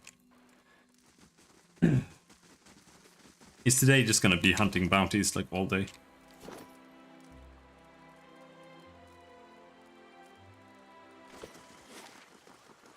I feel like we should go back and continue the main story for a while. Let's go to Northweald. Though there is a bounty in Northweald.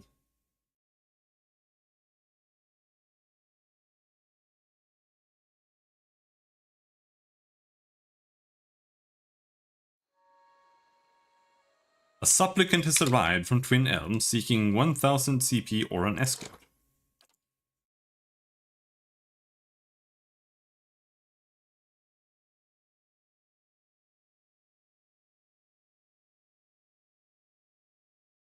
I don't really get it. You just do that. Ringfinger. Needhan was a Glanfathan murderer who was notorious for both his brutality and his ability to avoid capture by the tribe's best hunters.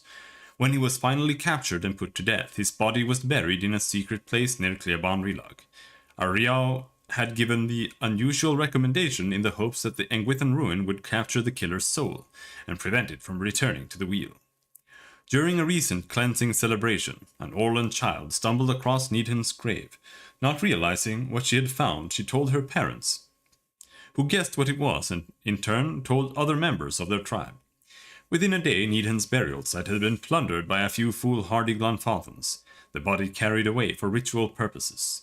All that remained was the ring finger from his right hand. The Anamfatha oppose the use of Needham's body for preparing sacred objects and will reward anyone who can return it to them. Right, Kana, off you go.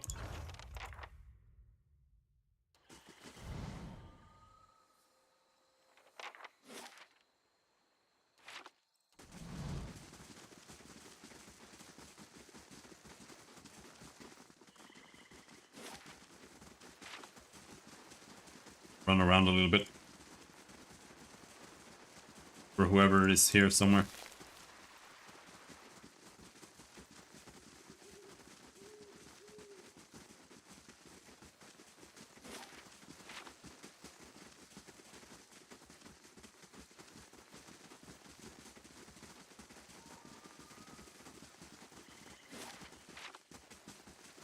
She's in there.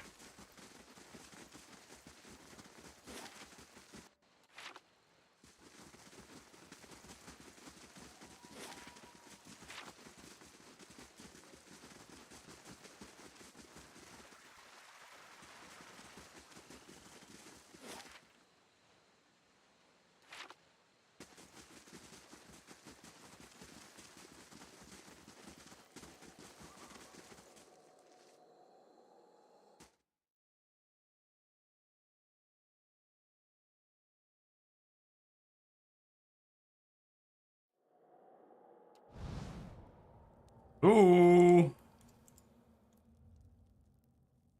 Oh.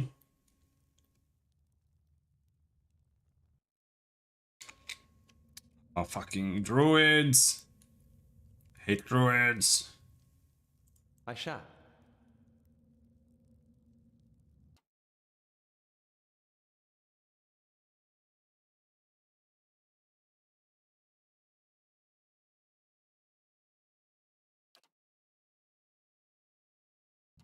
Aztec worth that. It's a fun way to initialize. Lavaru. Beyond. See.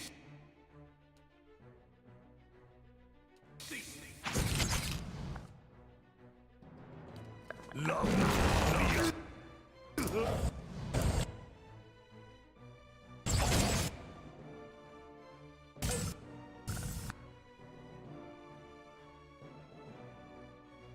Devwin.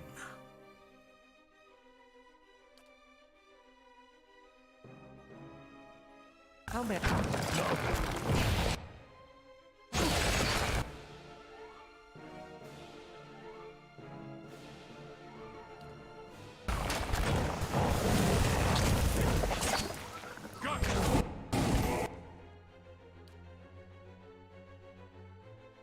All right, someone is coming right for me. Let's dominate her.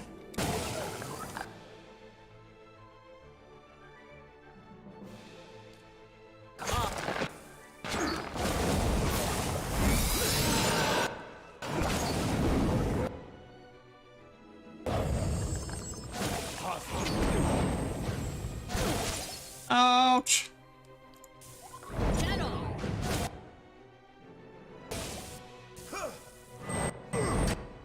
Fuck, I hate this AoE spell that all druids use. Plague of insects. I don't really feel like there's anything you can really do against it.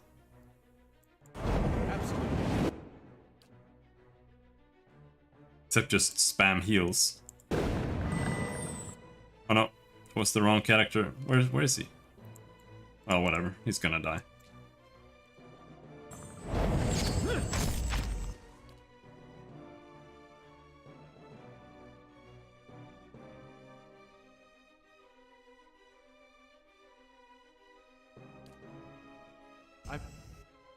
And he's gone.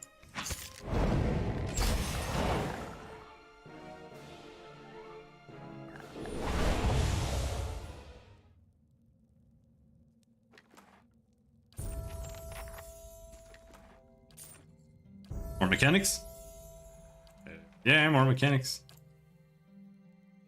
Faithful Companion. 30% defense against charm, dominated, confused attacks. Now she, I might take sneak attack on, depending on what we already have. We don't have marksman there either.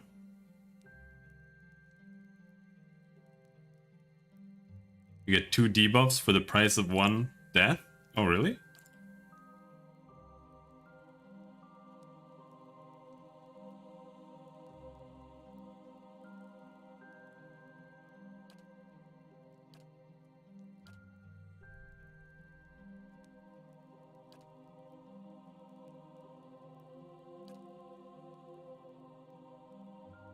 Well, yeah, when they have the stupid insect spell out. I'm here. It's the worst spell in the game. Like it should honestly be reworked or removed or something. Because they're either that or they should there should be a proper way to get rid of stuff like that. Like some kind of dispel. But I don't feel like there is. The only thing you can do is suppress it for 6 seconds and it lasts for like 30 seconds. So I don't really understand what you can use consecrated ground. Otherwise, I don't really get it. I'm ready. Supposed to do.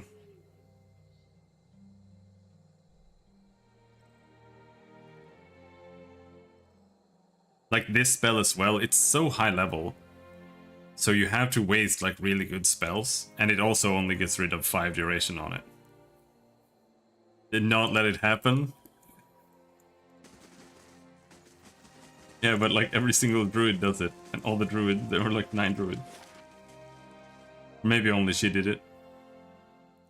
But usually, usually every single time there's like 1 druid, it happens instantly.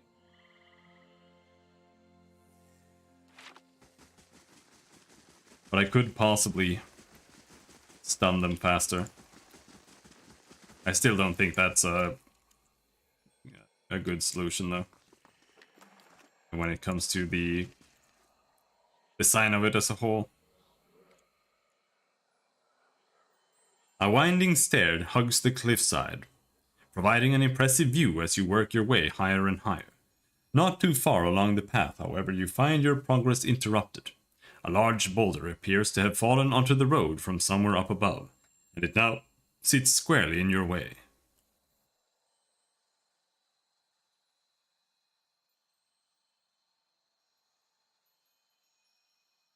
Use a hammer and chisel. Examine the area.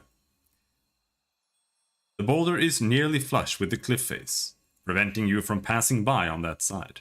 Along the edge of the cliff, however, there is a narrow space just wide enough to follow across to the other side.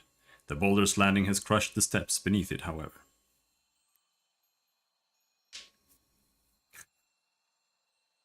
I don't want to do that.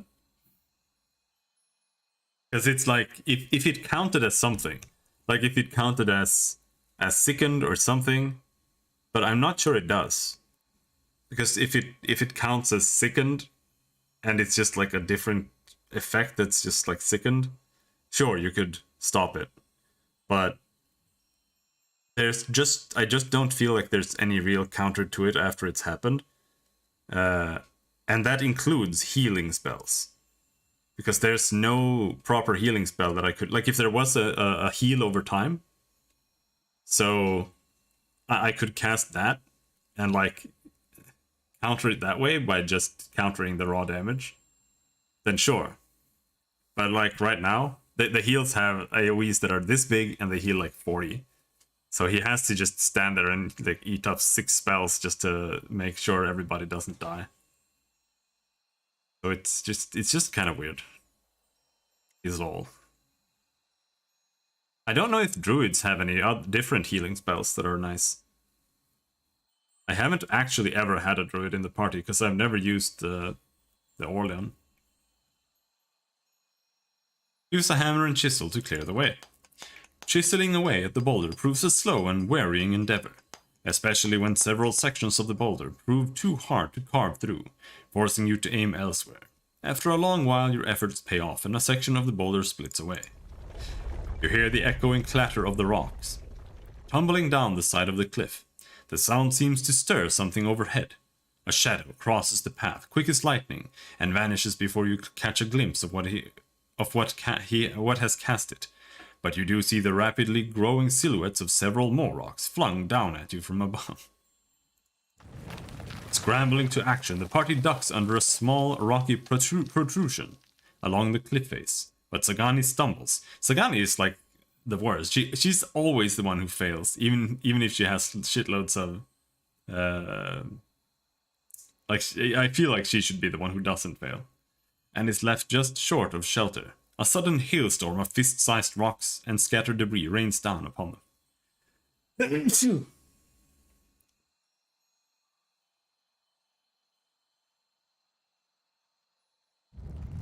Battered and bruised, Sagani leaps the final distance to safety. After a long while, the thundering rumble of falling stones fades away. Your ordeal past, you continue your climb and the rest of the journey proceeds without incident. At last you find yourself at the base of a final twisting set of steps, above which you can see the towering pillars of Helia's nest.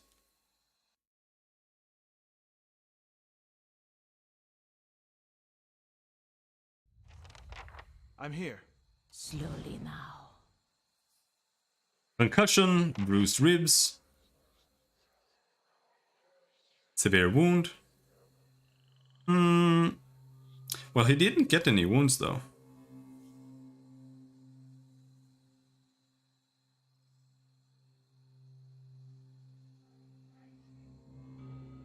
I don't know who else. Does anyone else have a resurrect armor? I don't think so. But me, I can now finally switch off this fucking thing. I hope. Equip my robe again.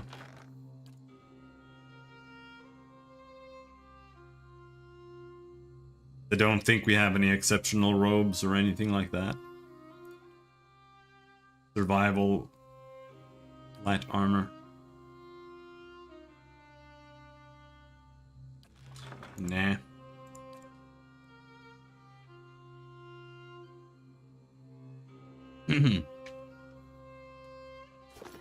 I'm here. You probably need a rest, but I'm going to push it. Let's see if we can do some encounters up here without wasting that.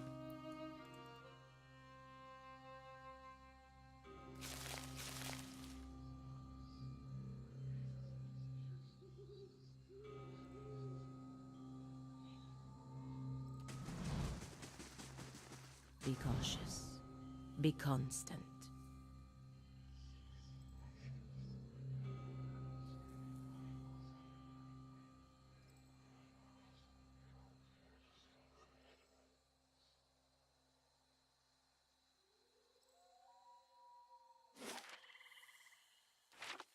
Yeah, nah. There's no room for any other encounters there.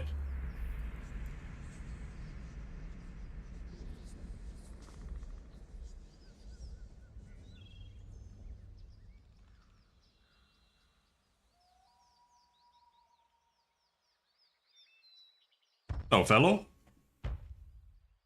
I rather hoped we'd be sneaking up on it. As you reach the summit of the mountain, a gust of wind stirs the air. You hear a noise like the snapping of sails, and the sky is briefly blotted out. A dragon lands before you, shaking the ground beneath your feet. It draws itself up to its full height and spreads its wings, barring your passage. Its neck, its back, and the ridge of its spine are covered with magnificent plumage. It hisses at you, and while the sound is unlike any language you've ever heard, the beast's meaning is utterly clear. Invading my nest, threatening my hatchling. You shall It's- see my young. It snorts a stream of sulphurous vapor. A small worm crouches in a corner of the temple behind the dragon.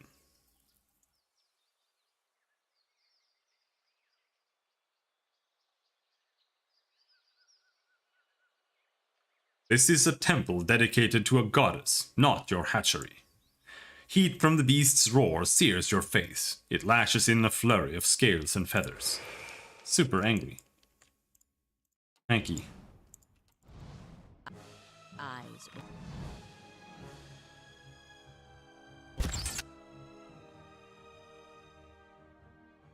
Alright, you know what to do. Well, now we're terrified. Let's get rid of that first. Auto attack.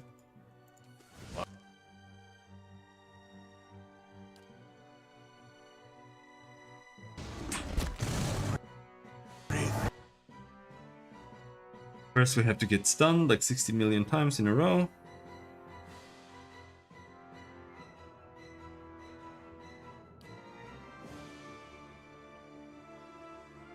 Immune to terrified.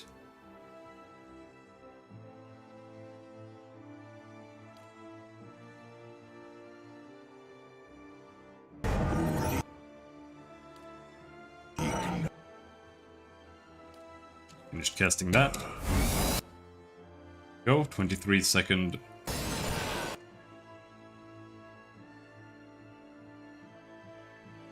So weird that you can do that on the dragon.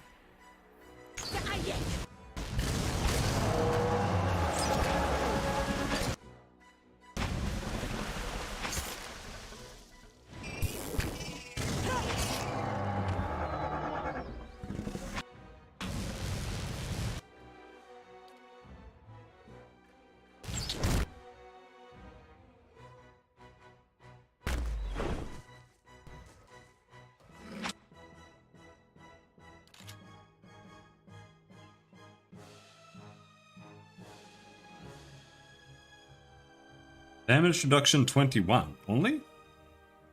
I want to cast that again. I'm not sure if It's no use. I missed or if it ran out. There. It should be fine. Just kill him. Not weak against, or not immune to stun either. Let's see if we can just like perma-stun this boss. Gani interrupts Sky Dragon, but it did not stun it. But I guess he has like 120.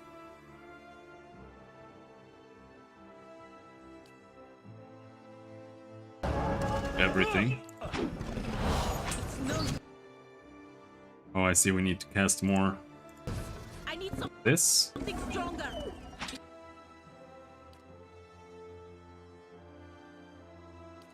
It's no use. I need something stronger. Guns ahead.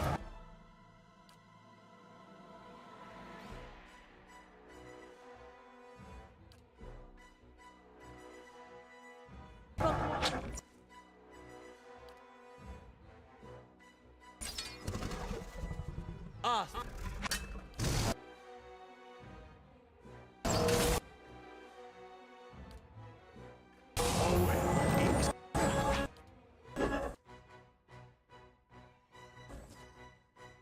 There. Now we cast Move Terrify. Well, he's almost dead. Unless he AoE murders my entire party. Any second now.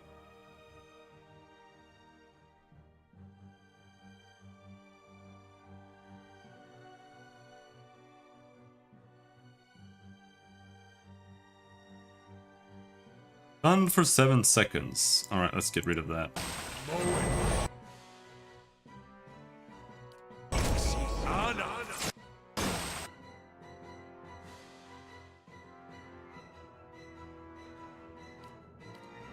Blessing.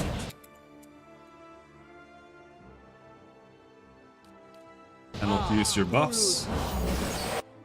Whoa! Whoa! What's going on?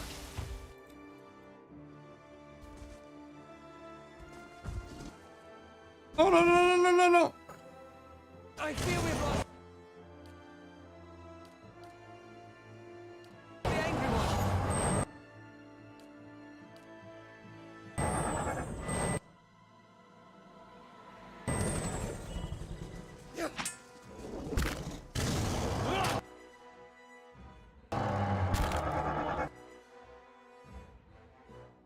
Counts as disengaging there.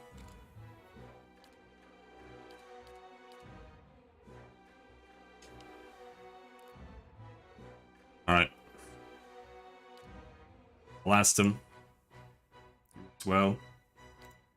Disintegration. So I'm gonna assume disintegration does not delete anything. Doesn't delete any gear.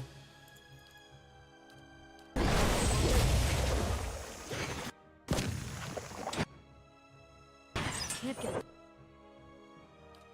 good shot with this.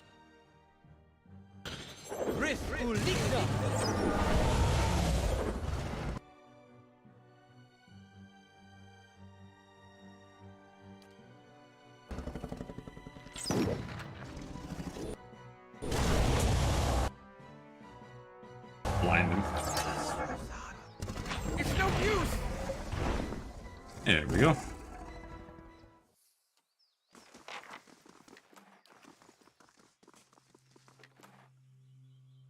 Sky Dragon Eye.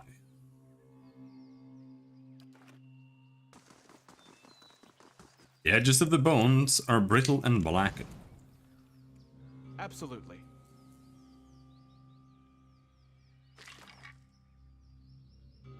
Godan Stunir. Warhammer. Attacks can stun on crits, +1 might.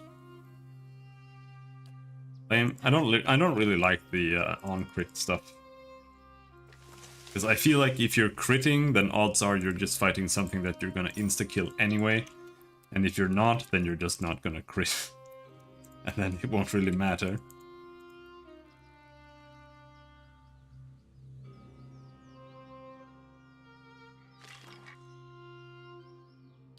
+3 might ring.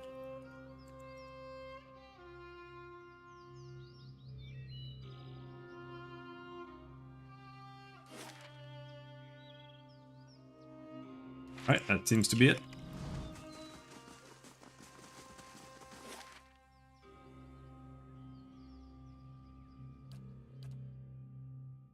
Oh!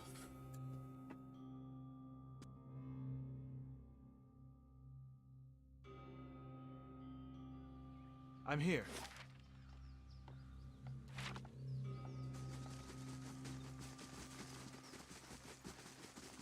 Hello, fellas. We saw you go up the mountain. Well, what happened? She means to say that we're both very relieved to see you're safe. Yes, of course, that too. The dragon and its young are both dead. Praise the Sky Mother, and thanks to you too. I told you that an attack was the way to go. She thumps Casfath on the back. And the Queen of Birds saw fit to bless us with a capable warrior.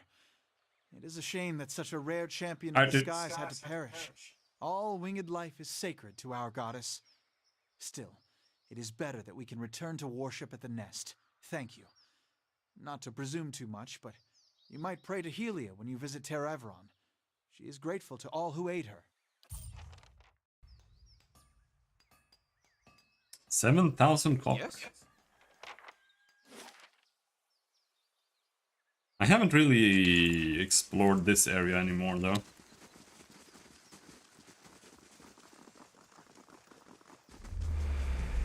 More torture! Random lockpicks in an urn. Is this Elder Scrolls Online? What? Eyes open. Hail, Estremor.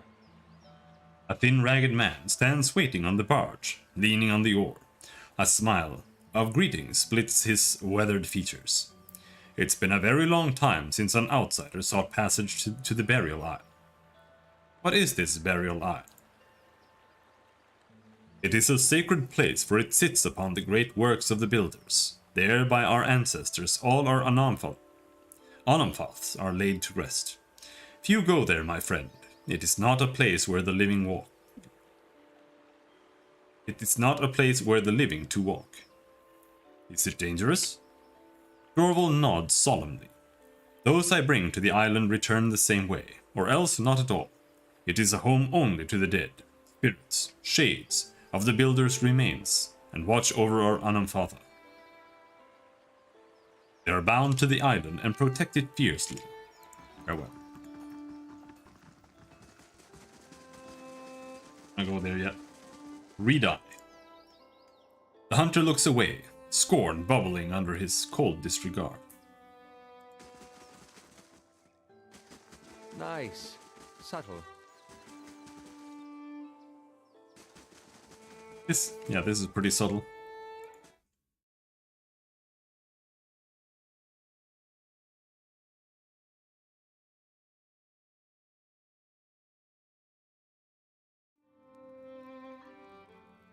I'm here.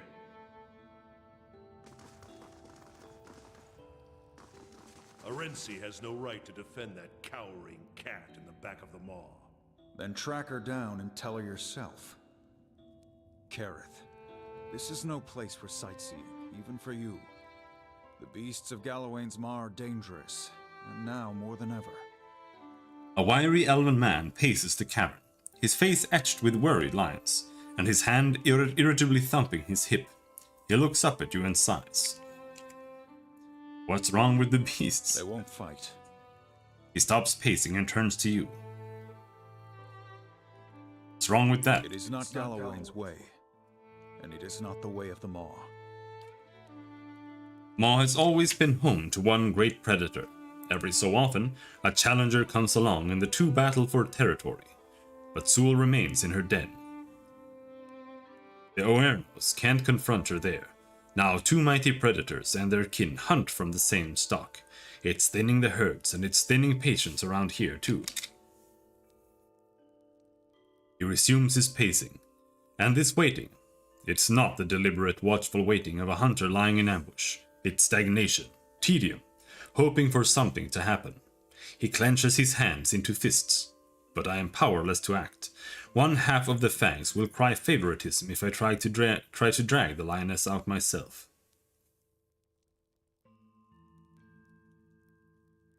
I want to know about the two predators. There's never been a more cunning hunter than Sul, but some say she's losing her edge. Oernos, on the other hand, is all edge and many of our number. Think he's the rightful successor. His fingers drum a restless rhythm on his thigh. Blood simmering. It's going to boil over if a little doesn't spill soon. I'm an unbiased outsider. I could look into it. He scratches his cheek. No harming letting you try, I suppose. Anything's better than this endless waiting. If you can somehow bring this to a resolution, these tensions will end. If not, he grins. The beasts will make short work of you. He gives you a heavy iron key. We don't normally permit outsiders to venture into the Maw, but you understand that you do so at your own risk, and Sul's lions are likely to attack intruders on sight. Still, perhaps you can coax her into fighting the bear. Do whatever you can to end this stalemate. Would you favor Sul or Oernos? He frowns. I see both sides. Sul's cunning is unmatched, but Oernos is the mightier of the two. Both embody traits prized by Galawain. This is Galawain's Maw? Yes, a den of beasts sacred to the Lord of the Hunt himself. Historically, the greatest predator of Air Glanfath has claimed the back of the Maw as its lair. Lately, however, there's been some dispute as to who should occupy that position. And it's leading to discord among our hunters.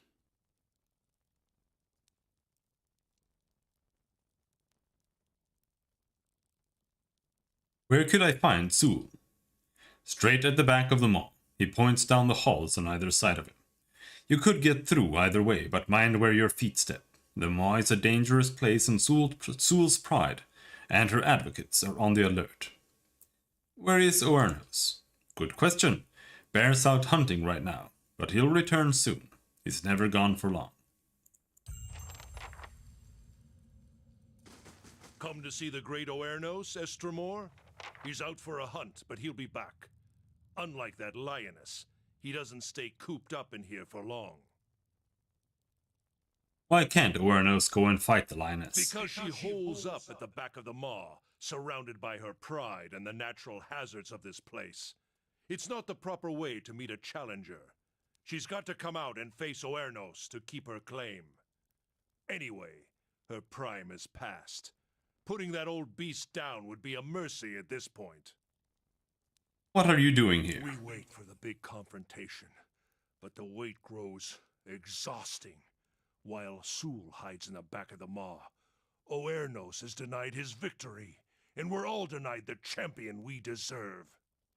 He grimaces and runs a thumb along the edge of his axe. Goodbye. May their blood freeze in their veins. What brings you here?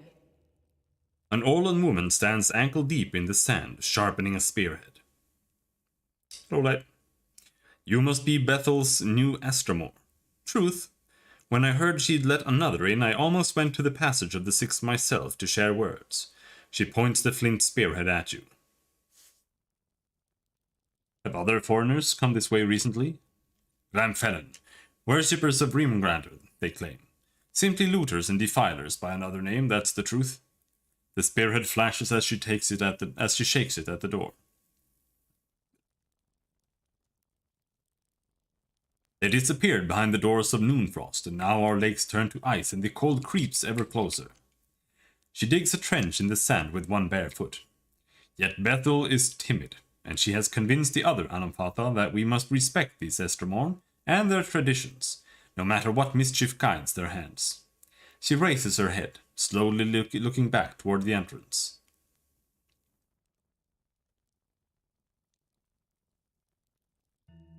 Bethel is looking out for Twin Elms in her own way. Soft words accomplish little, yet they fill the mouths of Estramor. I sent my own sister, one of my finest scouts, to sniff out the Pale Elves' corruption. I was certain the Anamfatha could not ignore the defilement in Noonfrost once Alwa's own eyes had seen it, but she still hasn't returned. She looks away. Now, I bear the responsibility for her fate, and I can't send the Fangs after her without openly defying the Anamfatha. I could look for Alwa. She gives you a guarded look. I don't dare to hope. Whatever catastrophe has befallen Noonfrost does not feel like the work of Kith, but nothing would bring me greater joy than seeing her again. She glances at the sand and frowns.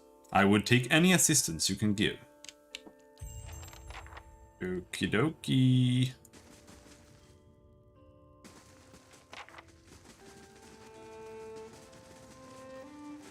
I'm not entirely paying attention to what she was saying.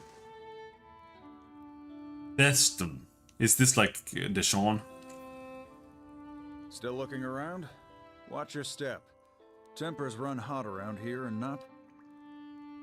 Yeah. Locked with Galawain's Marquee.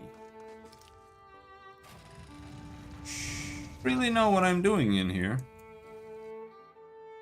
Like, there's a bunch of lions. But why am I fighting the lions? Like, no. Why am I fighting the animals? I don't really wanna do that.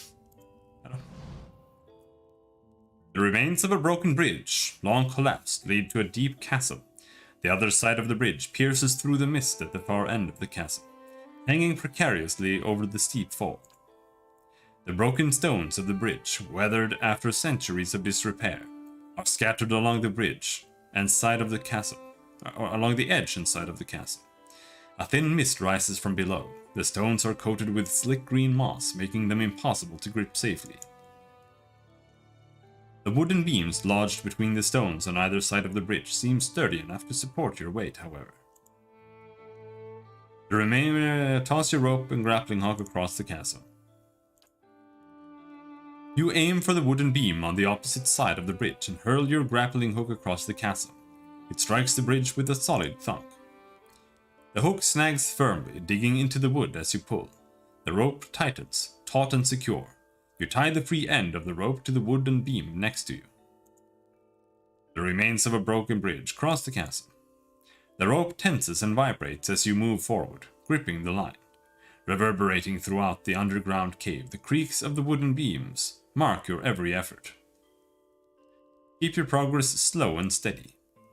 The crossing is strenuous, particularly as the rope's shaking grows more intense. Fucking Sagani!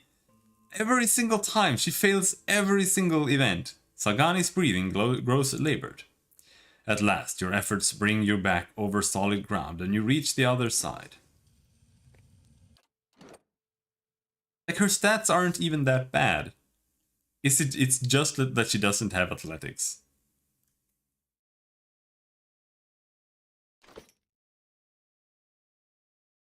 I still don't know what I'm doing here. I'm fighting a lion? I'm here.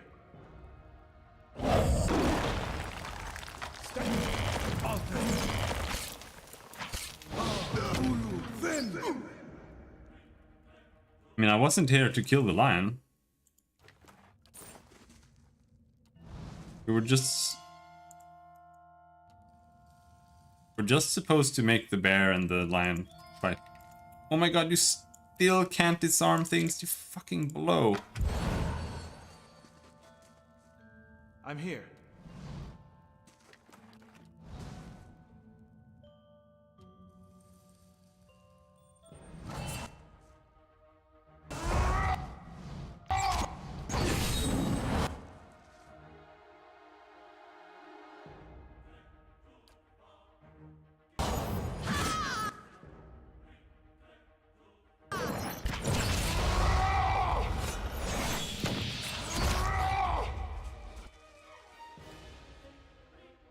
What is even my maximum?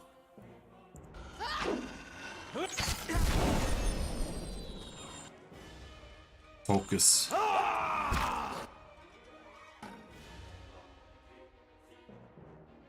Well, you have a gun, so you can still shoot from there.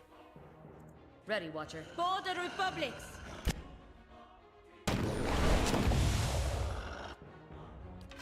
I'll let my fire. Shadow!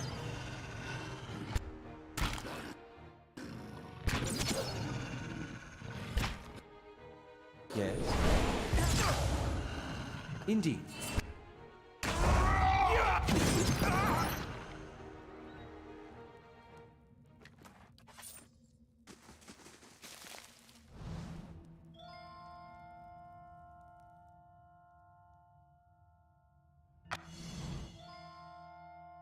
What's this? Death Ring. Cool. Everybody died.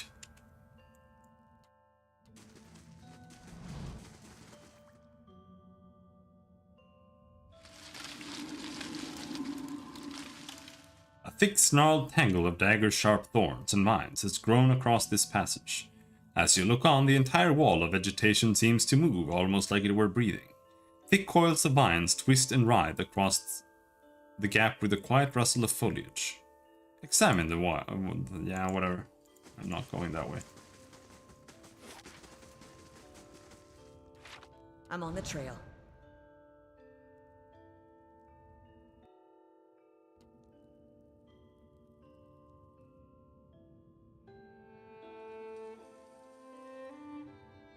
And I don't get it. Whatever. We'll just go and kill everybody. Oh, nice.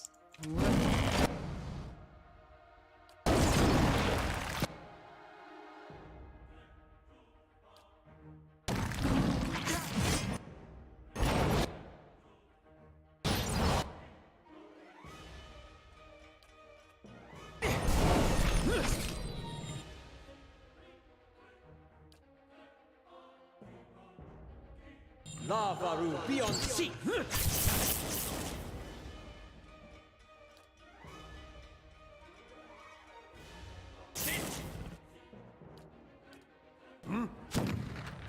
Aztec!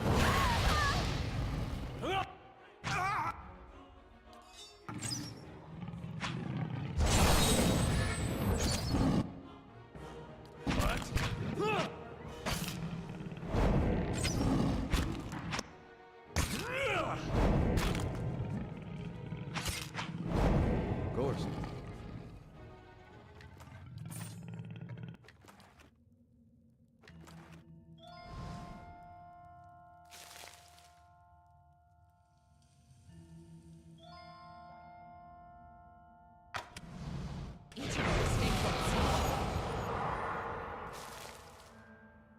Please.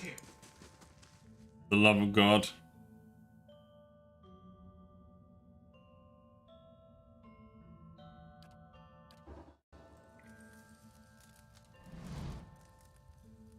A wanted criminal by the name of Neri the Deft Hands has arrived. Again? Bad visitor, pay off, escort.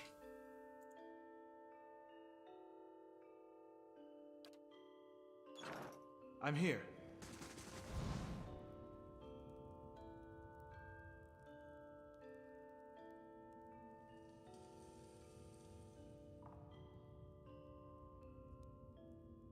Gallowayne's Shrine. It's where we have the lions.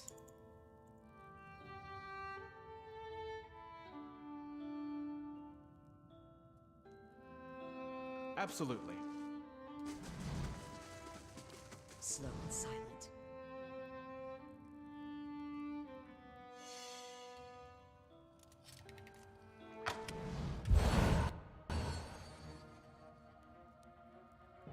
Ready, Watcher.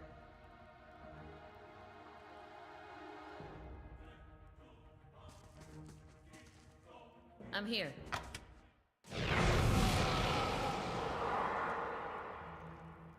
He's never gonna catch up with mechanics. Never ever. It's done. Oh!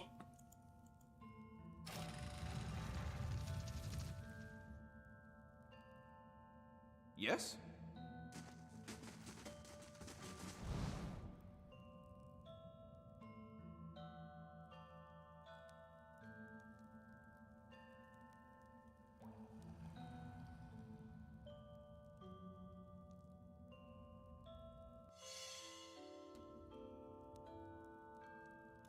It's done.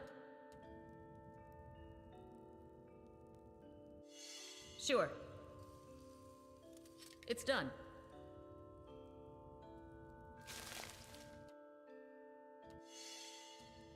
Oh. Us.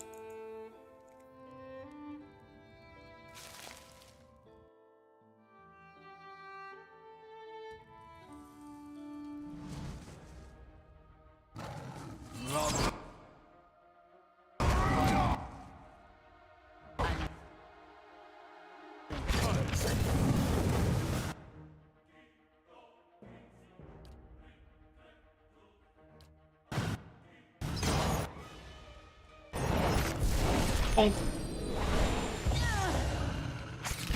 I'm here.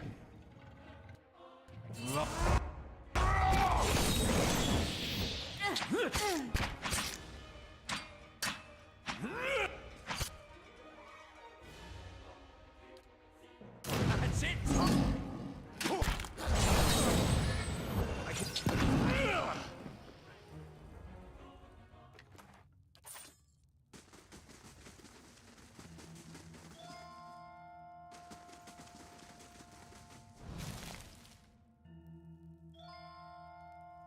Right, now what?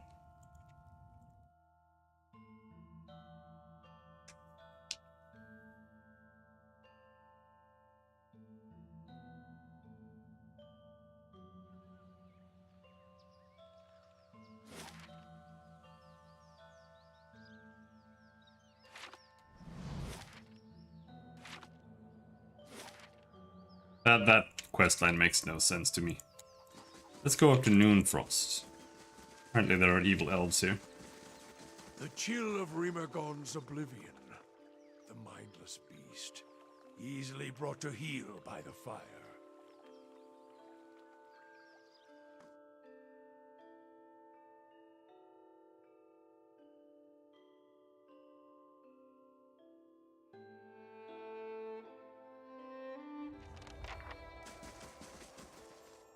Hello? The pale elf searches you with ice blue eyes. She shifts and knits her fingers together. Welcome to Noonfrost. Most of the temple is currently closed for sacred ceremonies to Rimmergond. She forces a smile and waves to the eastern doorway. The shrine is to your right. You're welcome to make your offerings to Rimmergond there. but the rest of the temple is off limits. Seems the cold has spread from Noonfrost. She stiffens. Rimergand is the god of winter. It's been many years since his temple was attended, so there's nothing strange about a little chill around the place now. She lowers her head. If it bothers you, then perhaps you should go. Her eyes dart between the two doors on either side of the room. If that's all. No, tell me about Rimergand. He's the god of cold, entropy and collapse. Many see him as a harsh god, but few recognize that he also gives life in his own way. All things wind to a merciful end in his shadow, only to feed creation elsewhere. She frowns, gnawing her lip. But he is a silent god, and his ways are mysterious. To follow him is to accept inevitability without explanation. What are you doing here? My clan journeyed from the White that wends to pay homage. Homage. To pay homage to Rimergand here at Noonfrost. We'd learned that this place had been abandoned for several years, and we felt it our duty to tend to one of our god's oldest temples. She rolls her shoulders back. It has been a long journey, but Rimergand demands endurance. No doubt he will reward us for ours. Tagani's mouth is set in a grim frown. I hope it is. I hope it is what? He will reward us for ours? I hope it is. What are you saying, stupid bitch? Why is most of the temple closed? As I said, we're in the middle of sacred ceremonies. She enunciates carefully. They're rather complex, and we don't permit outsiders to witness them. She glances at the elves over her shoulder. Others of my clan get rather touchy about them, which is why you should visit the shrine and take your leave. Okay.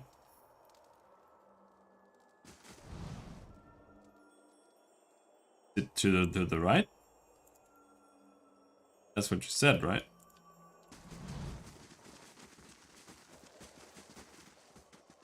The water of this well has frozen solid, trapping small fish from the lake underneath the temple. Refracted light dapples the icy mirror behind this statue.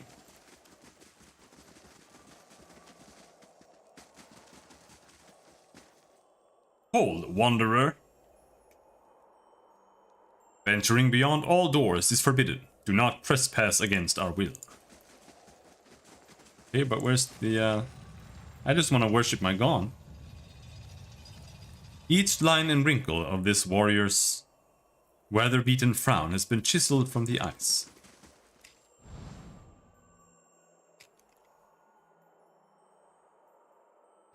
It's done.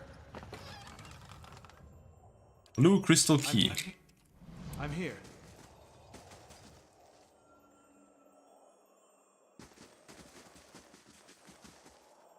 No farther. Turn back, and do not cross any doors. The halls beyond us belong to Rimergand and his faithful. Okay. I don't really see any reason to sneak around.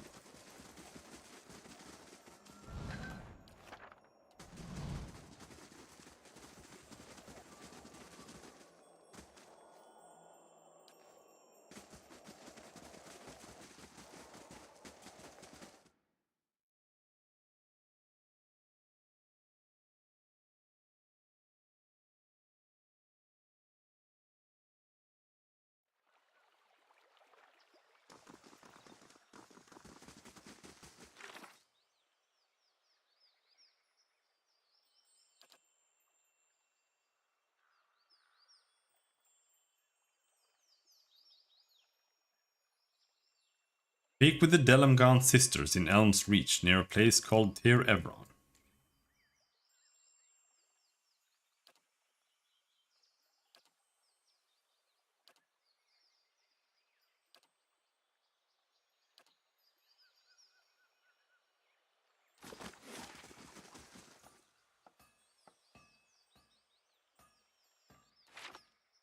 Right.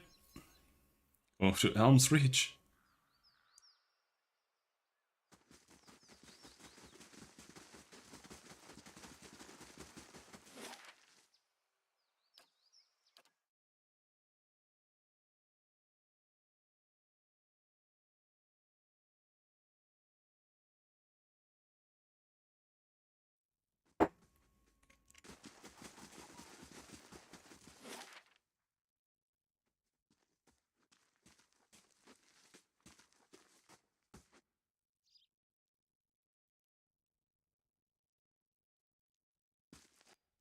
Right, there's Tyr Eberron.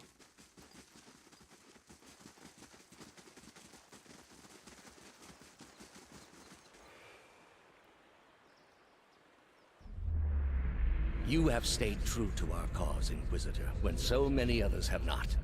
For every heretic we confess, for every betrayer that burns on our pyres, new sheep continue to flock to Iavara ex Incios. But not you. I underestimated you in the beginning, but no longer. You honor me, Grand Inquisitor. It is not for honor that I summoned you today, but for duty. Too many of our own have confessed upon the wheel and the rack and the flame. Too many of our faithful have had their minds poisoned by the Kratom witch. The tide is against us now. We have but one option. Iavara's following must see her exposed for what she is. She must confess her heresy before my court. How would we reach her? Not in Kratom, surely. Their lord has embraced her heathen faith and protects her with his army. But in Osionis, things would be different. The king of Osionis is a sinful man. We have helped him to see the error of his ways, and now he fears for his soul. He would pay any price for absolution. But how would we get Iavara to move to Osionis? You have already done much for the Inquisition. I wouldn't ask this were there any other choice.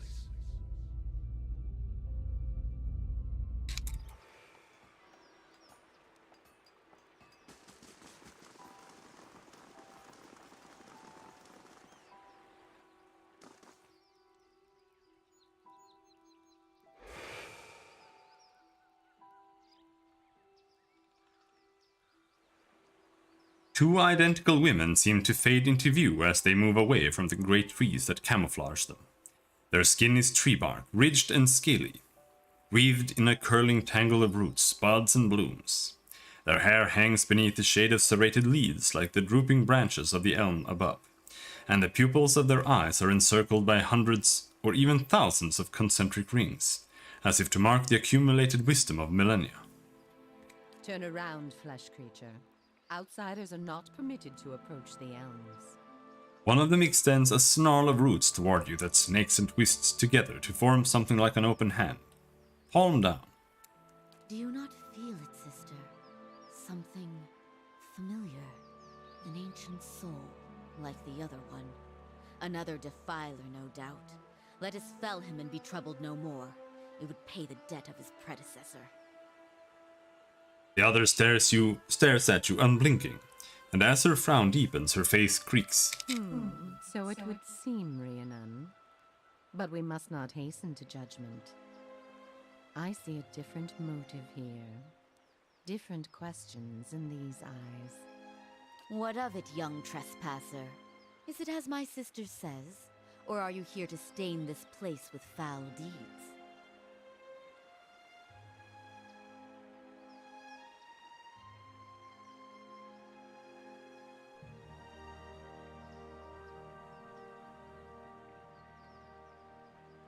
I seek a man who came through here. It sounds as though you already met him. There, by his own admission, Sheetha. Really, sister? And you wonder why your leaves begin to fall out before midsummer. Clearly that man did not want to be followed. Whatever the relationship here, I suspect it is anything but cordial. Rihenwen opens her mouth to respond, but all that escapes her knotted lips is an exasperated, rustling sigh. Sheetha turns back to face you. What do you know? Lightblight also seeks men? Okay. The answer is yes, old one. We crossed paths with Theos not long ago, and we can tell you where he went. But I find it curious that anyone would seek him out. Suspicious, even. If we are to help you find him, we would know why.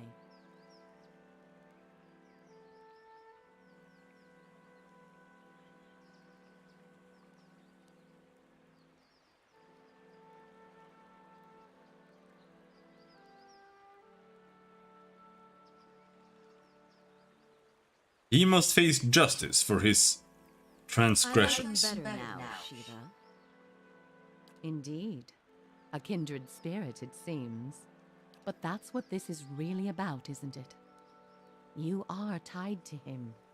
Jita glances over at you and then her expression changes, as though seeing you for the first time. I see it now. You are awakened. Your soul is awake and something once buried deep now wells to the surface. Past overwhelms present, closes in around you. Your time has nearly reached its end. Just need to get to Theos. I'm sorry to tell you this, but Theos cannot give you what you seek. Nor can any man. An awakening cannot be undone, any more than your past can be undone. What's she mean? I thought Merwald said... Aloth's face is rigid. This is permanent? Lagani's gaze flickers to you. I'm sorry. We did not come down this road together to be refused a passage by a pair of talking saplings. Maldito, there must be some way. So this has all been for nothing and I'm going to lose my mind? The soul is formless without a past to shape it. Did you truly expect to be able to wipe it away?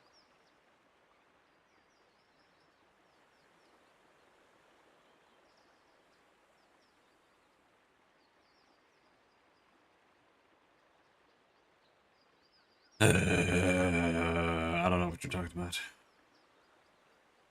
I'd rather have tried to put things right.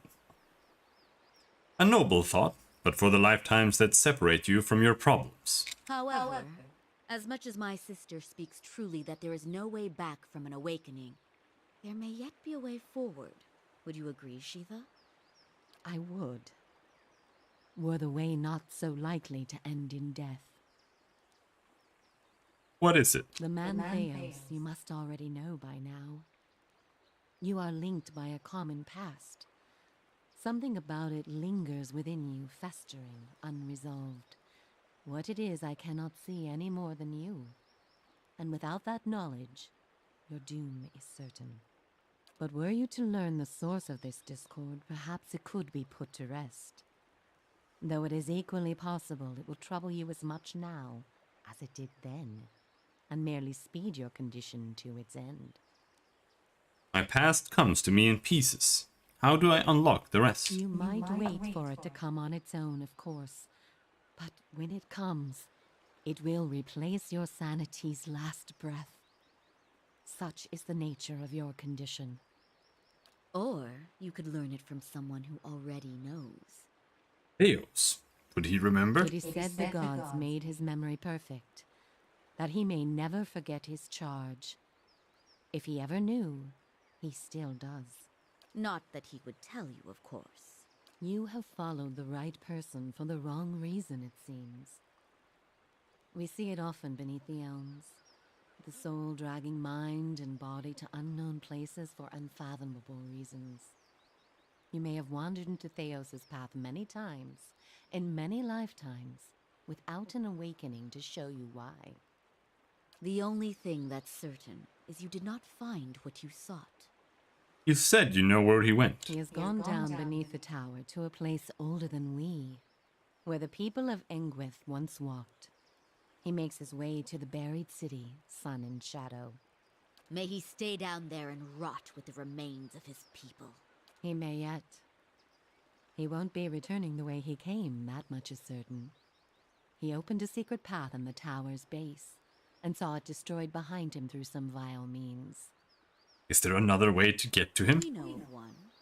On the burial isle, through the court of the penitents, Braeth Yaman. A shortcut, in fact. Don't be cruel, sister. The way my sister speaks of is not for the faint of heart. A great pit at the center of a forgotten court, where faiths were judged in place of crimes. To most, it is simply a gateway to death. With the help of the gods, it can take you where you want to go. What do you mean with the help of the gods? The pit is said to have been a means of judgment by the gods. Those cast into it are meant to die. It is that way you must pass to reach Sun and Shadow. The court is old. We do not know much for certain, but it would seem only the gods themselves can grant passage. What is this court? No more than a ruin now. It is older than we, a place for the trial of heretics. We were not here to witness it, but at one time there was a group that refused to acknowledge the gods. Neither the first nor the last, of course, but these were numerous and all put on trial for it. Those who did not repent were cast into the pit and imprisoned below. The fall killed them, of course. The prison was not for people but for their souls, and their sentences were eternal. It is said that many of the condemned repented and were permitted by the gods to ascend from the pit, so long as they pledged their service to one of them. But these are old legends. How would I ever get the gods to help me? Behind us is Ter Evron, said to pierce the shroud itself and a place of communion with all gods. If ever there was a time for prayer, you have found it. So the only way to get through this pit is to pray for help. Not the only way. Just the only one that doesn't end with your body impaled on jagged rocks. Who would I pray to? Any god you can, I should think. I would pray first to those gods you like best. I hope for your sake the feeling is shared. There's no other way? No.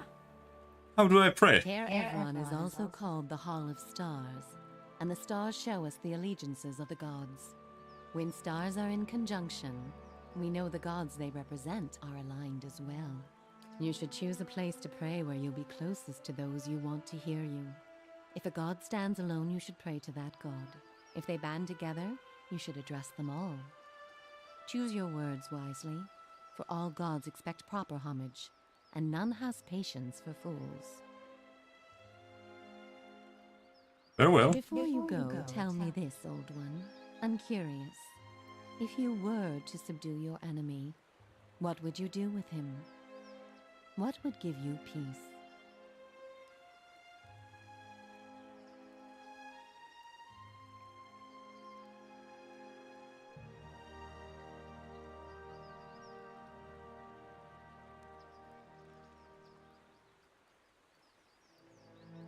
I wish to undo the harm he's caused. You would need to have twice as many lifetimes as he to repair his savage work. But perhaps there are strides you can make. All the same, think on this matter. Be assured in your course. In the end, it may mean all the difference, not just to his soul, but to yours. And be warned. Some questions have answers that can never be learned. And it is those that trouble the soul above all others. May you find an answer to yours. Okay. Am I supposed to go in here? Pray to the gods in Ter Evron.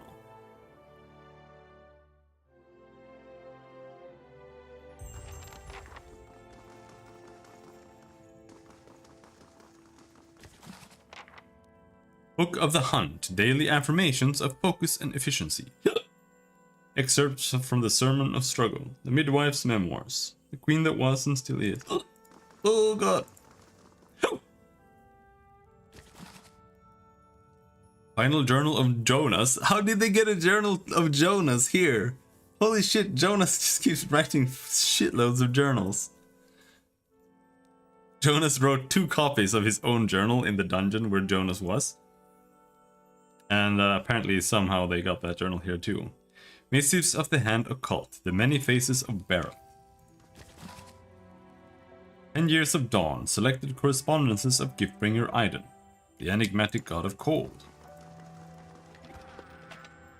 Luminescent Adra Shard. Shattered and charred stone blocks. Shattered and charred stone blocks the path, the passage into sun and shadow.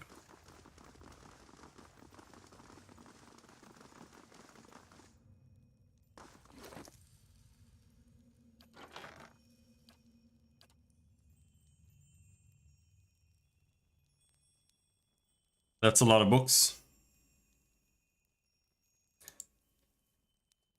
Many Faces of Barrow. How fitting that we know the god of cycles, doorways, mortality, and inevitability as Barroth, while the Vailians know this very same god as Sirona. For if nothing else, Barroth teaches us that duality exists in all things. There is life in death, and death in life. Embrace this duality and you honor Barroth. In the ruins of Glanfath, Barroth is depicted in the form of two semi-skeletal figures, one male, one female. Bunen I Anku and Anku I Bunen. Completely unpronounceable. Literally, life in death and death in life in the Glanfathan tongue. Male and female, inside and outside. Life and death, we often think of Barroth by imagining two sides of coin, or the two endpoints of a journey. It is said that Barroth has the most petitioners of every god, and this likely true. Who amongst us has not prayed for the cycle to hiccup? Who has not in a moment of sadness yelled at Barroth to make an exception for our fallen loved ones? Barroth may not rescue our loved ones, but it answers our prayers in its own way, in its own divine way. Barroth is the god that makes life end in death, and it is also the god that makes death end in life. Barroth, Sirona, Bunen I Anku, Anku I Bunen, whichever of the many names you prefer to use, deserves our prayers, for it has given us the promise of life's eternal renewal. Okay.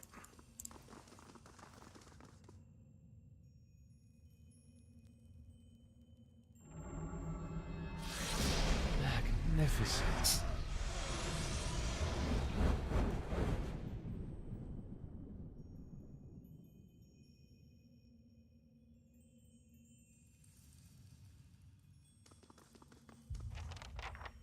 In the glittering stars of the nearby constellation, you see the grim shape of a skull. Its jaws are open wide, as if frozen in a silent scream. Pray to Barroth. You kneel before the shrine and prepare to recite the ritual words.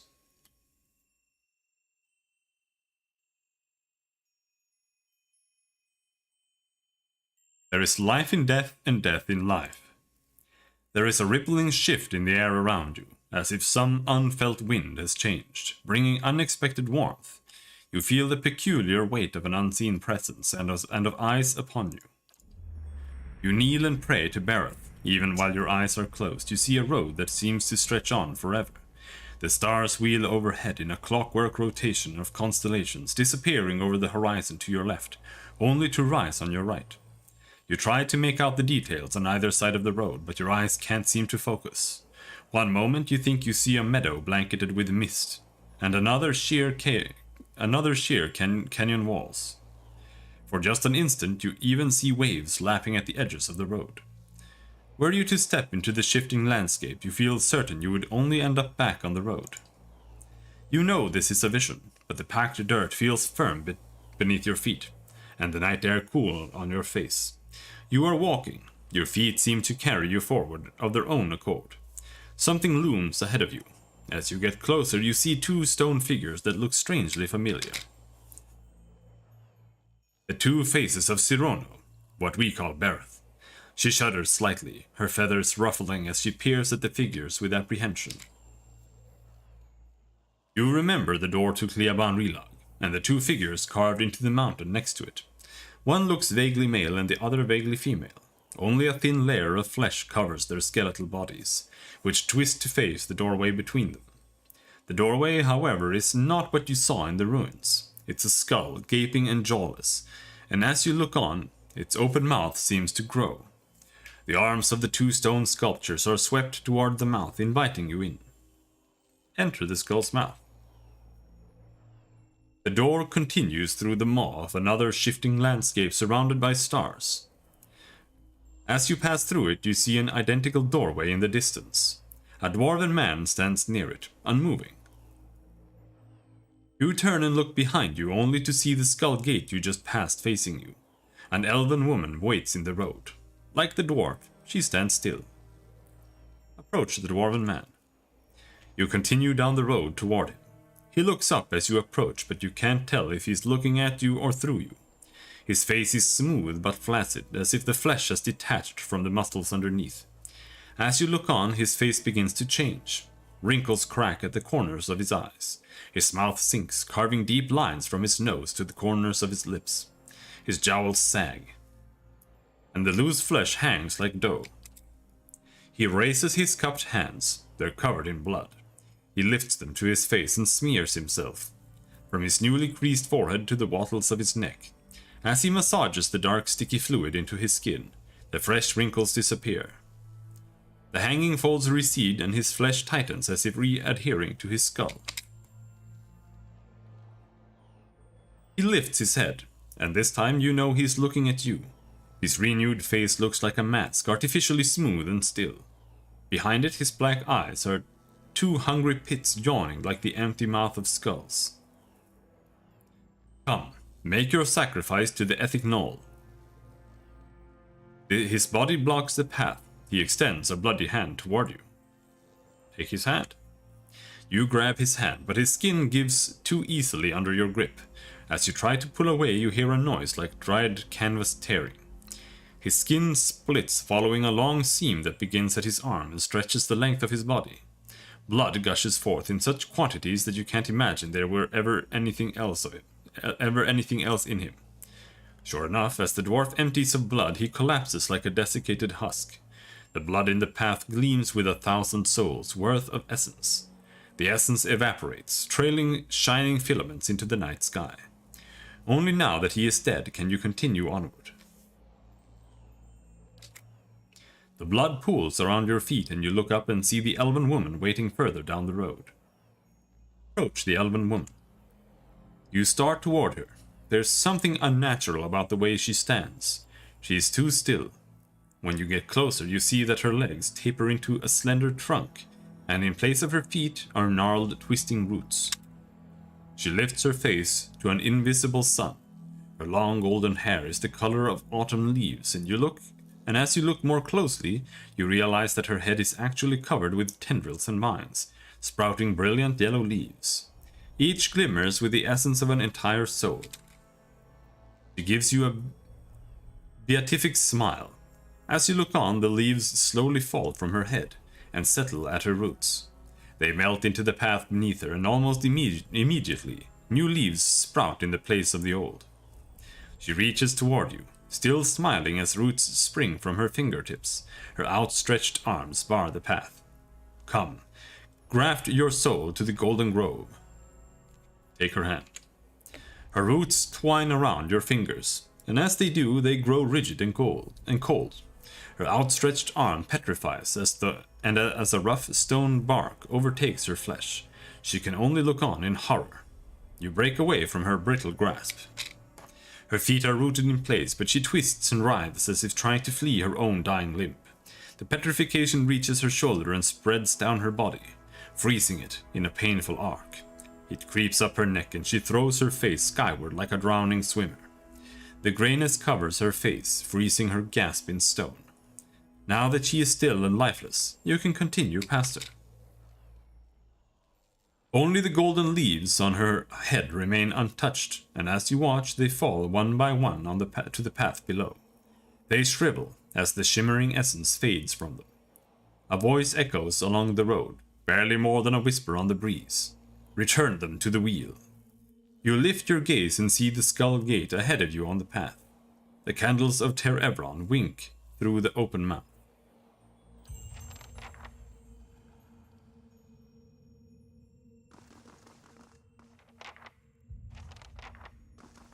Okie doke.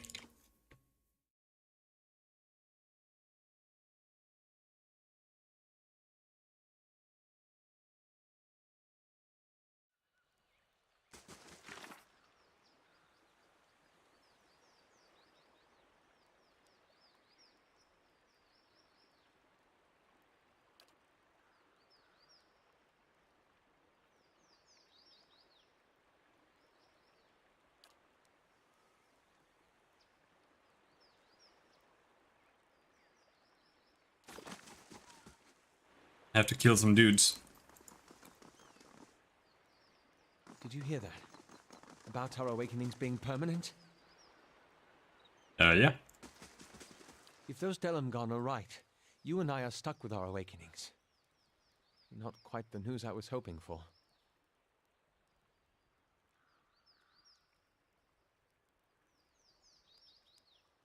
I'm concerned about you. How are you taking this? Oh, the knowledge that a barely civilized bumpkin will share my mind and body for the rest of my life?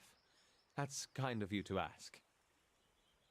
I'd always believed that Isselmere was an ailment I could cure myself of one day. But now, to think she'll be around forever.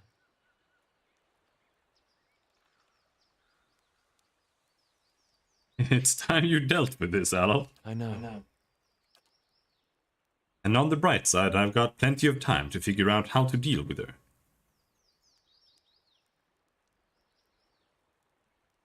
You've got to make that decision, Aloth. What do you think? I've been thinking about it a lot lately. About her recklessness, her unpredictability.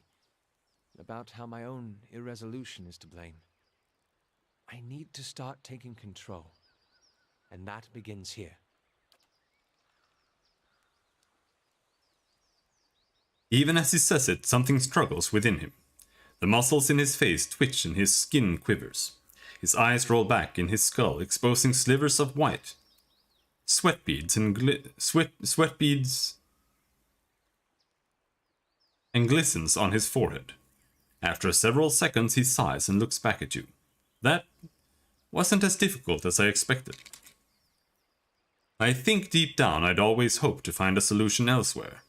When I was a child, I always thought my mother would come home with a mysterious cure, or that my father, without knowing it, could somehow send her away just as he'd called her forth. I can't pretend that I didn't spend years of my arcane training hoping that one of my instructors would have the answers somewhere in his grimoire. When I joined the Leaden Key, I hoped and believed that, with enough loyal service, I'd gain the ear of someone in the organization who could help me.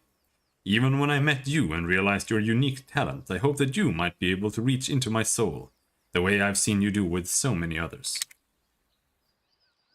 I've been looking for someone else to solve my problem, and now I realize that I've got to face it on my own.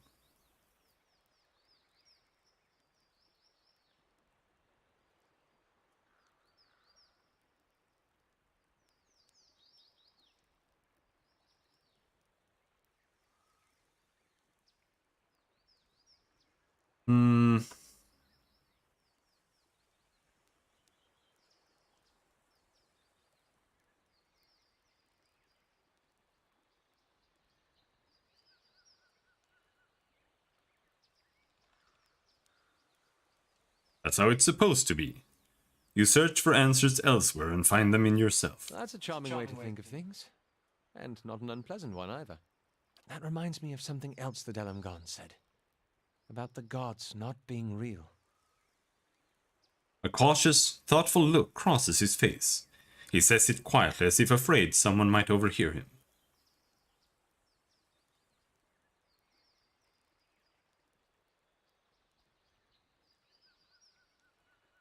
They did tell us to pray to the gods, so that can't be entirely true. Yes, I suppose so. Still, I can't help but worry at the state we'd be in if that was somehow true. If there were no power guiding us in this life and shepherding us to the next.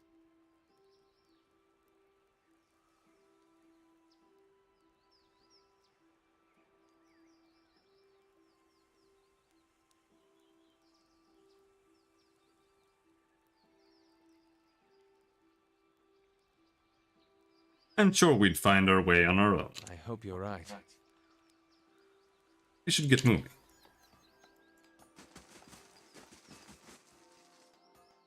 One was here. I know one was here. Boleda.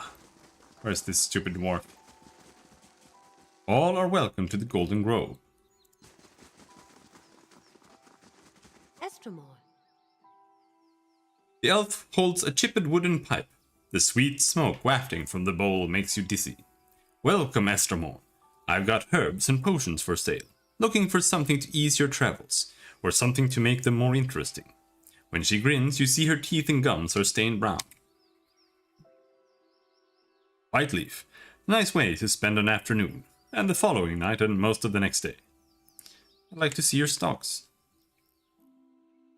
You have nothing.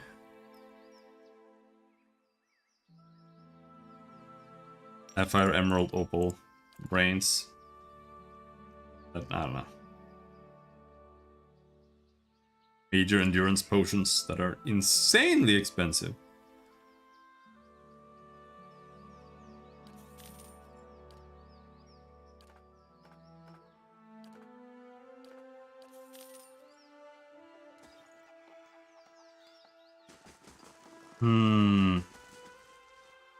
An elf with placid green eyes nods in greeting. Welcome to the Golden Grove, traveler. Builder's wisdom to you. Do you seek the wisdom of our herbalists or simply to bask in Retha's glory? Who leads your order? High Ovate Erona leads us. She sometimes journeys to Elmshore to renew her strength, however. She's there now with some of her closest followers, in fact. Erona is a mighty elm among us. She's lived for generations. There are none who understand the world as well as she, and we are fortunate to have her wisdom to answer our questions. I'd like to know more about Erona. Her eyes brighten. Why, you must meet her for yourself. She is wise and kind, and she has led our order from the beginning. Yet she walks among us and gives freely of herself. She turns her gaze to the great, twisting elms. That is what so many of us cherish about her. She is present among us in a way that the gods never are. Tell me about the Golden Grove. We are the Ovates, druids, philosophers, and students of nature. We gather here to share our knowledge and celebration. Welcome to the chat room. Okay, thank you, Twitch. She gestures to another elven woman standing near the entrance to the grove. Many travelers come to us for poultices and remedies. Bleda understands the cures and poisons of nature like no other. What do you believe? We believe that knowledge is found in the earnest exploration of the natural world. She tilts her head. We do not, as some have said, oppose the gods. We simply believe that we have found a brighter, more peaceful path than devotion. Apparently Twitch chat disconnected me for a while. Okay. That's where she is. What about this dwarf lad? Blood Sands.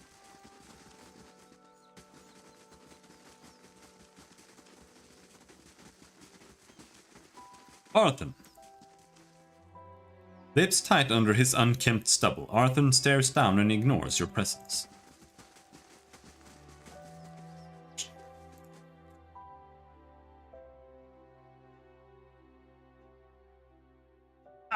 Oh. Poked my knee weird. Come to treat with the three-tusked Stelgar. Estremor? A grizzled old elf, his hair braided and dyed, stands at one end of the hall. His arms and chest are cross-hatched with the pale seams of scars. His crooked smile looks like another. It's not many Estremorn who are permitted into our sacred city. Bethel must be feeling especially soft today. Edir pays no attention to the elf and instead has locked eyes with the Stelgar in front of him. He whispers to you. Do you think he'd mind if I pet his Stelgar? Sagani lowers her head. Remember how well that worked out last time.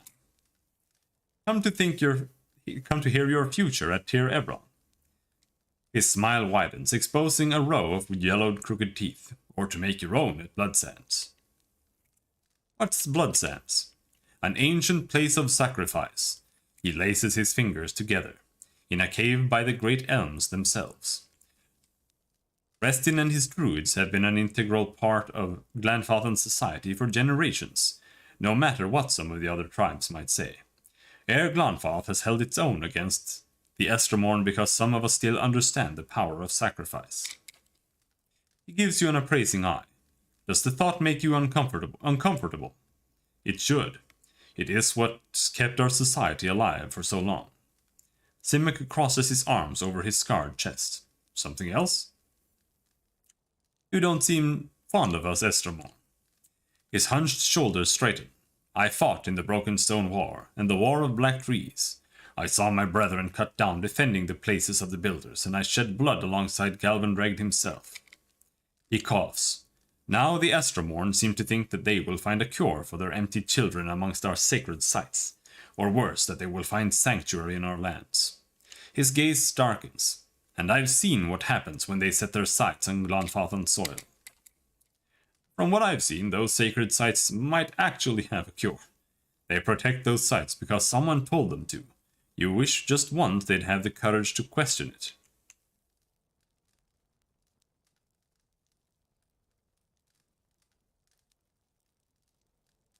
And this worries you? He snorts.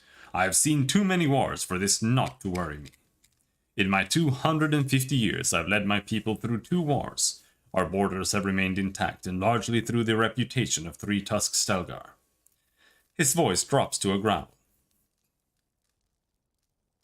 I've sired a dozen children, but none have been deemed fit to take my place. I care nothing for the legacies that obsess the Estramorn lords, but it is important that my successor continue this path. If your own children don't succeed you, what happens? Ordinarily, the Rio would turn to others in my tribe, to clan heads and their families.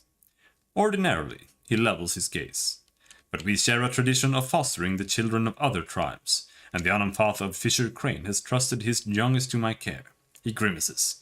And as none of my own blood are fit to take my place, the Rio will look next to his bog child, the kin of another Anamfath, and my foster daughter to take my place. Bog child? Yeah, pretty much. Bog child? His shoulders stiffen. I have nothing but respect for Fisher Crane, but their ways are not ours. The Orlands of Fisher Crane have lived in Thane Bog for 1,000 years. They are cunning and furtive by nature, which serves them well when they have swamplands to hide their movements. He crosses his arms, but this will not deter the Estramorn on open ground. I think you underestimate what a few stealthy archers can do. He points at the warriors gathered near the fire. Our savagery has deterred the Estramorn from further encroachment. They still tell tales of our deeds in the Broken Stone War, but if a child of Fisher Crane leads our tribe, we will lose that boldness, and the Estramorn will lose their fear of us. The child will be influenced by the souls of her ancestors. In times of crises, she will look to her kin in Thane Bog for guidance. No matter what I might try to teach her, it will not be enough. He considers you. There is a way you could help. Few have stomach for it, but I think you have the perspective to see why certain unpleasantness may be necessary. Say nothing. This Orlan girl has the soul of a leader. If it were passed to one of my own offspring, our tribe would remain strong. A Stelgar at Simuk's side scratches its massive head on the Anamfath's leg. He remains steady on his feet. The druids of Bloodsands have a way to do this, and they understand the importance of a strong line of succession for Three-Tusked Stelgar. Sagani scrapes around inside her ear with a pinky finger. I'm just a simple hunter from the tundra, so you'll have to slow down. You want us to do what? He gives you a key. There's a house in southeast Hearthsong, next to the river. The child will be asleep, and I've arranged for her to be unattended for a time. His voice becomes a quiet rumble. Take her and bring her to Keeper Reda in Bloodsands. She knows what must be done. When she presents you with the liquid essence, bring it back to me.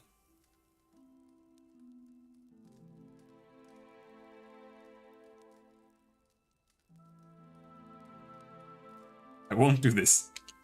I do not relish the deed, but 2 centuries of leadership have taught me that all things bear a cost. He nods once. Consider it well, Estramorn. I am not above rewarding those who are of service. Okay. Kinda weird, though. I'm gonna have to ask you to do that yourself. A young man approaches you with a swift and purposeful stride.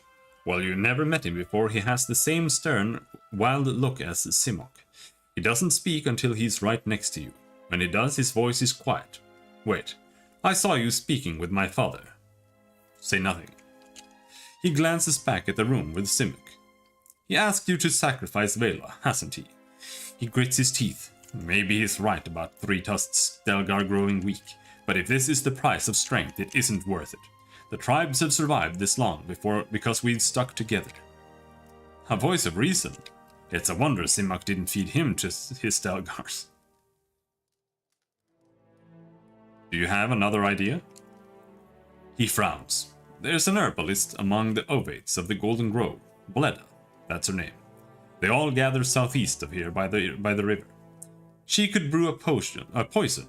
Simic wouldn't know the difference until it's too late. There's the family resemblance. You want me to murder your father? No, but it's better than allowing him to murder this child. Let me guess, if Simic dies, you're next in line. It's not like that. The Rio have already determined that my soul isn't strong enough. Whoever follows my father, it won't be me. There's an easier way to kill Simic, you know. His warriors would surround you in no time. Besides, it's simplest if this happens quietly.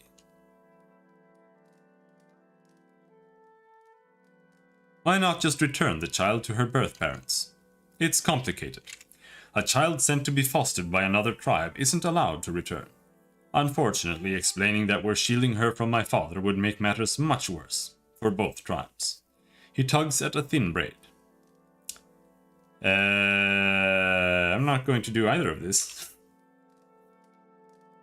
He scowls. I hope you don't have to think too hard about it. With another glance at Simic's chamber, he backs towards the door. I am warning you now, Estermore.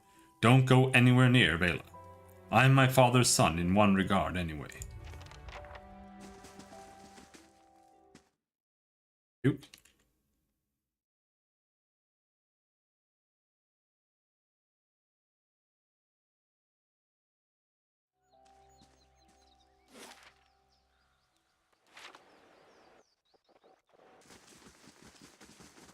I think we need to go to the Blood Sands. That's because that guy was made of blood, and he smeared his face with blood, and then he turned into blood. So I'm gonna assume that's in the Blood Sands.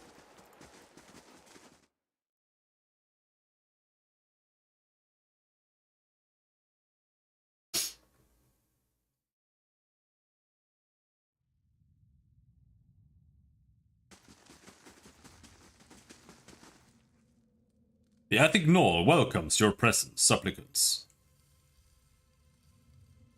A dwarven man stands motionless near the roaring fire that lights the cavern. Your sacrifice feeds the land, supplicants. Come forth. A gust of smoke curls around him, licking the charred flesh that bulges on his forearms.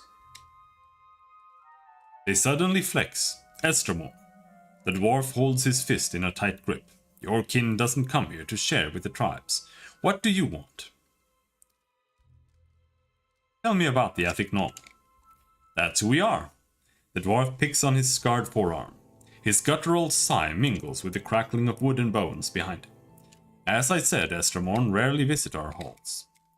Our order has thrived for generations. Before we came to Twin Elms, our rights fed the land of the eastern mountains. Now we share blood for Air Glanfath. Garrost opens his palms. Strikes of red skin run through them like flames. To everything that must end, our sacrifices bring a new beginning. He looks up. We sustain what's to come. Tell me about the sacrifices. Garrost spreads his stocky legs apart and locks his forearms. Everything must die to return anew, Estermore. Though the sacrificial rites, we offer supplicants the honor of giving their most precious gift back to their brethren, back to the land. The dwarf lifts his fist, thick and mottled by red scars. The blood gives us strength. Even the Glanfathans have come to depend on the blood paint. They brim with power before battle, all thanks to the sacrifices of their king. What's this place? The Glanfathans call this place Blood Sands. We call it home. The Athic Gnoll have tended the land from within the caves since before the arrival of the tribes to Twin Elms. Garrost crosses his arms. Be warned, Estermore. We bleed life to nurture it. Our sacrifices may strike you as savage, but the health of these lands depend on them, and it's unseemly for guests to insult their hosts. Goodbye. Remember, Estermore, you're a guest in these halls. Respect our ways and we'll tolerate your presence among us.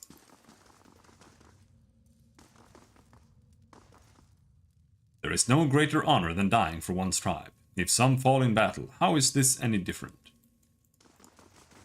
Maybe I just need to kill this random dwarf keeper. I'd be glad to.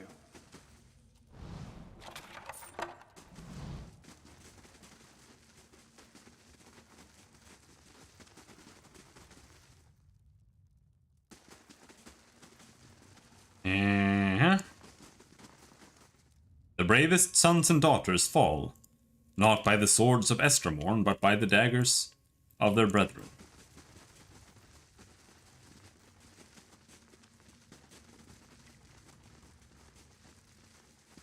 I'm so upset that developers don't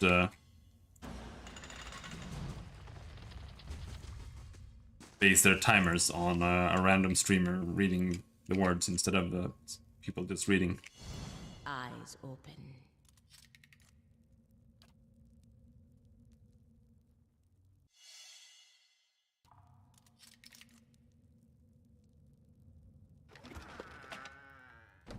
Blood Testament.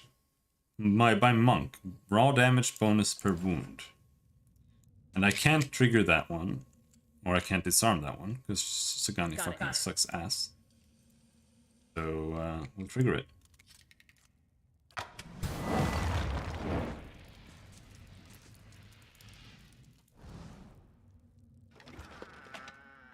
Quickness. 15% attack speed bonus. Right. That's kind of cool.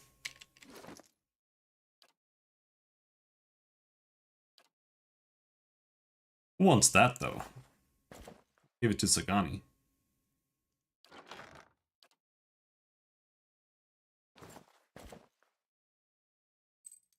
Might ring.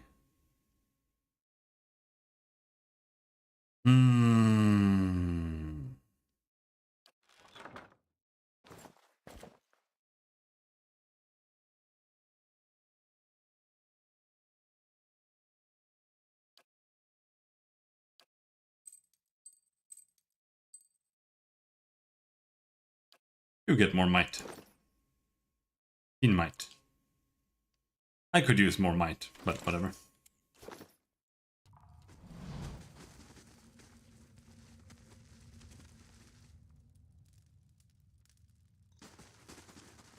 Oh, is it this guy?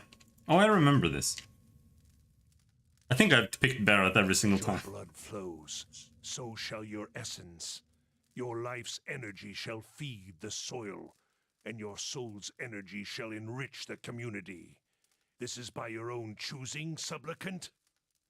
A dwarven man stands on a raised platform. Beneath him, an elf lies prone on a stone table. You get closer. As you get closer, you hear the dwarf speak in a gravelly monotone. Yes, the elf's voice is high but even.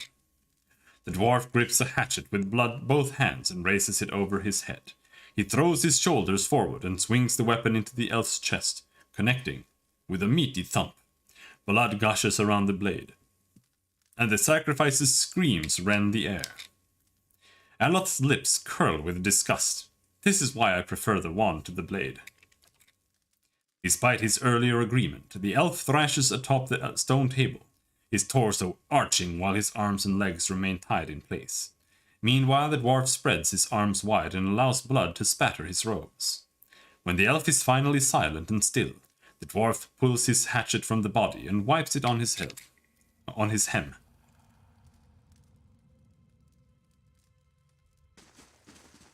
Hello, fella.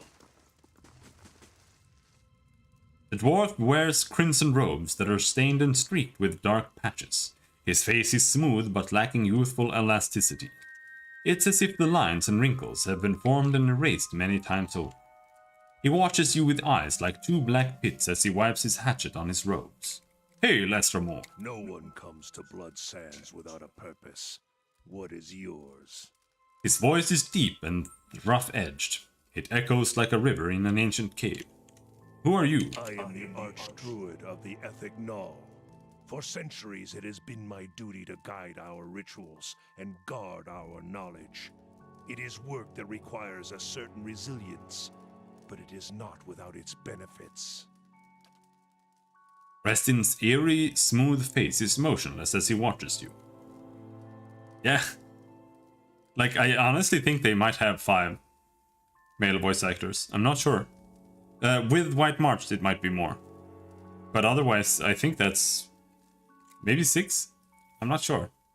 It's not much more than that.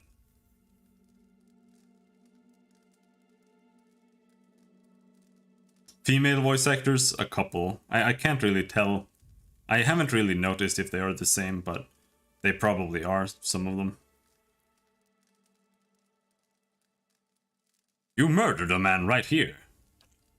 He lowers his head. Your simplistic morals do not apply here, Estromor. Murder does not enter into it. It was a sacrifice, and one willingly entered into. The survival of all things depends on balance. Give and take.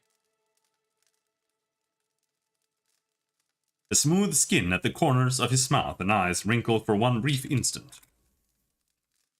This principle lies at the heart of all power. Expending something of value releases energy. Energy that can be channeled by those who know how. He tilts his head toward you.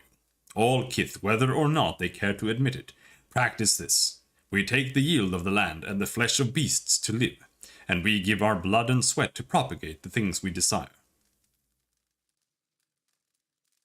That sounds brutal. He gives you a reproachful croak. The world is brutal. Nothing is gained by closing one's eyes against it. Better to recognize these realities, that they might better serve you. Yeah, I invite you to explore our halls and speak with our supplicants. One can learn much by observing the sacrifices others are willing to make for a greater purpose. He opens one hand toward you. The creases and nails are darkened and brown. Not all of our sacrifices are written in blood, but the most powerful are. Barroth believes it's time you paid your dues. Restin grunts. Then he can descend from his mighty pantheon and tell me himself. Attack. Actually, that's why I'm here. Since when do the gods send mortals to collect? You're much too talkative to be the usher. This is the trouble with deities. They meddle in a world that they don't even inhabit. I hope they've promised you something better for your next life. Worry about it. Down.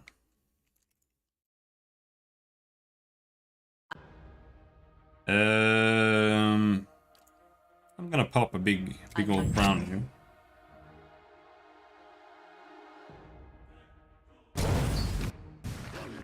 Oh, he's dead.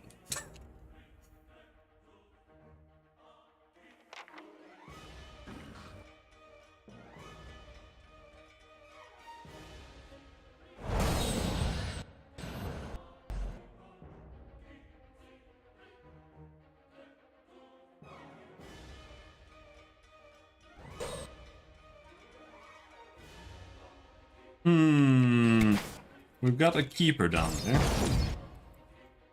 gonna go and dominate him.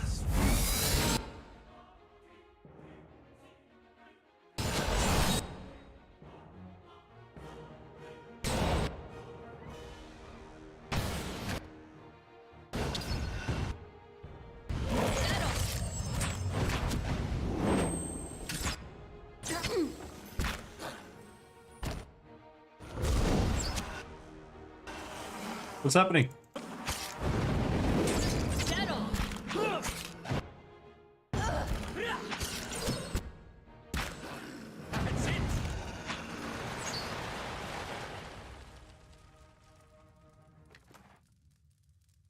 Purgatory unique saber. 20% of damage restored as endurance, plus 0.5 to crit damage multiplier. Is this the new Adir weapon? So it's still 4 behind, because this one is superb. So it's still kind of rough. 19 to 27, 20 to 29. It's got 2 less accuracy though.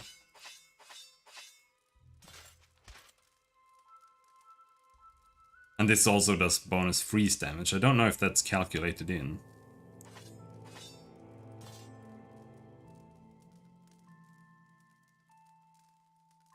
(11 to 16) sheathed in autumn. I think it might be. I'm not sure. No. Oh, Purgatory, that was the one. Though I think this one is better. Graces converted to hits.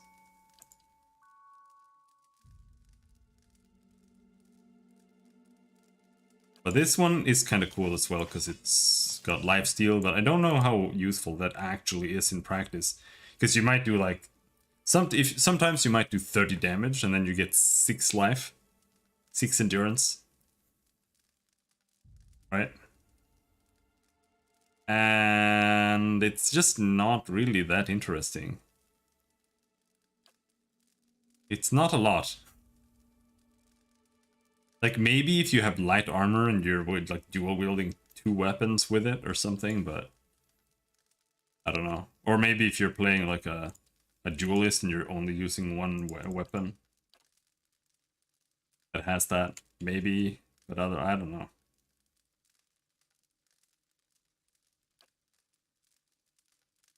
And this is just a fireball.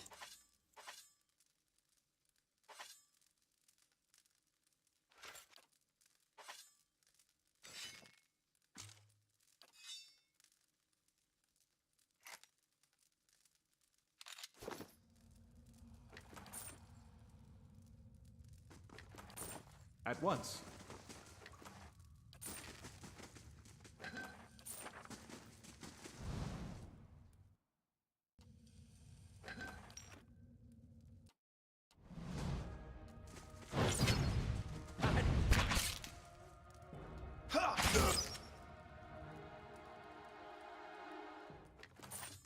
Now we have to kill everybody. Lavaru. And see... Well, okay, that guy was super weak. He only took 27 damage before he died. But I still think that the sworn enemy damage thing is pretty damn good. Lavaru. The sworn enemy is good, but it's just kind of rough to use. Now I want to use it. Now it's like the first thing I want to use.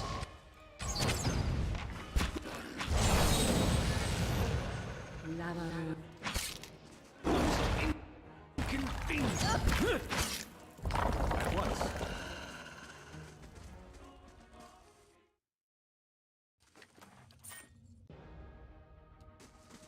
That's it. Lava.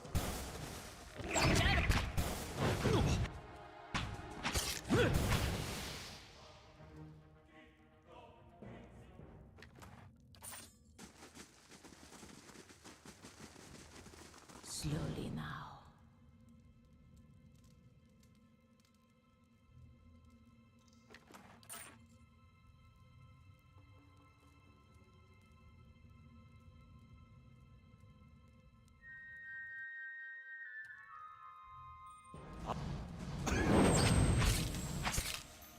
I'm here.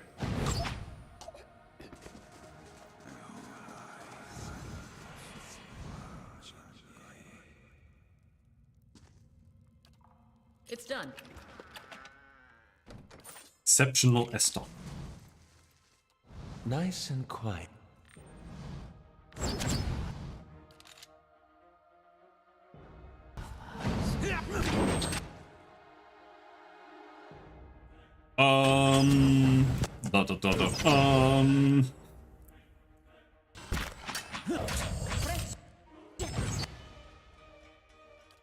It's to you to be.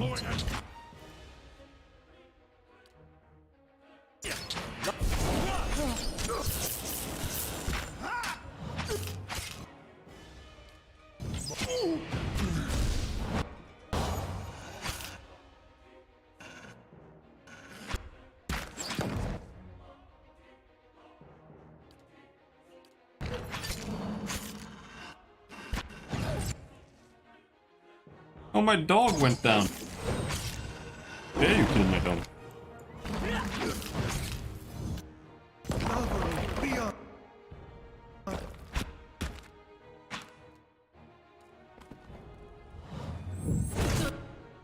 Blam!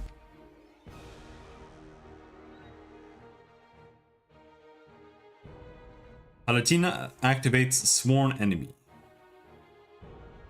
Deals 56 damage to Chanter. 1 graze, 2 crits. Sworn Enemy crits Chanter for 29. Sworn Enemy did 23, 23, 29, 11, 11. What is that? 75, 85, 90, like 97, 98 something. I think that's pretty damn good. That's it. Because Sworn Enemy also gets the damage gets the buff before it lands the damage, I think. The blood of sacrifice waters the soil of Air Glanfalth. Guys, don't you know? Bareth told me to kill him. Stop killing me.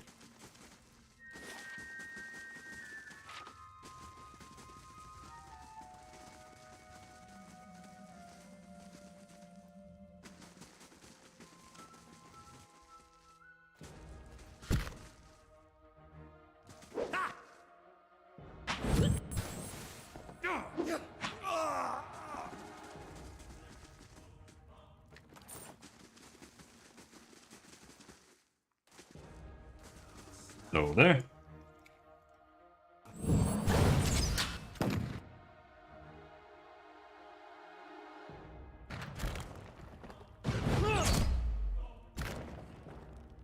And I do think fighters are really cool. Like if you play a damage fighter, like Adir, I basically just built him as a tank. So I just picked everything that makes him tankier and able to engage more enemies, etc, etc. So he's really boring. Like he doesn't have anything. But a real fighter has like a bunch of AoEs and stuff as well. Like charges and other attacks, so that they're actually kind of engaging to play if you play them as a main character in this game. Quite the opposite of in D&D. They're immune to slashing, okay. But I also have piercing. No, Adir doesn't have piercing, never mind.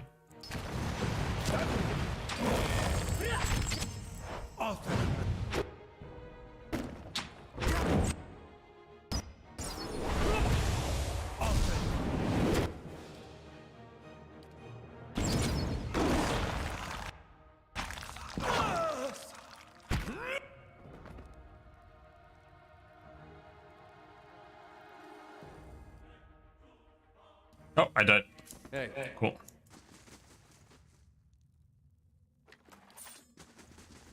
I'd be glad to.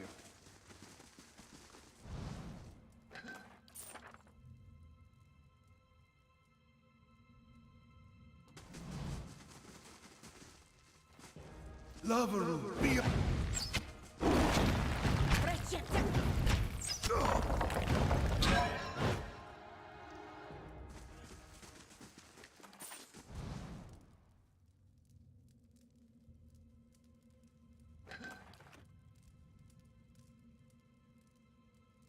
Keeper Burda. Burda's head turns to you, but she seems to look past you through clouded eyes.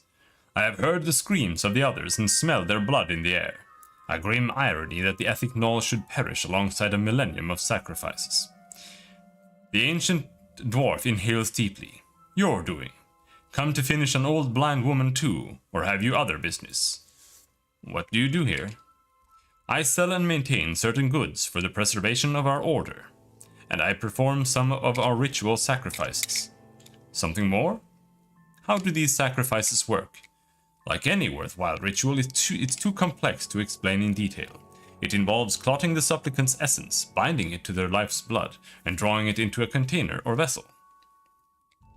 Tell me about the Blood Sands. This is the raw, bloody heart of Air Glanfalth, where some come to give their essence back to their people. Her dry lips bend into a sardonic grin, where others seek a noble escape from their trials. The legacy of the Builders to the tribes was not merely order and stone, but a sense of community, and it is here that Glanfalthans come to sacrifice what is most precious, even their own lives, to preserve it. I'd like to see what you have for sale. Flask of War Paint. I don't want any of that. However, assuming that nobody starts crying, I should kill you. Just... I feel like my character is just so off off target now. Barely even care anymore. But that felt like the best solution to the other problem. Kind of.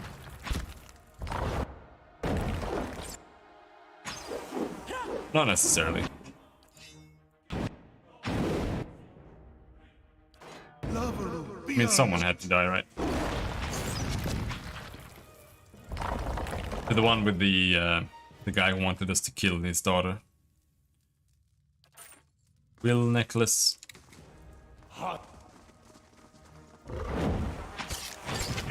Where is my dog? My dog isn't here.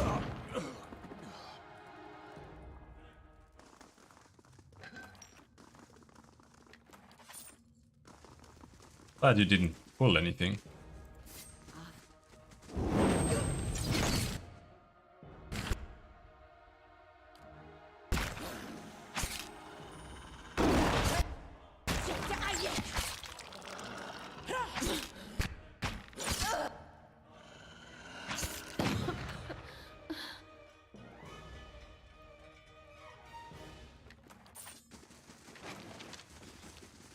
Pistol did 70 damage. Pretty nice.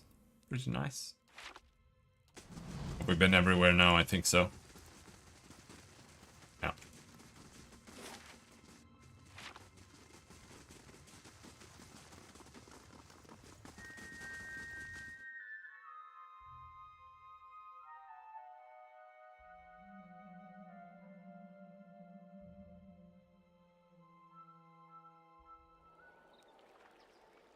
You have lost reputation with Ethic Knoll. Yes. Major. Okay.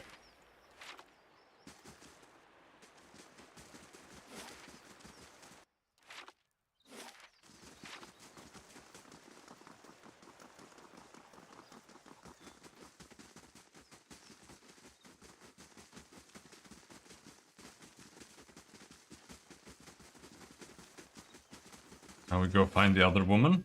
Elm Shore. I think.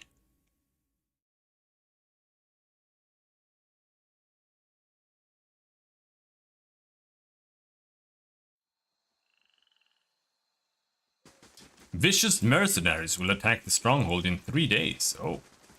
We'll have to go back and deal with that then.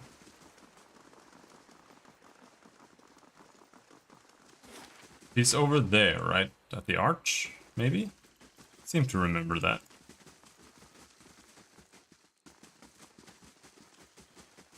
I remembered wrong. Is there something else here? Oh yeah, there's a circle over there.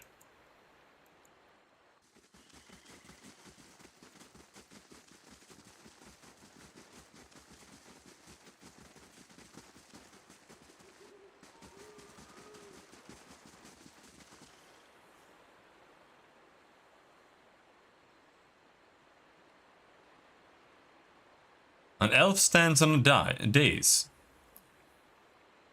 Days. Dice. Dias.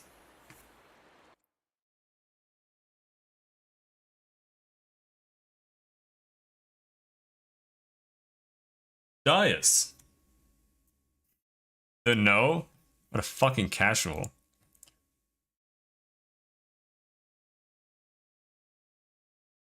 Vivaldi, lower volume. Dias. Dias.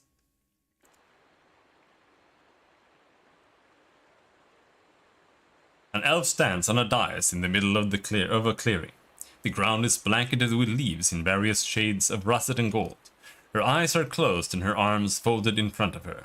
A curtain of autumnal yellow hair hangs in front of her face.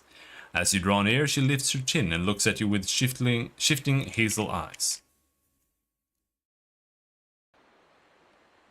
Greetings, Estremor. You are among the Ovates of the Golden Grove. They brighten from dull brown to vivid green. Her voice is as soft as a breeze sighing through the trees. And you are? I, Ovate, an ancient elm among poles and saplings. We have taken root in the same soil, and the others grow in my shade. Their roots nourish my soil. My branches give them shelter. Together, we grow.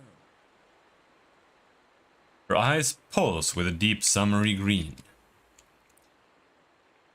Your essence churns like an eddy in the stream, Estermore. Speak the questions on your soul.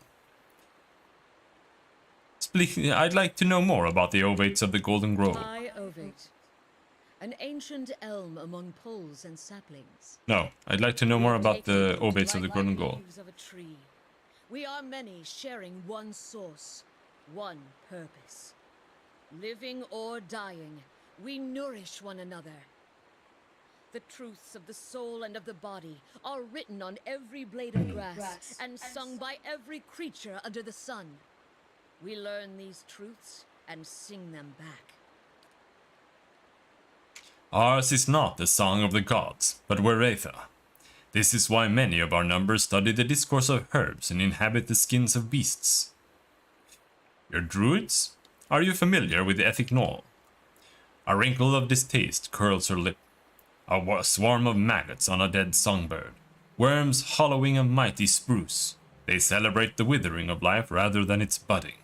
They see strength from others instead of accepting what Weretha freely gives. Her eyes dim to a blackish brown.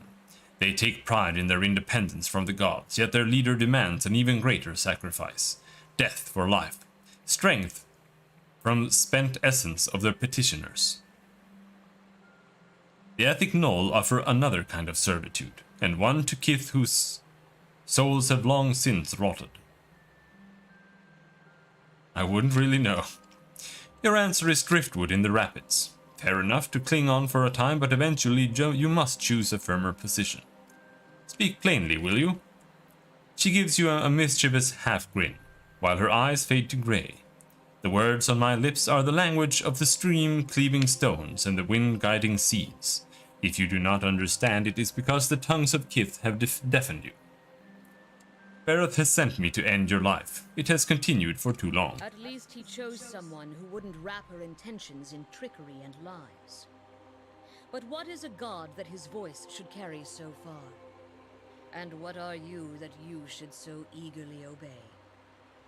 The gods only have dominion over what we seed, and you would cede matters of life and death to them. It's that or trust your neighbors. If you had my neighbors, you might think twice about that.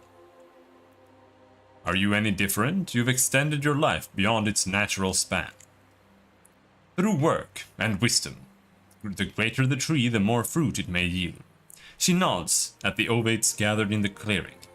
They are vines climbing an ancient elm into the sunlight. My growth sustains them, should our harmony fall prey to a god's jealousy. Thought that was just you talking? I don't know. And where exactly would she lead them? She is blind to the limits of her own wisdom. Your growth stunts theirs. They learn nothing apart from you. If this is what you demand of the other ovates, you're no different from the Ethic Knoll or the gods. A storm of protest brews behind her color's shifting eyes. She says nothing for several seconds, but you see the fury slowly drain from her face as her eyes fade to the brown of dead leaves. Finally, Erona lowers her head. Your words carry truth and shame. It was never my desire to diminish my followers, but I can see where perhaps my roots left no room for them to grow. Very well, if my season has ended, then let me pass with it. As she closes her eyes, the warmth and color drain from her body. Her breathing slows, her ashen skin stiffening with a dull patina. When the last sigh that leaves her lungs, cracks carve their way across her flesh, dividing it into hardened ridges. Within seconds, Erona has petrified, her bark-encrusted face turned toward the ovates below the dais. Didn't even have to kill her friends.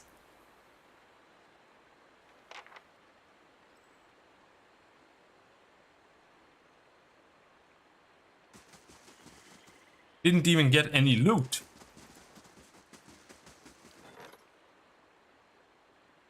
The hunt for Neden's remains proved difficult, as the Glanfathans lied incessantly to cover for those who were responsible. And Orlan Brishelgwyn helped Kana sort the truth out, eventually recovering every part of the dead murderer's body. Oh. Though the Glanfathans were more than willing to lie about what they had done, none of them turned violent when Kana and the Brishelgwyn confronted them. And Ananfath ordered the Brishelgwyn to bury the body in a new location that was less well traveled than the paths near Cleabanrila. Upon returning to Caed Nua, Kana realized that the Ananfath had never asked for Neden's ring finger to be returned. Major spellbind Mind Lance of Constitution +3. Okay. Ooh. Among the kind wayfarers, in the event that a member of the Order dies of natural causes, it is customary for the Paladin to request burial in a dangerous place that is difficult to reach. In fulfilling their lost comrade's request, the other kind wayfarers forge new paths that others may more easily follow. When the elder Paladin Adram Delphar died, his brothers and sisters set out for Red Flower Lake in a remote eastern part of Red Cirrus, but they never reached their destination. With so few kind wayfarers left in that part of the Eastern Reach, the Order has reached out for assistance in recovering their comrades and helping see them to their resting place. Okay, Kana. I'm here.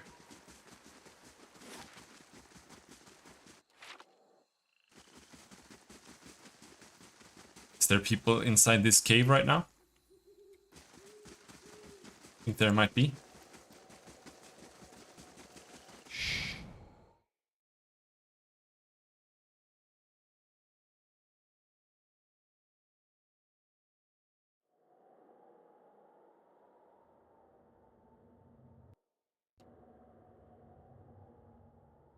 Not more ogres, come on!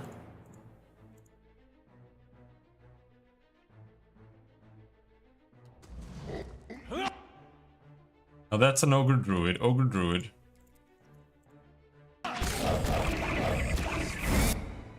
Mind bend that, brother.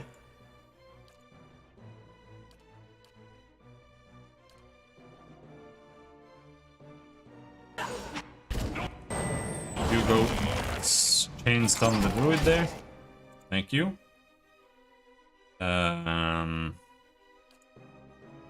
What if we terrify them? That cool?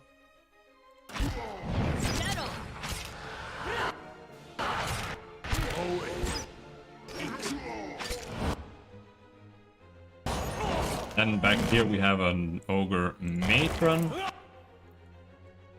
Go for her. Sworn enemy.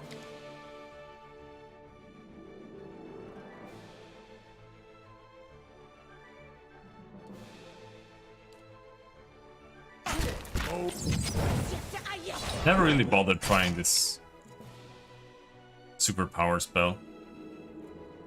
+10 might. I don't really know how much damage that makes her do. 42.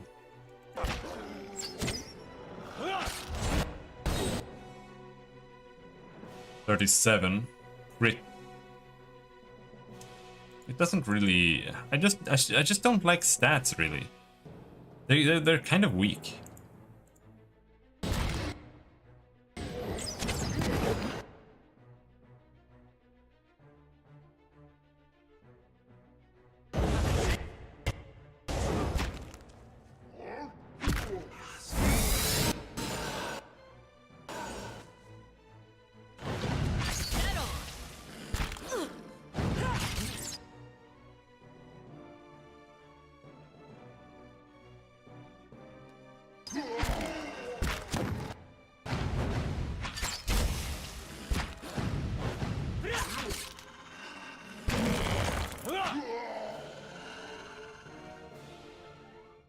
But this was just the normal encounter, right?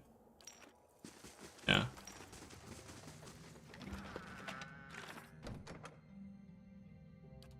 Where are they?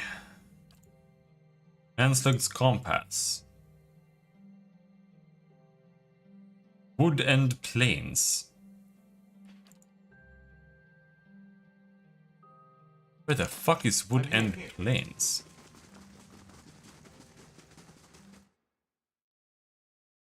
Is that the first first map? Or is it there? Right. I'm here.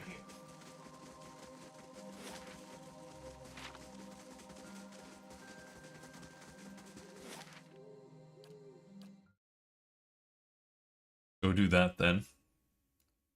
Then we go to Searing Falls, see if we can find that greatsword.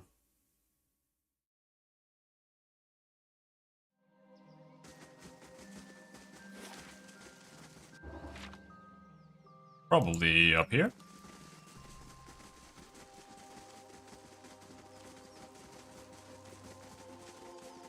Margren's fire casts light in dark places.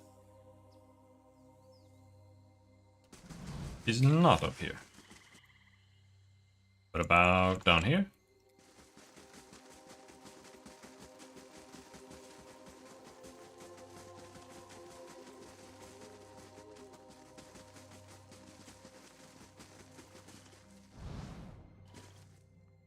There we've got some dudes. Yes.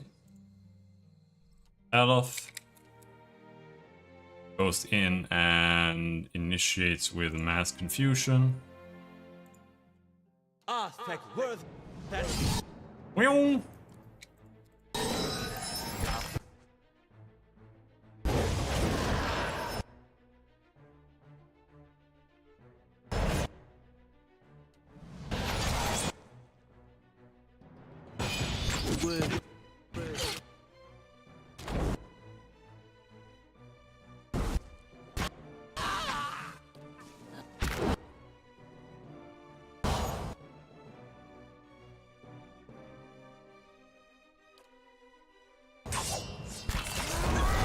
Oh.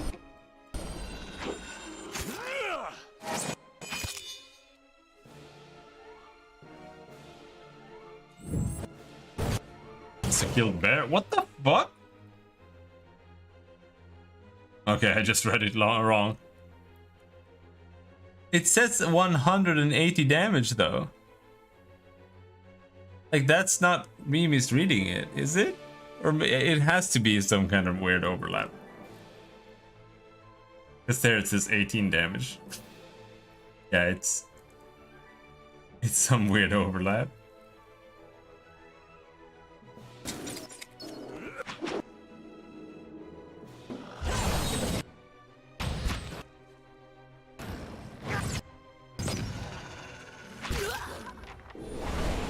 The Parable of Whale.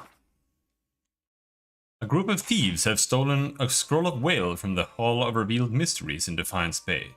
The High Archivist Grimda wants me to track down the thieves and recover the scroll. That was ages ago. Minus 50% poison effect tick rate. 50 disease effect tick rate. Grants Sunbeam, 3 per rest.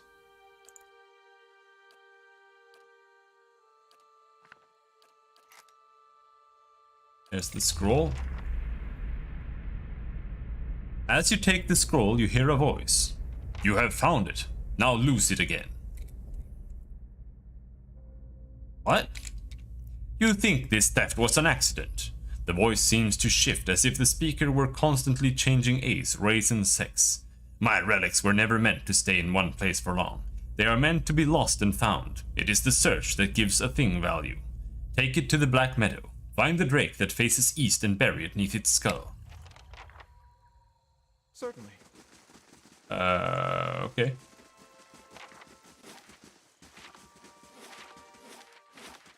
Oh, we had something more here.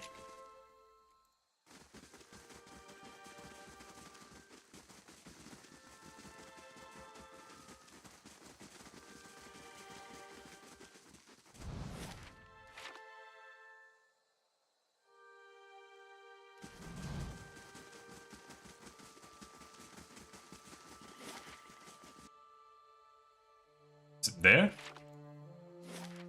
Maybe it's just out on the plains here.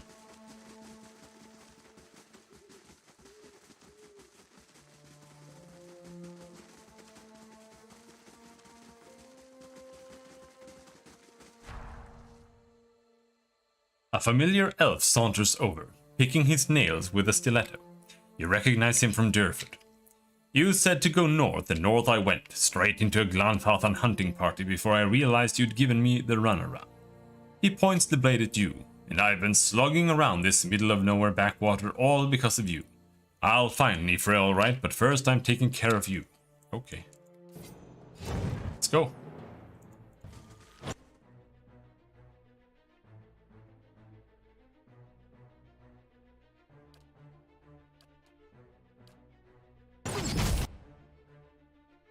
Give me that blessing. I miss.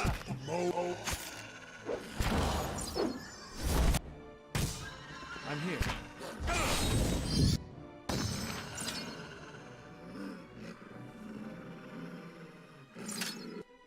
Oh, that's a dead animal companion.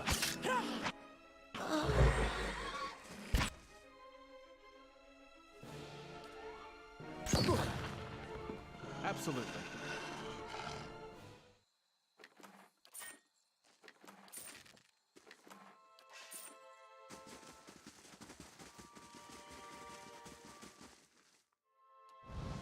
Elder Lion. Be discreet. Elder Bear, Elder Lion.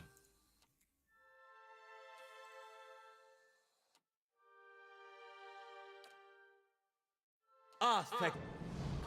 Assessor.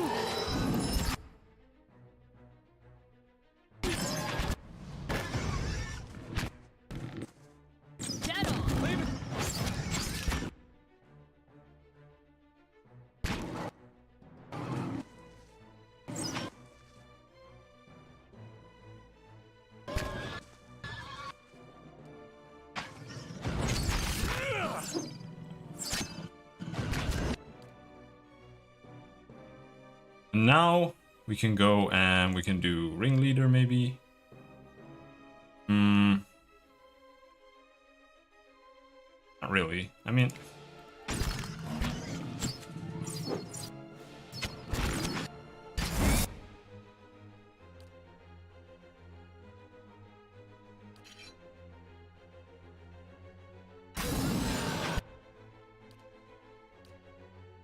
I'm here.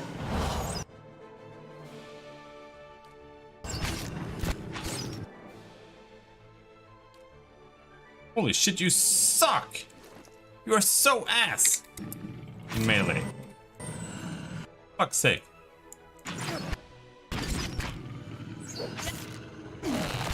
There we go.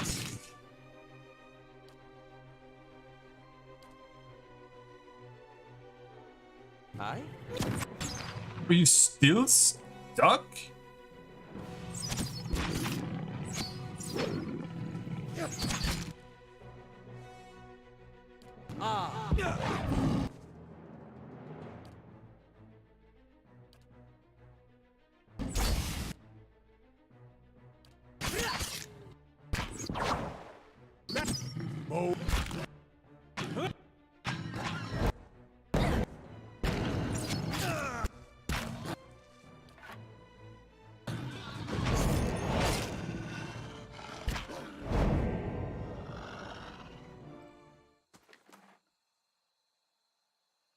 Superb attack, superb accuracy, damage, and more attack speed.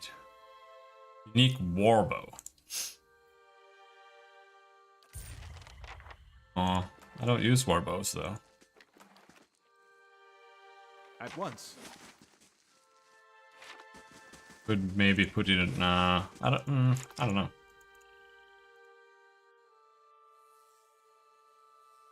I still want a ranged weapon on a deer, just in case he like gets stuck at some point. But I was kind of just intending on putting guns on them, just so they have something that they can use.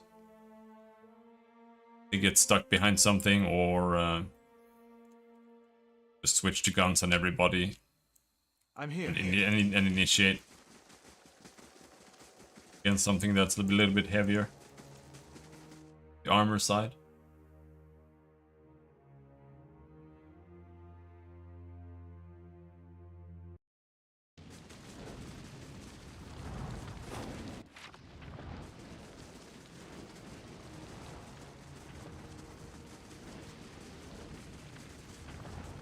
I shall be discreet. Well.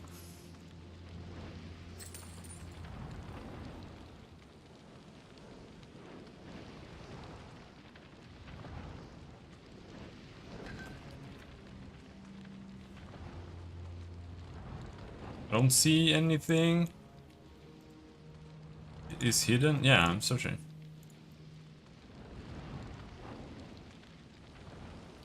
Right. Might not have enough mechanics. Her mechanics are shit.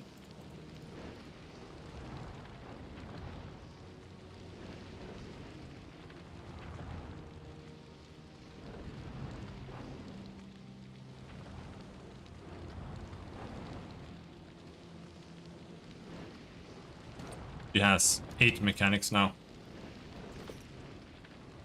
That should be enough, I imagine, but... I'm here.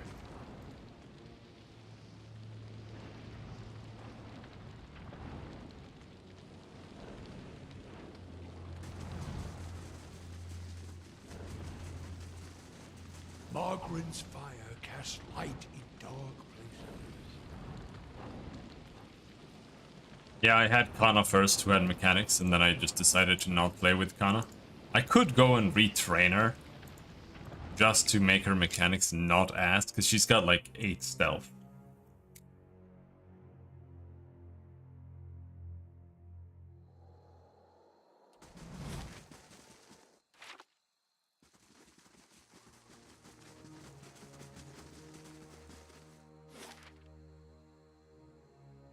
Now we need to go to Cadnua?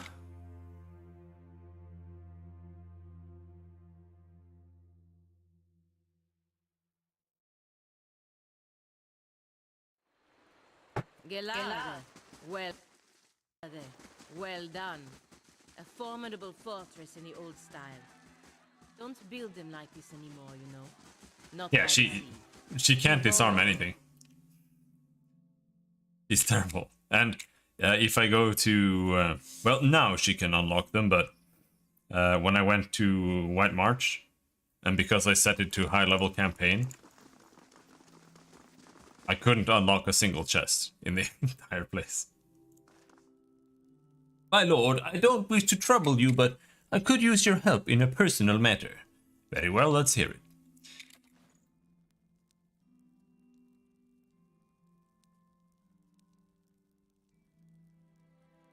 This is harder to say than I thought it'd be. My name is Odena. I fought in the Saints' War, same as most of my kin. I followed orders, no more, but between one thing and another, I guess I made a reputation for myself. They call me a hero. Every street I walk down, I get handshakes and comments. The dozens, they act like I'm some figurehead for their schemes. The things I've done, I don't get much sleep. The last thing I need is all this attention. All I want is some peace. Please, you're the only one I can turn to.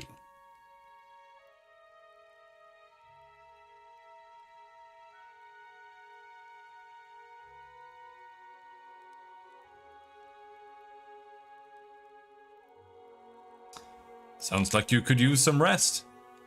Head out into the woods, you mean? I won't find rest in Defiance Bay. Seems like half my neighbors are in the dozens.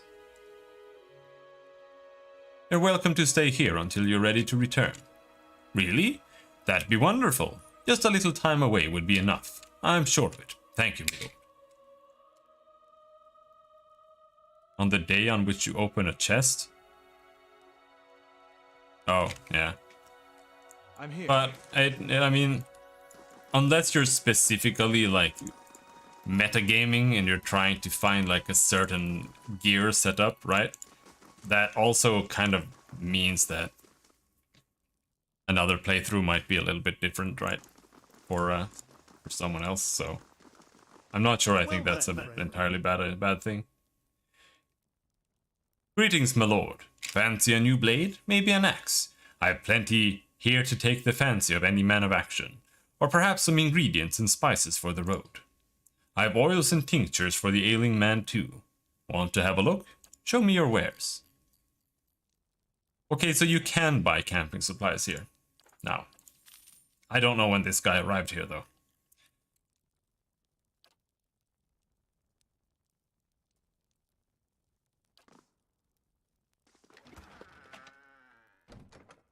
Alright, shitloads of trash items, give me.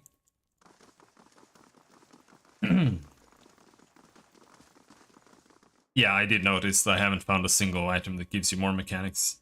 I found survival, athletics, lore, etc., but nothing mechanics so far. I must say, I'm impressed. I'm here.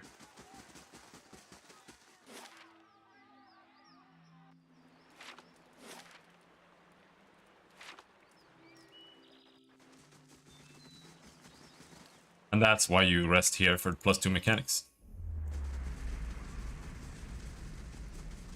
We could go back now and try. I'm gonna save.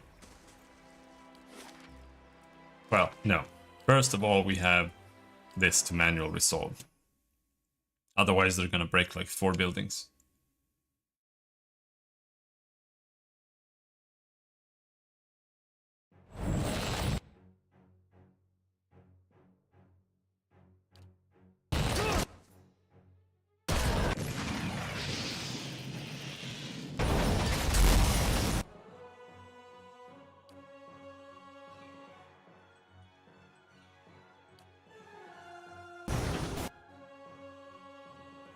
Lafaru, be on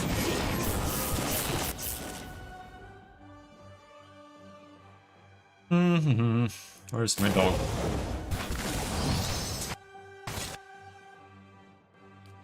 That on my dog.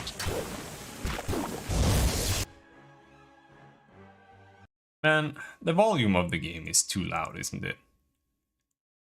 I've kind of been wary about it a little bit.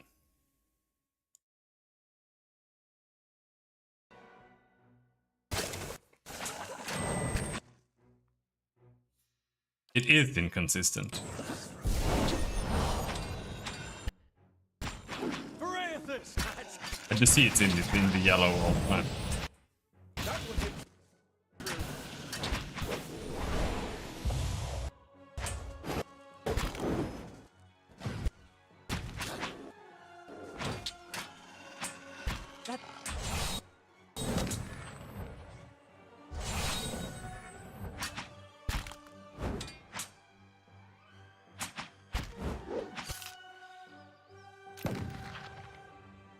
I'm here. So annoying that you don't get to loot there. Now I have to run back.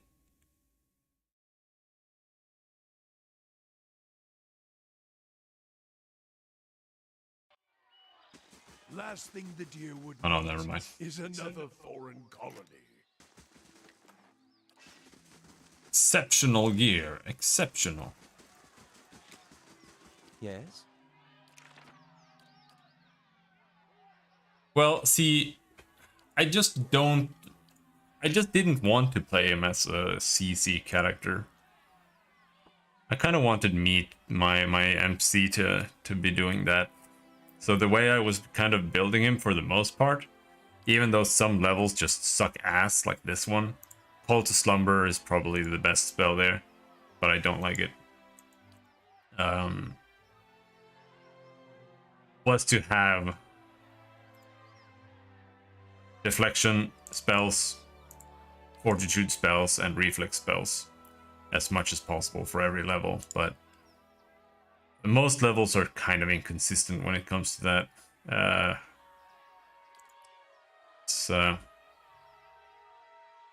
Never use any of these.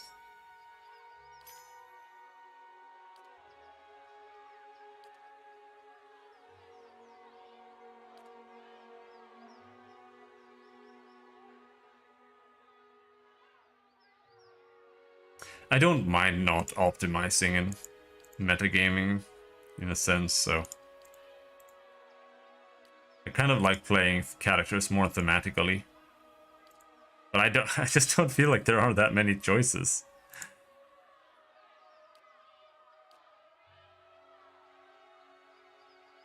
Mage does most damage with weapon. Well, I don't know about that, but they do quite a lot. Like, the scepter isn't a bad weapon at all.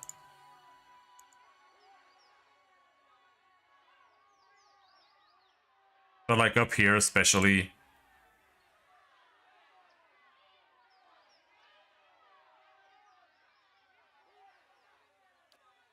Wait, don't I have level 8 spells? No. But I thought I had level 8 spells. Wait, hold on. Let's go through the books here.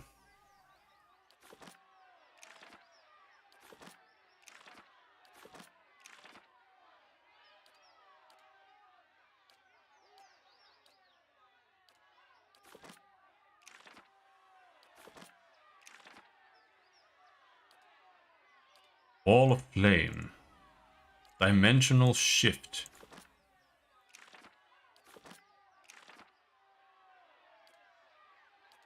Something something. Bitter Mooring. Wall of Force. Flame Shield. Kakarot's Minor Blight. Kakarot's Minor Blight.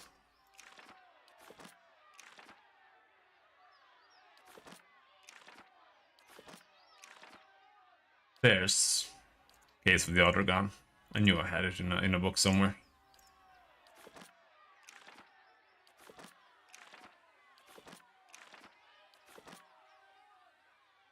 I'm never gonna play Path of the Damned ever.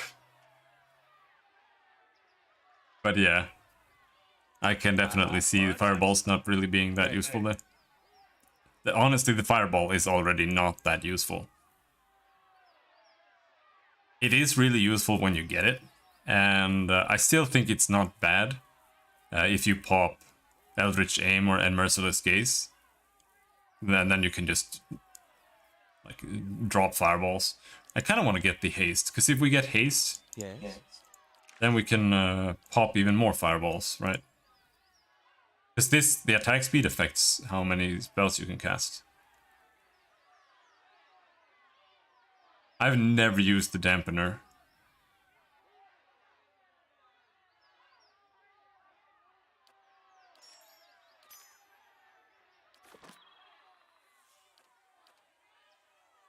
Because then you can... When there are a lot of enemies, you can just stand there and you can just nuke, nuke, nuke, nuke. Hello, Maddox. Mad DXO. How's it going? Certainly. I don't know if that was meant to be Madhouse.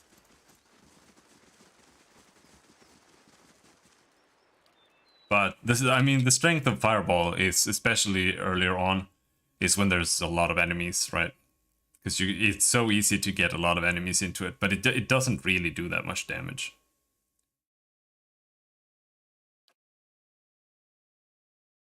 I don't like these spells. Like both the Death Ring and Minoletta's precisely piercing burst. I don't like them at all. Blast Feet gives you a party-friendly AoE attack that with bonus damage from Dangerous Implement plus Deleterious Alacrity of Motion for faster shooting plus Kakarot's Minor Blight to turn each attack into an elemental attack. Yeah.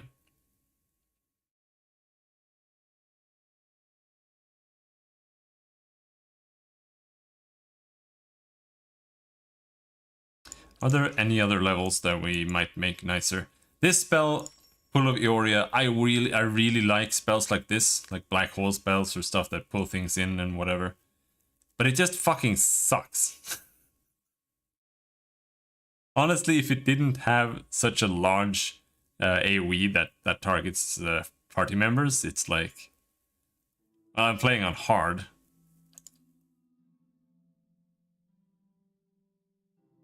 But I guess compared to Path of the Damned, that's basically normal.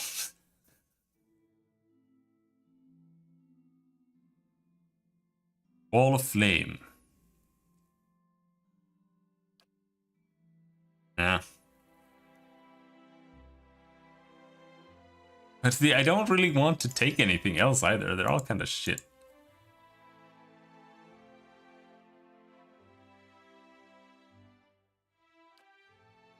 Dimension Shift, kind of okay situationally, but Confusion is really good.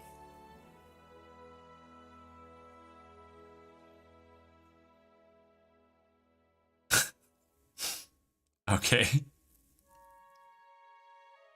Yeah, this one is not bad.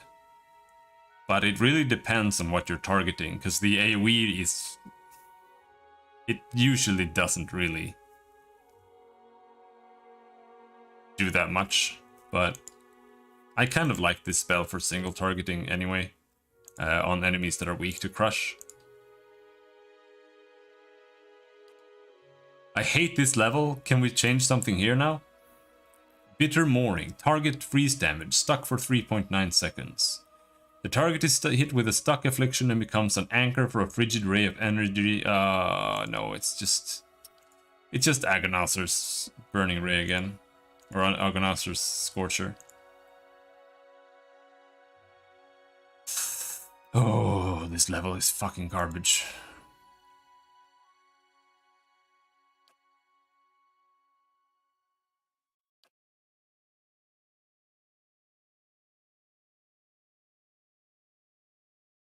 I don't like it. It's not bad, but I don't... That's just not what I wanted him to do. But like all the other spells are just so ass.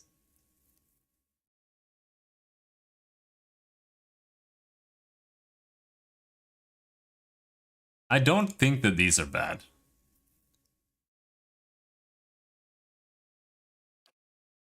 At least not on hard.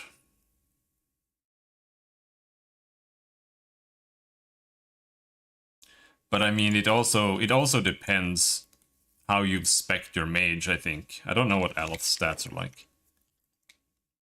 But 15 might. I mean, that's still some, I guess. Yeah, I know, but it depends. Like I said, it depends on what you're targeting. Can't use it on something that absolutely has real DR from it. But sometimes enemies have like 5 DR to piercing or whatever, and then it's not that bad.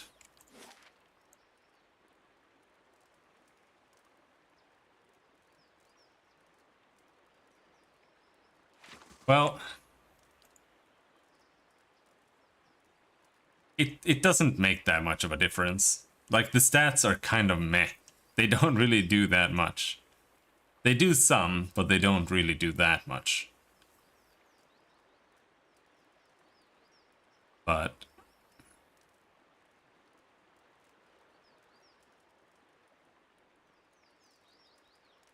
they don't do that much. It's not nearly as much as any other RPG, or like especially D&D.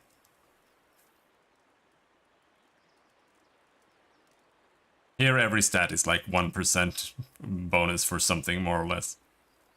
Except for the AoE and duration.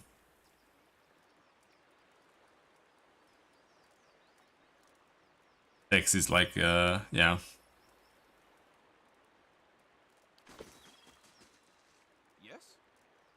In D&D, it's more like if you don't have 18 strength, then you just can't play fighter at all.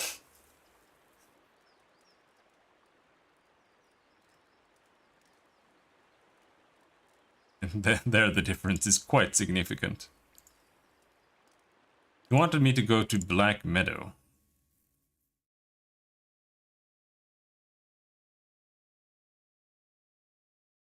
The difference between...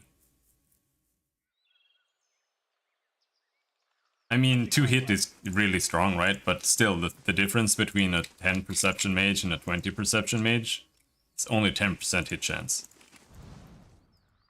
Which can matter a lot, but it's still... It's only 10% hit chance still.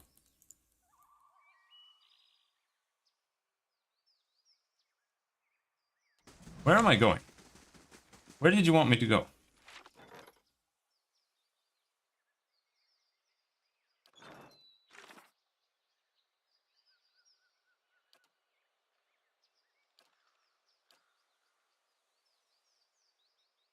Skull of the Drake looking east. This one?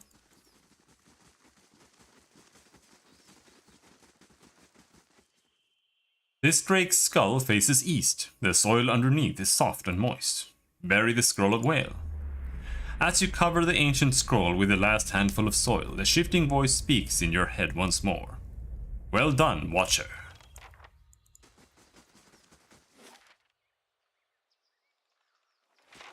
Where are the other?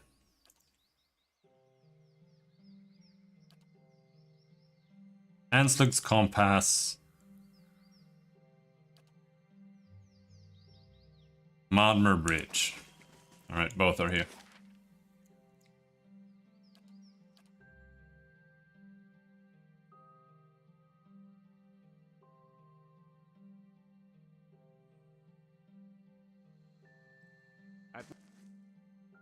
Hello. Once. I wish they would load you in formation. It's kind of weird.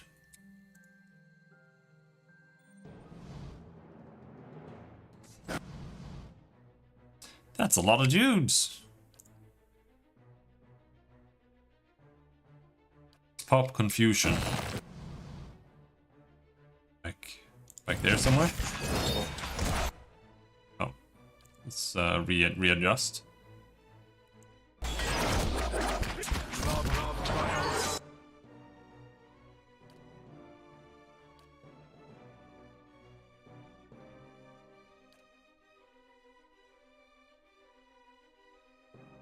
Galen Dalgard.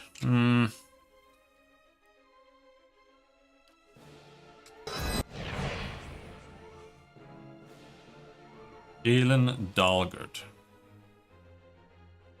You. Everyone's like knocked down and stunned and shit.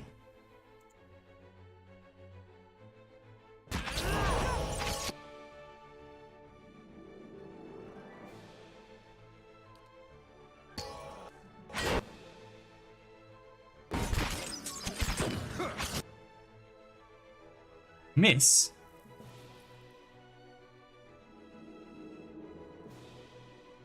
Yeah, I know, it sucks. And also, like, if you look at this spell here, grants a single ally temporary immunity to the charmed, dominated, paralyzed, petrified, stunned, terrified, and weakened affliction. You can't cure charmed or dominated with this, because it only works on friendly targets. So you have to use this one.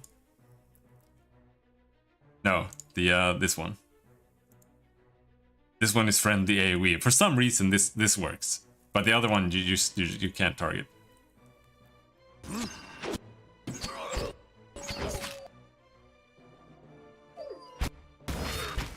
But like, for all my gripes with this game, I still think that they did a really good job on developing the system.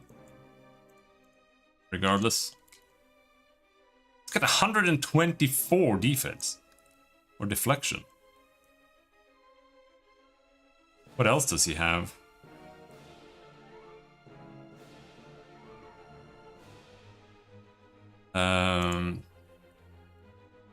That goes against will.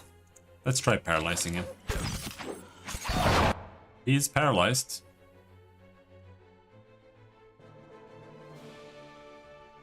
Let's go for him.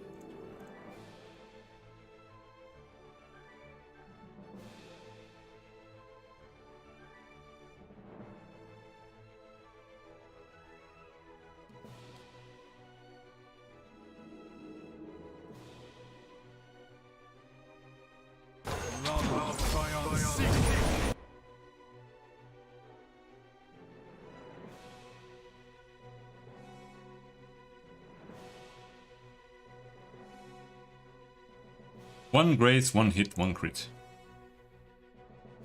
Yeah.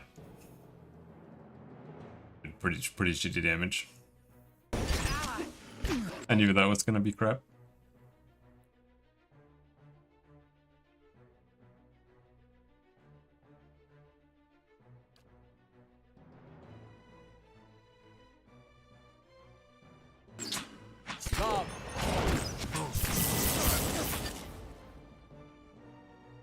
Yeah, how long does this last? 39 seconds. Oh, cool. Let's try that one.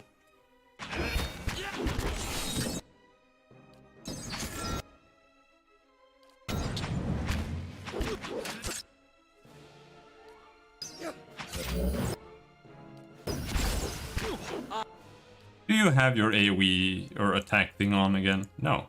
So why were you attacking? You fucker! I hate when they auto-attack when you're trying to do things.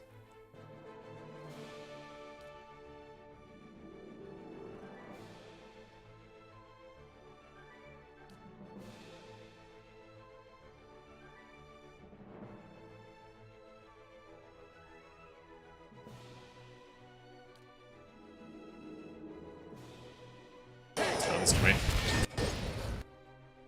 I don't know why you ran so far and still didn't cast it. Game is just mocking me right now.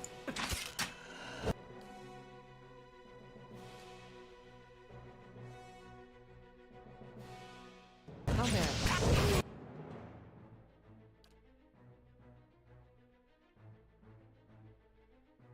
Oh, they're dead.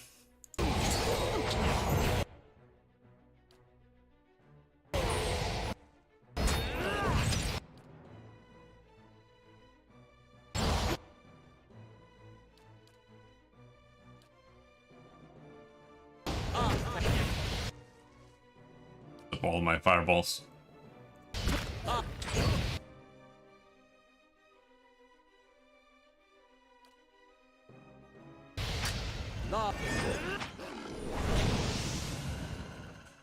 Know what's happening right now.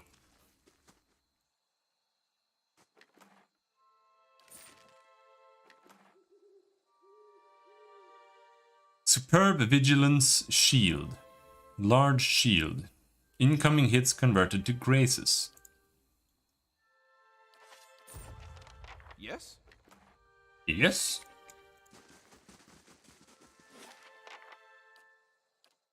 Now there's only this one left.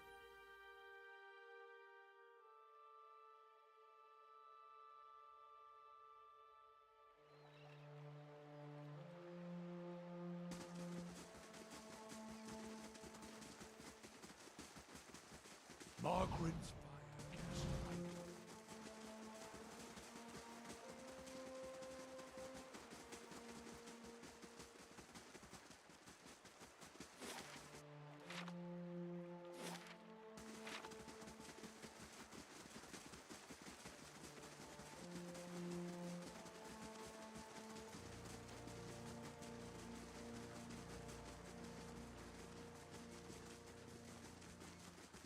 The cave?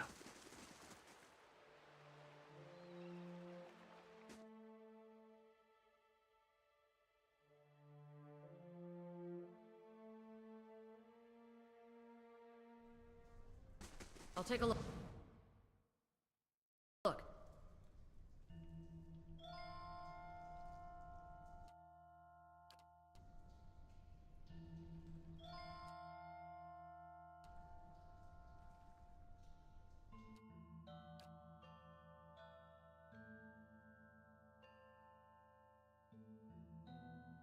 On.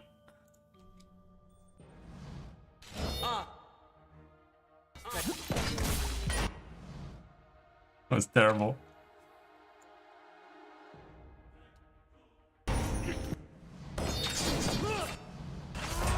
That was really, really terrible.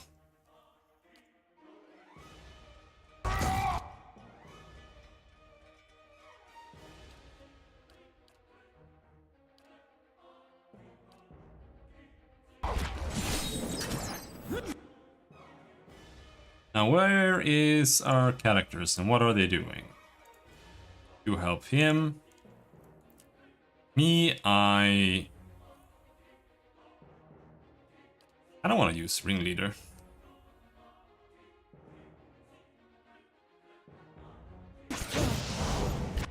Even though maybe that's a bad idea here, because I just used Cleansing Flame on them. But it doesn't last that long.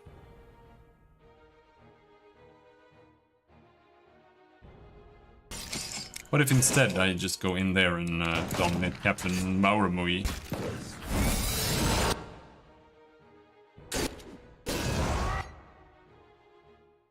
I like dominating the boss.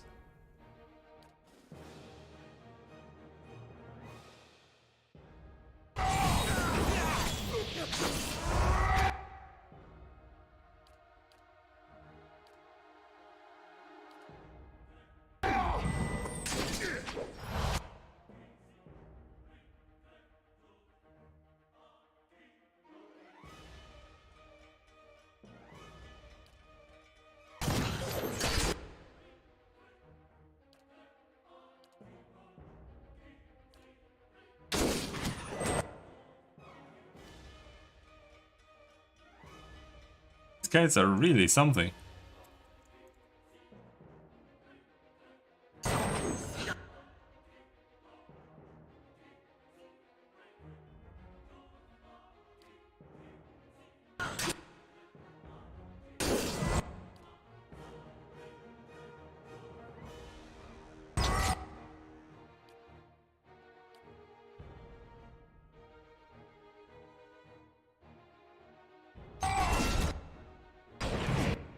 And the dog is down again. How?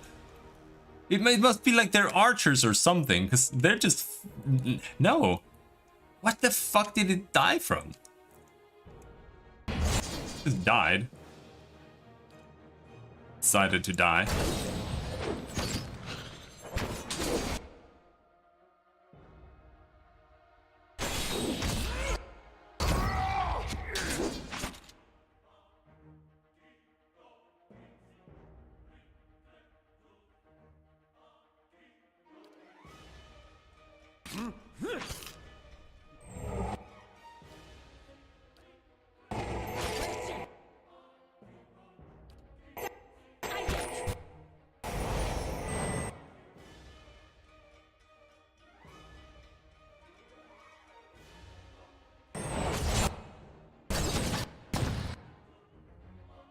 The shit, why is this guy so tanky? He's a fighter. The boss is dead. This guy is fucking immortal, so I'm just gonna make him my friend instead.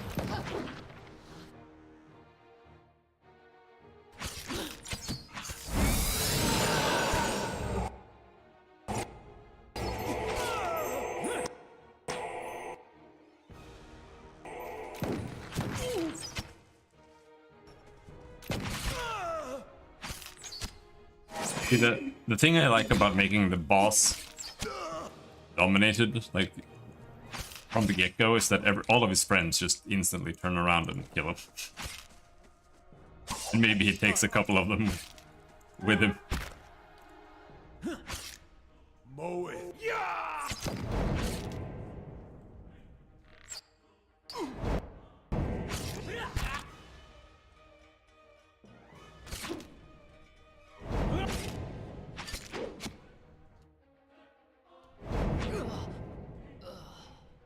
Okay. That is unique arquebus, two-handed. Inflicts disorienting for 5 seconds on hit. I still don't know what disorienting does. It's like the only thing that doesn't have a tooltip.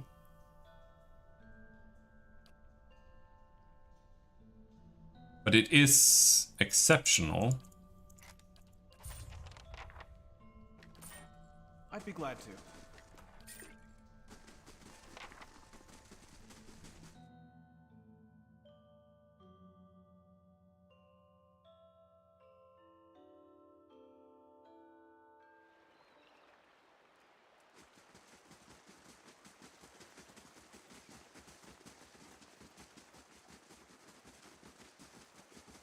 Hello. Hat. Looks like I already have the hat. I'm here.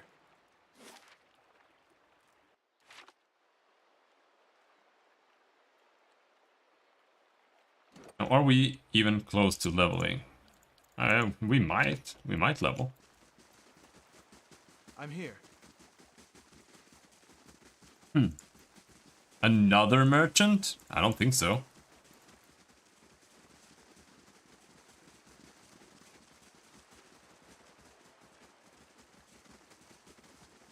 I've killed everything else that moves on the entire map. Except for this lady here that is there at one point. But west of Ranga? What?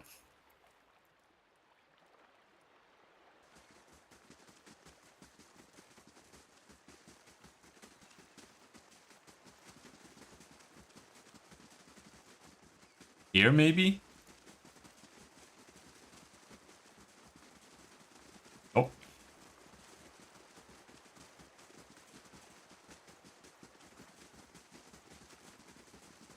Oh, this is definitely the newest.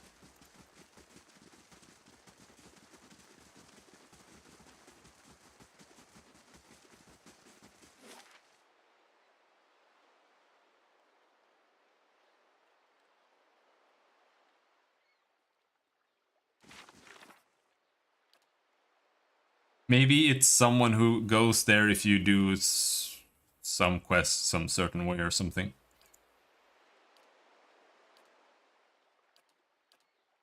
They're all dead.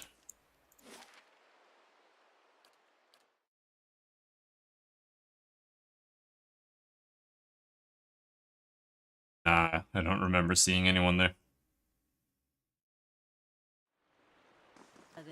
Well done.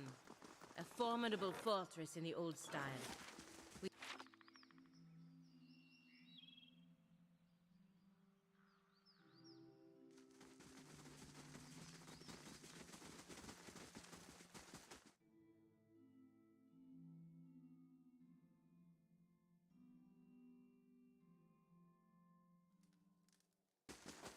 Good day, stranger. Omina's no longer a problem. Here's her head. I have to wonder what gets into kith like her. I'm glad to hear the matter's done with. Here's your bounty. Galen Dalgard's slaving days are over. I've brought his head. That's a piece of news that ought to help quite a few souls sleep a little better. Hope it brings our client some peace. Here's the payment. I'm here for the bounty on Devwin. Ah, good. Here's the bounty. Captain Marumi has been dealt with. I'd wager a Valiant sea captain singing your praises right about now. Well, here you are as promised. No levels? Barely moved. I'm here. Greetings. You've taken down some dangerous foes. Impressive work. Kith know they can count on you. I've still got a few more for you though, if you fancy getting your hands dirty again. Let's see, there's a pack of wizards with a price on their heads. Then there's another bounty offer from the Glanfadden tribes. Last one is going to be rough. Ever tangled with a Vithrak before? Yeah, like 600 times. Tell me about the wizards. Now this one. Looks like someone crossed the dominoes. High Arcanist Easley. She and her cabal of wizards are holed up in the tower of Inheritage Hill. Why would I fight those? I hate the dominoes. Tell me about the Glanfadden bounty. The bounty is for Narok the prophet, a Glanfadden exile. He was banished from his tribe for his extreme views. Narok's a cipher, and it seems he's taken an interest in an Engwithan site north of Gilded Vale, Sealant Lees. Several tribes have pulled together the coin for this bounty. They say they don't want him tampering with some machine out there. I am going after the Vithrak. Well, one of their exarchs, this Serkal, has turned up in Pearlwood Bluff with some of his kin. This offer's unsigned, but it seems like someone doesn't want him sticking around. At once.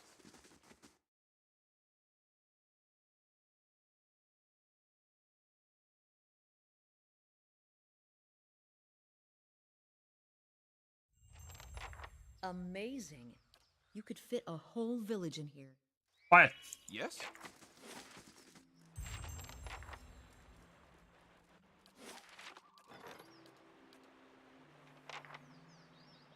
Oh. Exalted hands, 1 per rest. 53 endurance over 5 seconds. Foe target 30 push, stun for 5 seconds. 25 defense against weakened attacks. Oh my god. The road to Redflower Lake turned out to be even more dangerous than the elders of the Kind Wayfarers had expected. They believed that the attack against Audron Delphar's funeral procession had been carried out by ogres. Instead, Kana and the Kind Wayfarer initiates discovered Eotans, twisted two-headed ogres of incredible size and ferocity. Recovering the paladins' bodies was costly, with 5 more initiates dying in the process. In the end, Kana and 7 Kind Wayfarers reached Redflower Lake. There they held a service for Audron Delphar and the others that died to make their way to the summit. On the way back down, the initiates placed marked cairns along the trail to indicate when it had been cleared by the Kind Wayfarers, and at what cost. Cool.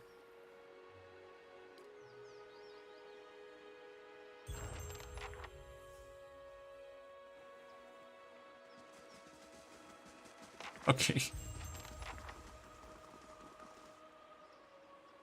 Sure, we'll be fine.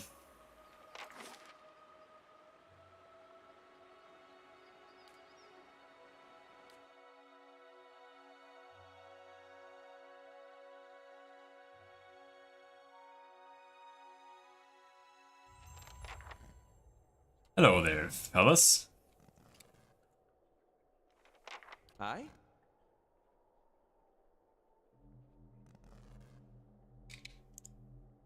Indeed. So what's the limit here? Holy shit! Okay, alright. Ouch!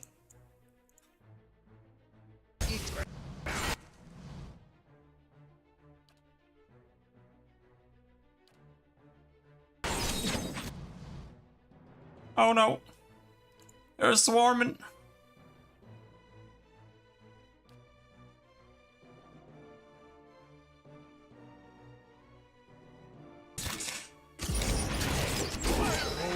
Cast the fucking spell! There. Fortunately, it didn't really hit the ones I wanted it to hit, but... Stunned, stunned, stunned, stunned, stunned. Let's do Ringleader. On whom, though? Outcast Warrior. Outcast Warrior. Sure. Grab that Outcast Warrior. He's almost dead.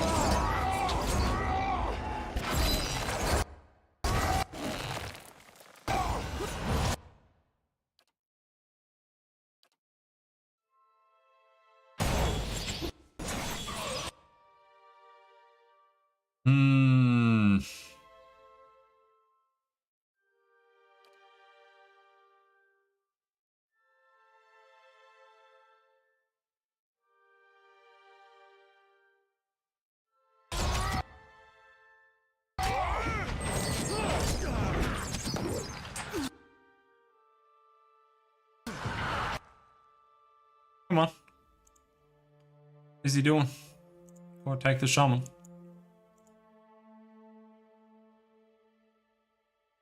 There's Narok. Resistance is too dominated, but he has 39 will, so...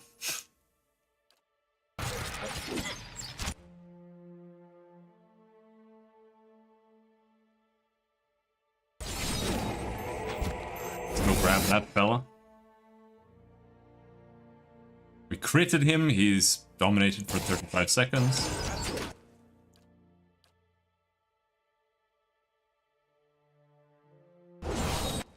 What is my dog doing? Oh, he's stuck and terrified. Holy shit.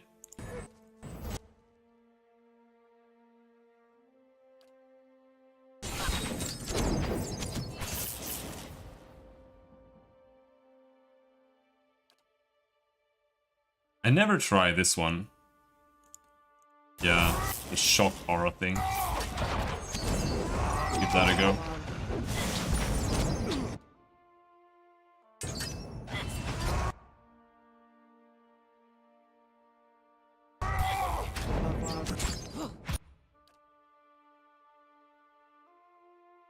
And of course this one.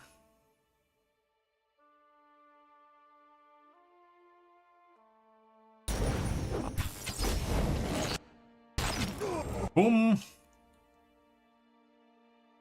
Shining Beacon. I don't know if all damage over times are completely, like, raw. And just ignore defense, or if it's just applied the first time when it's applied. What? It's not exactly clear.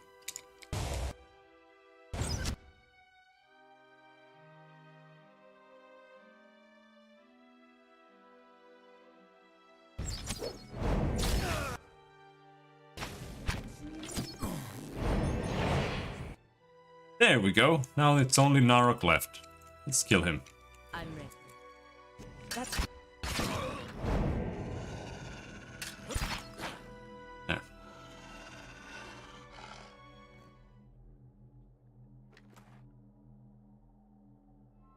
Elard Dur. +5 fortitude, damage reduction, crush. Defense against prone attacks.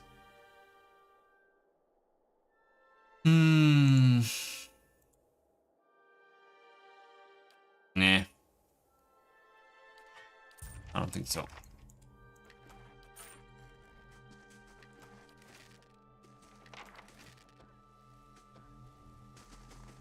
Kind of let them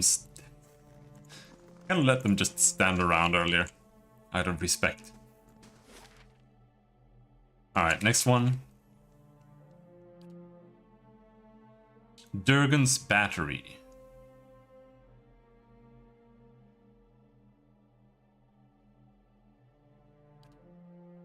Wait.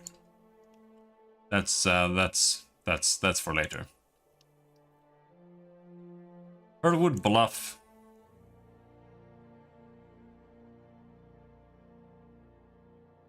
Heritage Hill Tower.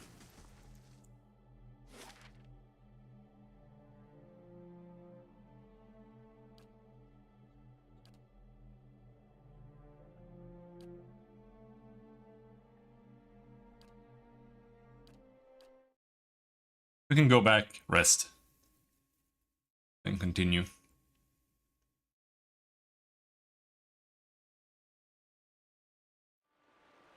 I must say, I'm impressed. Yeah.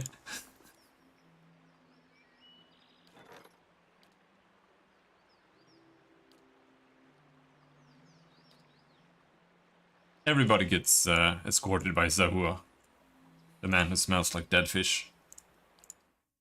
Sure, they're happy with that. Heritage Hill.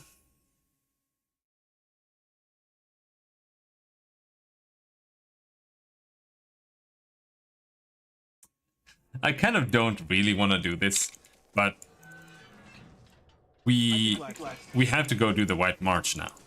And I just wanted to get some more levels because, or at least one level, because the White March is a really high level right now.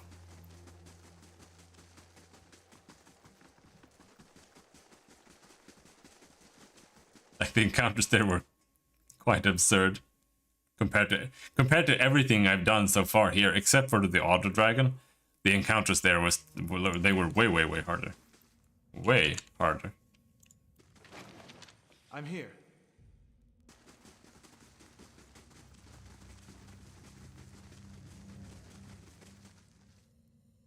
Go up one level.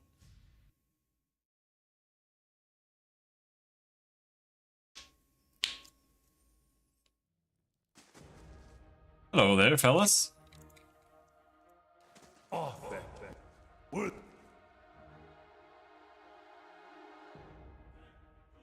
Oi.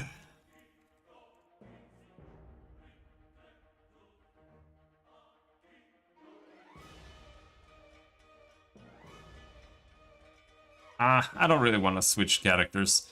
I was kind of thinking of doing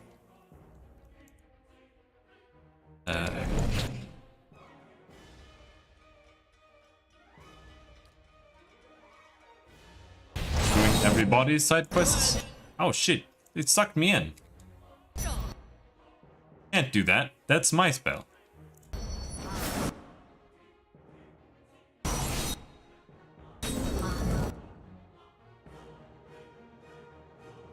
However, I think if you dominate a wizard, they don't use their spells. But the others will use their spells for them.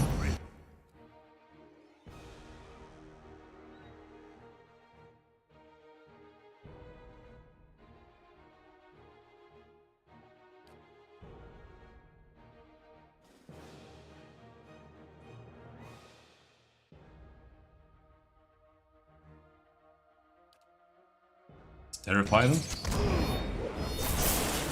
Oh!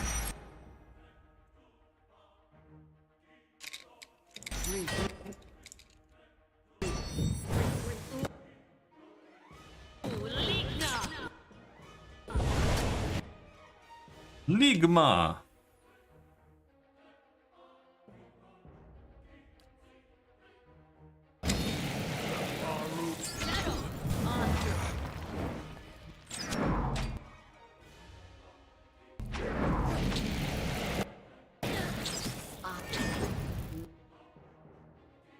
And gives Cypher focus, so Menaha will do her AoE attack with each hit, and your main can just spam Puppet Master and Amplified Wave without running out of focus.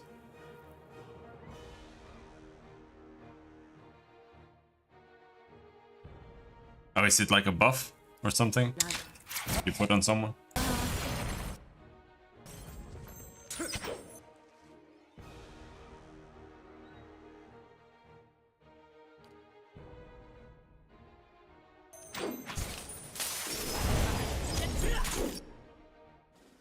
Oh, this guy's still alive? Oh, I think he was dead. Oh, it's a weapon. Okay.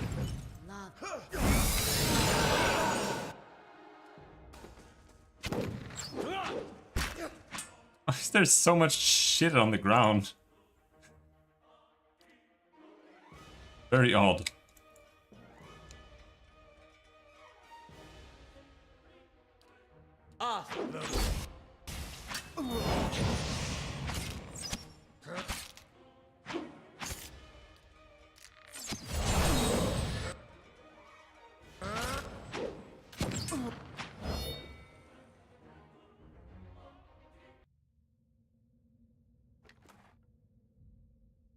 Unique rod two-handed.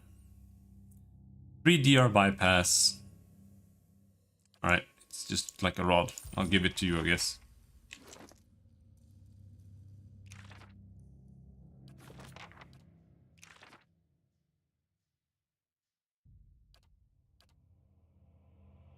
Oh, what the fuck?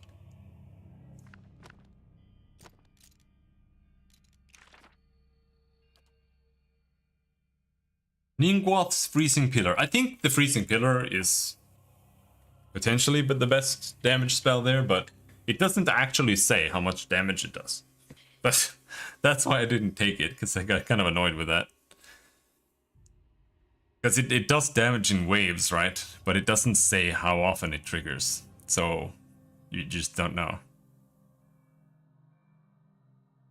It lasts for 11.7 seconds. But how many waves is that?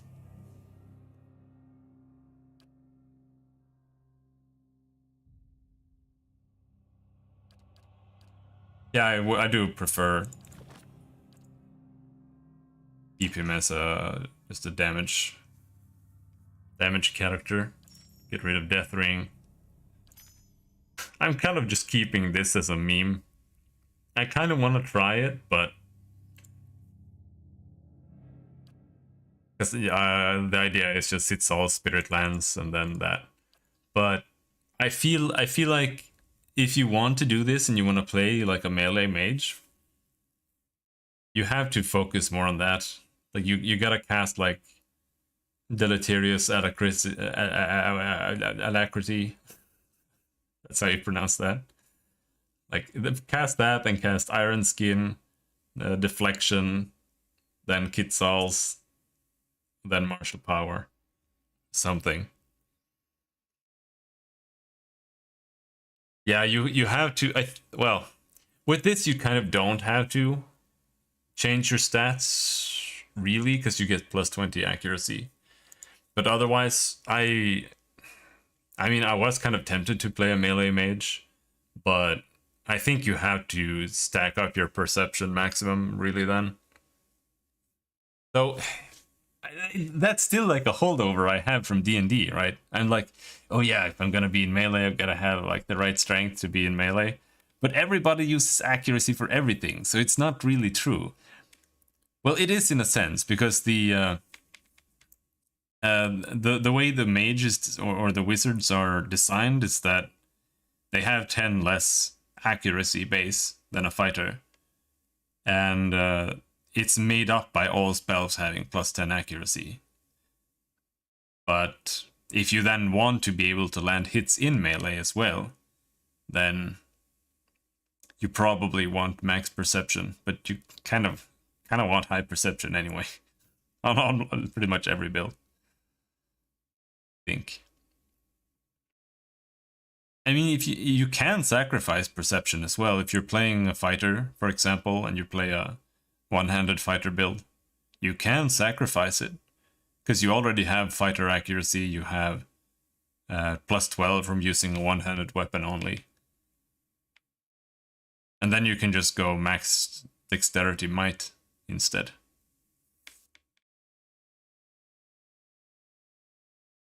Having to cast multiple buffs per encounter seems not sensible. Yeah, a little bit. But it's also not really necessarily that bad. Because it depends. Like, I don't know if you'd really need the iron skin if you just put on armor or something. So it might just be alacrity and then you pop 2 spells here. I don't even know if the Spirit Lance is really that good. I think it is pretty good though.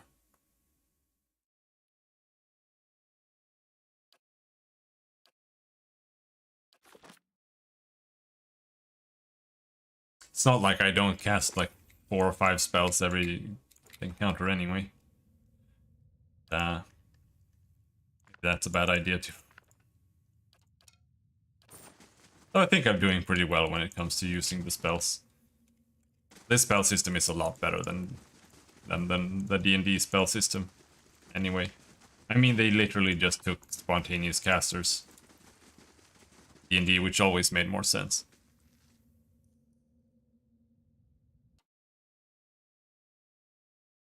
Spell that gives 20 to all defenses.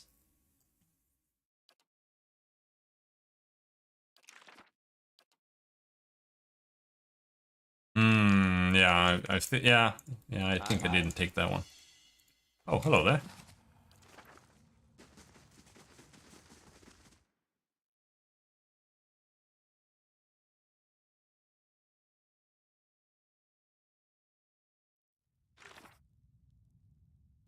And this was in Pearlwood Bluff. Yeah. So now we still have a rested bonus for mechanics. Let's go and check the Dragon Cave again.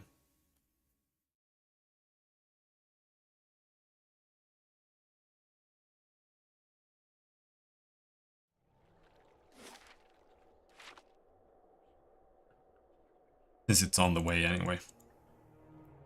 Maybe 10 is enough.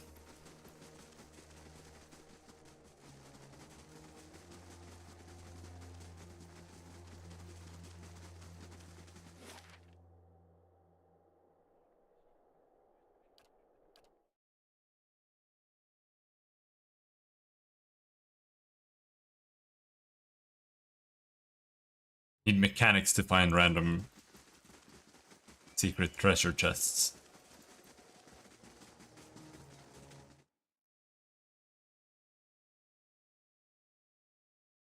I'm not gonna stream for that much longer, but we'll keep going a little while extra. Yeah, I think we're gonna do that. We're gonna go and respec Sagani.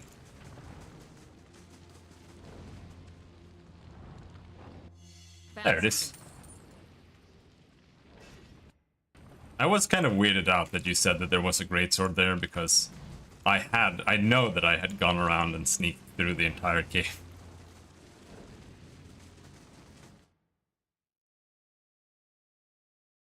Already almost a full workday, yeah. I mean, I usually stream like 12 hours every day. We're taking it easy today.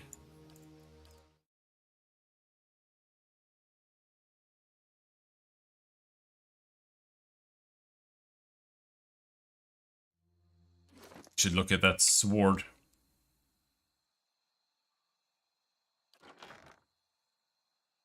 There it is. 20%. Oh, it's superb. Nice. Tidefall. 20% damage restores endurance, 25% damage inflicted over time. Alright, that's pretty good, I think. I didn't take it out, did I?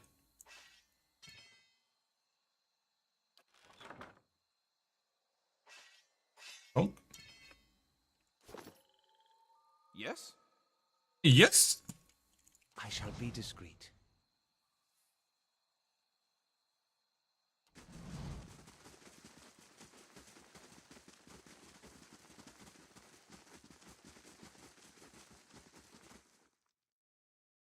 Crystal Eater.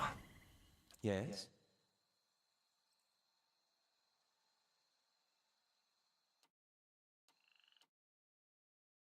That is the limit. Well, we can confuse all of them from here. Oh, they're immune. Well, the spiders aren't immune. That's a lot of assholes. Okay,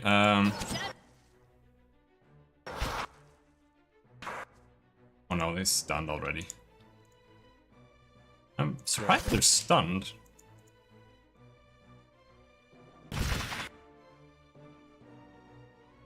How long are you stunned?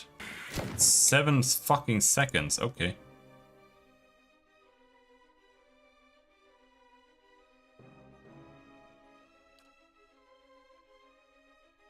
Immune to dominated.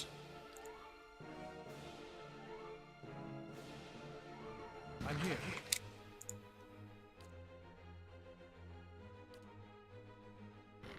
Bonk him. Oh, I'm also stunned. I'm here. No, I'm not.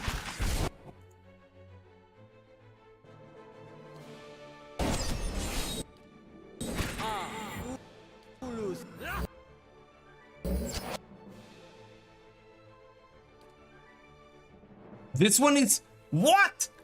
Oh my god, it's faux AoE? I didn't realize that.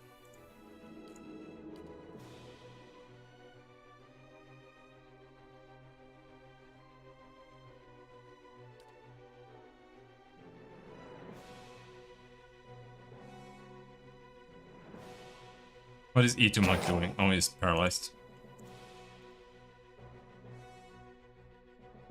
And we do immunity to paralyze.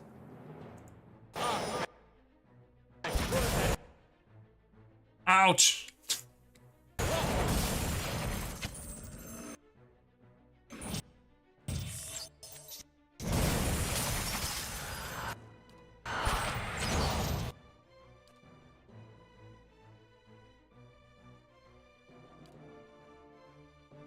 They only have 4 crushing armor.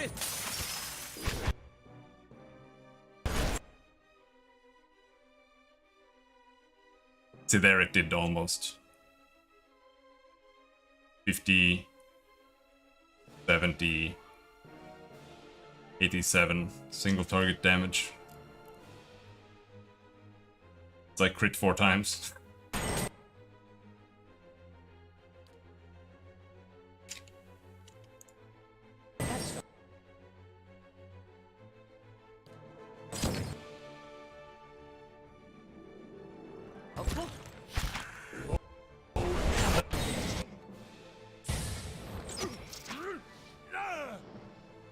Sells gloves that let you summon. Yeah, I did look at those gloves, but I wasn't really sure I wanted to do that.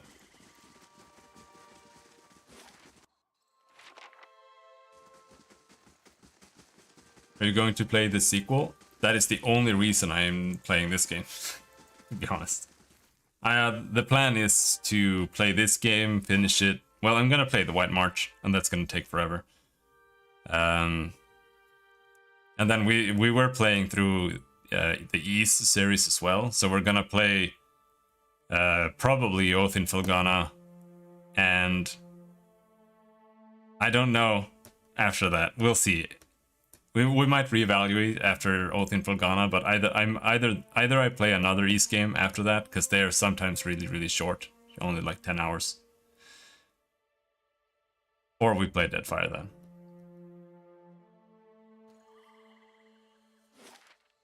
That's the plan. Now, give me XP.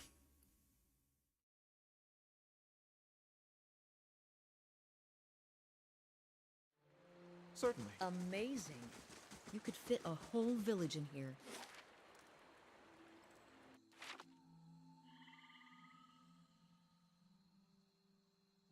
An exotic wares merchant has arrived. Requests an audience. He was nearly set upon by brigands, but your patrols intervened. Okay. Yeah, I wanna play. Like I said, I want to play Heights of Numenera, and I want to play Disco Elysium after. Because I honestly appreciate the role-playing aspect more than I appreciate just like going around killing things. Good day to you. So I kind of like those games better, just because of that. Even though if you play through Tides of Numenera, there are like 10 battles or something in the entire game, unless you really go looking for them. And the combat system isn't really good. I mean, it's not bad, but it's not good either. Easley's dead. Ah, I'll drop a word with one of the Dominal agents. Here's the pay they had offered. Hi, Arcanist, Easley said. Yeah. I brought Narok's head. Good. Last thing we need is ciphers tampering with ancient machines. Nothing good can possibly come of it. Here you are. You've earned it. There's one less Vithrak in the world. Serkal's dead. Ugh, horrid creatures, aren't they? If the client's not interested, I may just stuff and mount this one myself. In the meantime, here's your bounty. What are the most recent bounties? Nothing I'd bother you with. Every outlaw, beast, and charlatan seems to be avoiding the Dyrwood because of you. Yeah, stay away. Level up. I need more lore. Stasis Shell, Time Parasite. And we get both. There's no choice here. What do they even do? Stasis Shell. The cipher is able to isolate a single enemy from the world, leaving them unable to act, but also unable to be affected by outside parties. This sucks.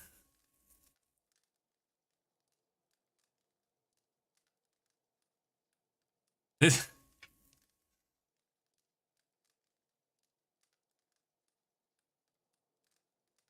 is just like a shitty dominate. for 70 focus.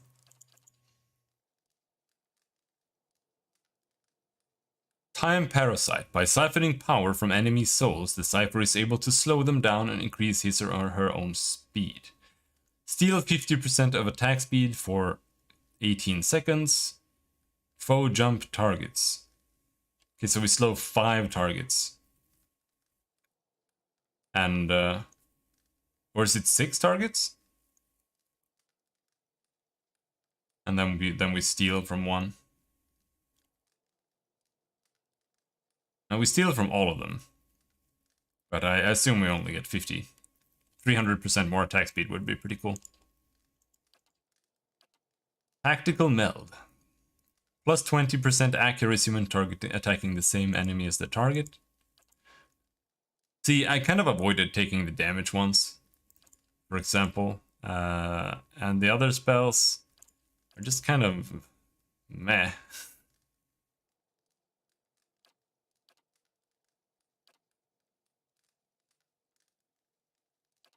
Rushing Beam, Pain Link. 25% of all damage reapplied to nearby enemies over 27 seconds. Burn damage. Maybe I'll take that one.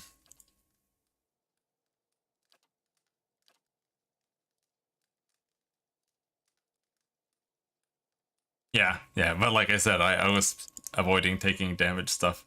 I just wanted to have like buffs, and I honestly mainly wanted buffs, but you don't get that. So that's gonna have to be in Pillars 2, because then we can play Priest Scion. Because that's why I have 18 intelligence, and that's why. And I have 8 might. Soul Shock.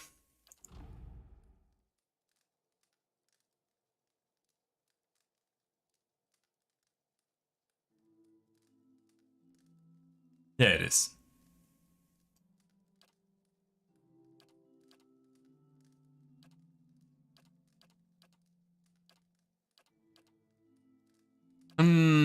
What did I say? Soul Ignition, we can take that. It's just an easy damage over time spell. Because I think damage over time spells actually scale with intellect as well. Because you get more duration. Either that or they become worse and just do the damage more slowly. I'm not sure which. That might be the case too. But I think it lasts longer, so it does more damage in total. Yes?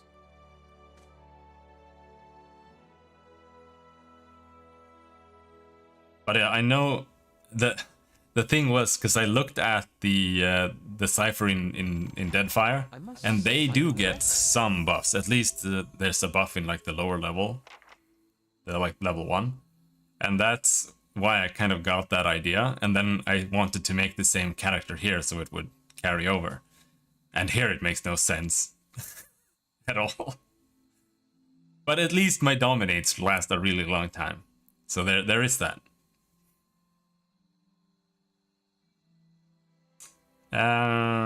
Get some stealth.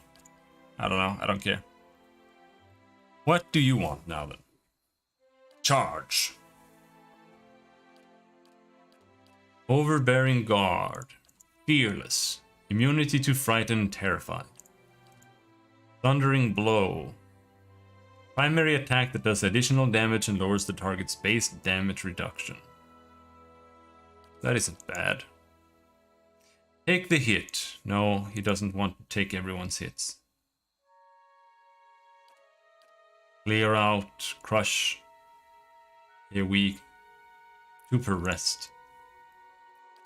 Critical defense. 20% of incoming crits converted to hits. 10% of incoming hits converted to graces.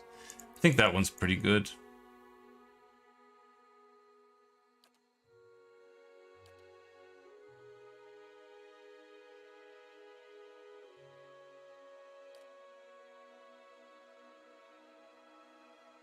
This one is also not bad, I think.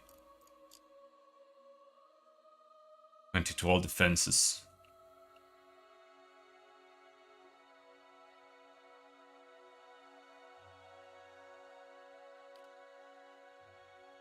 But I can't be arsed, so I'm gonna go with the easy one. This one, the passive. Take more graces that way.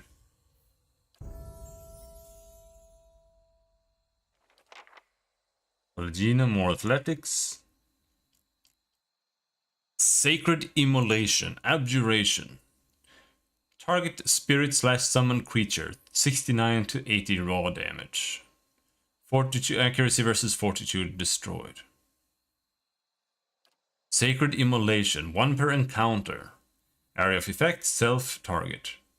Plus 3.54 meter radius. AoE duration 34 seconds. Self 5 raw damage. Foe AoE 21. This is super insane. Isn't it? Everybody's just healing in like the biggest AoE ever.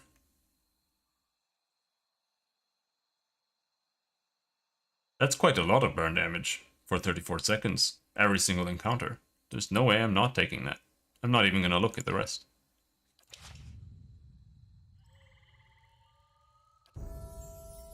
Endurance. Bit more athletics. Spell Mastery, level 3. Circle of Protection. Dire Blessing.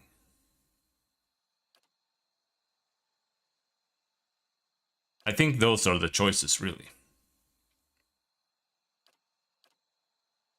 But I don't like Circle of Protection, though I don't really know exactly how it works. Because if it lasts 12.5 seconds, then it sucks. But if it lasts for the 10-second duration, and then as that circle duration ends, you're left with a 12.5 second lingering buff, then it's good. But I haven't really been bothered. But yeah, Dire Blessing is really good. I think we'll take that. But it is these two for me here.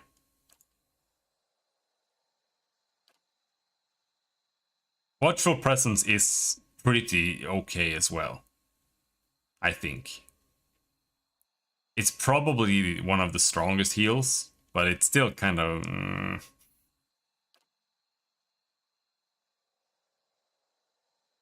If I really want to use it, I can just use it. Dire Blessing is always good.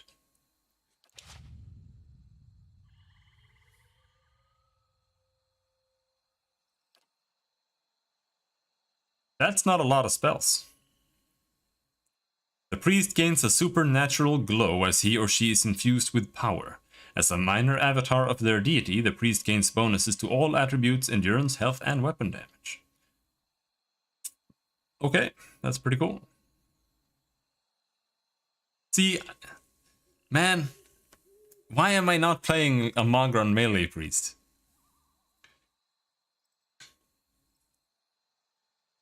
It could be cool.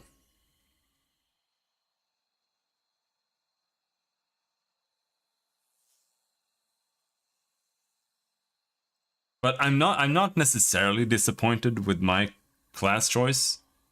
I'm mostly just disappointed with how my characters like ended up from a role-playing point of view, because I don't feel like the character I had in my mind at all. That's the only real problem. Resurrection. Prevent death for 25 seconds. Wow. Though it's death. That's not really that interesting.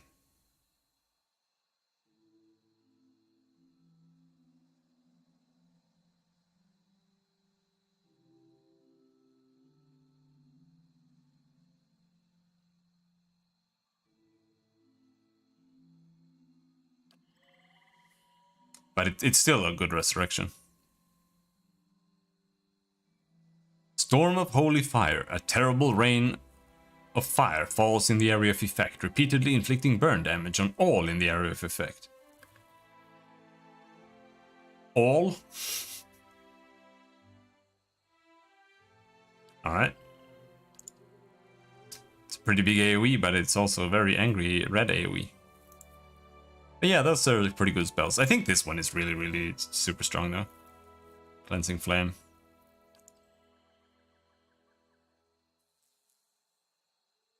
But I also feel like this damage bonus thing, it doesn't really do that much. It's like if you have a druid that's just tossing insects on people. That's like when you get some use from it. Yeah, that's why I kind of feel like it would be cool to play the Scion in 2. Because then you kind of have it as a backup for your other class. Like, it kind of just sits there and chills. And then you use your other abilities, and then you notice, oh, we have 60 focus right now. All right, let's pop something. I've already encountered them. I was like, why are my characters dying? And they just like just died instantly. It's terrible.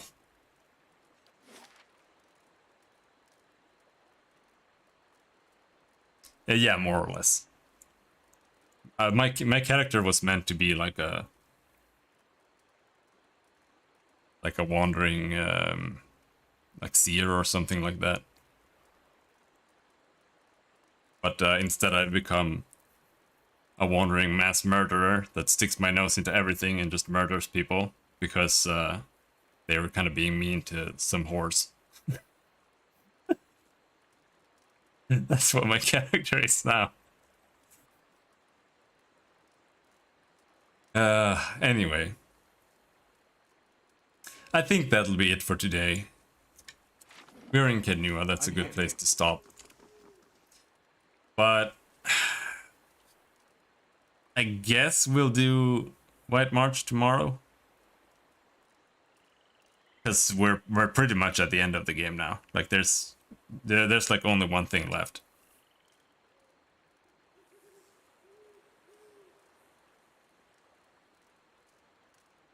And that's jumping into the pit of no return. So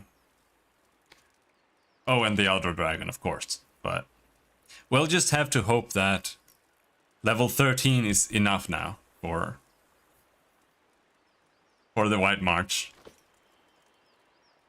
But I'm sure it'll be fine. It'll be fine, otherwise we'll just rage quit and go and finish the game. But programming stream tomorrow as usual, and then we do White March. Anyway, until next time. thanks for hanging. Have a good night. Bye bye.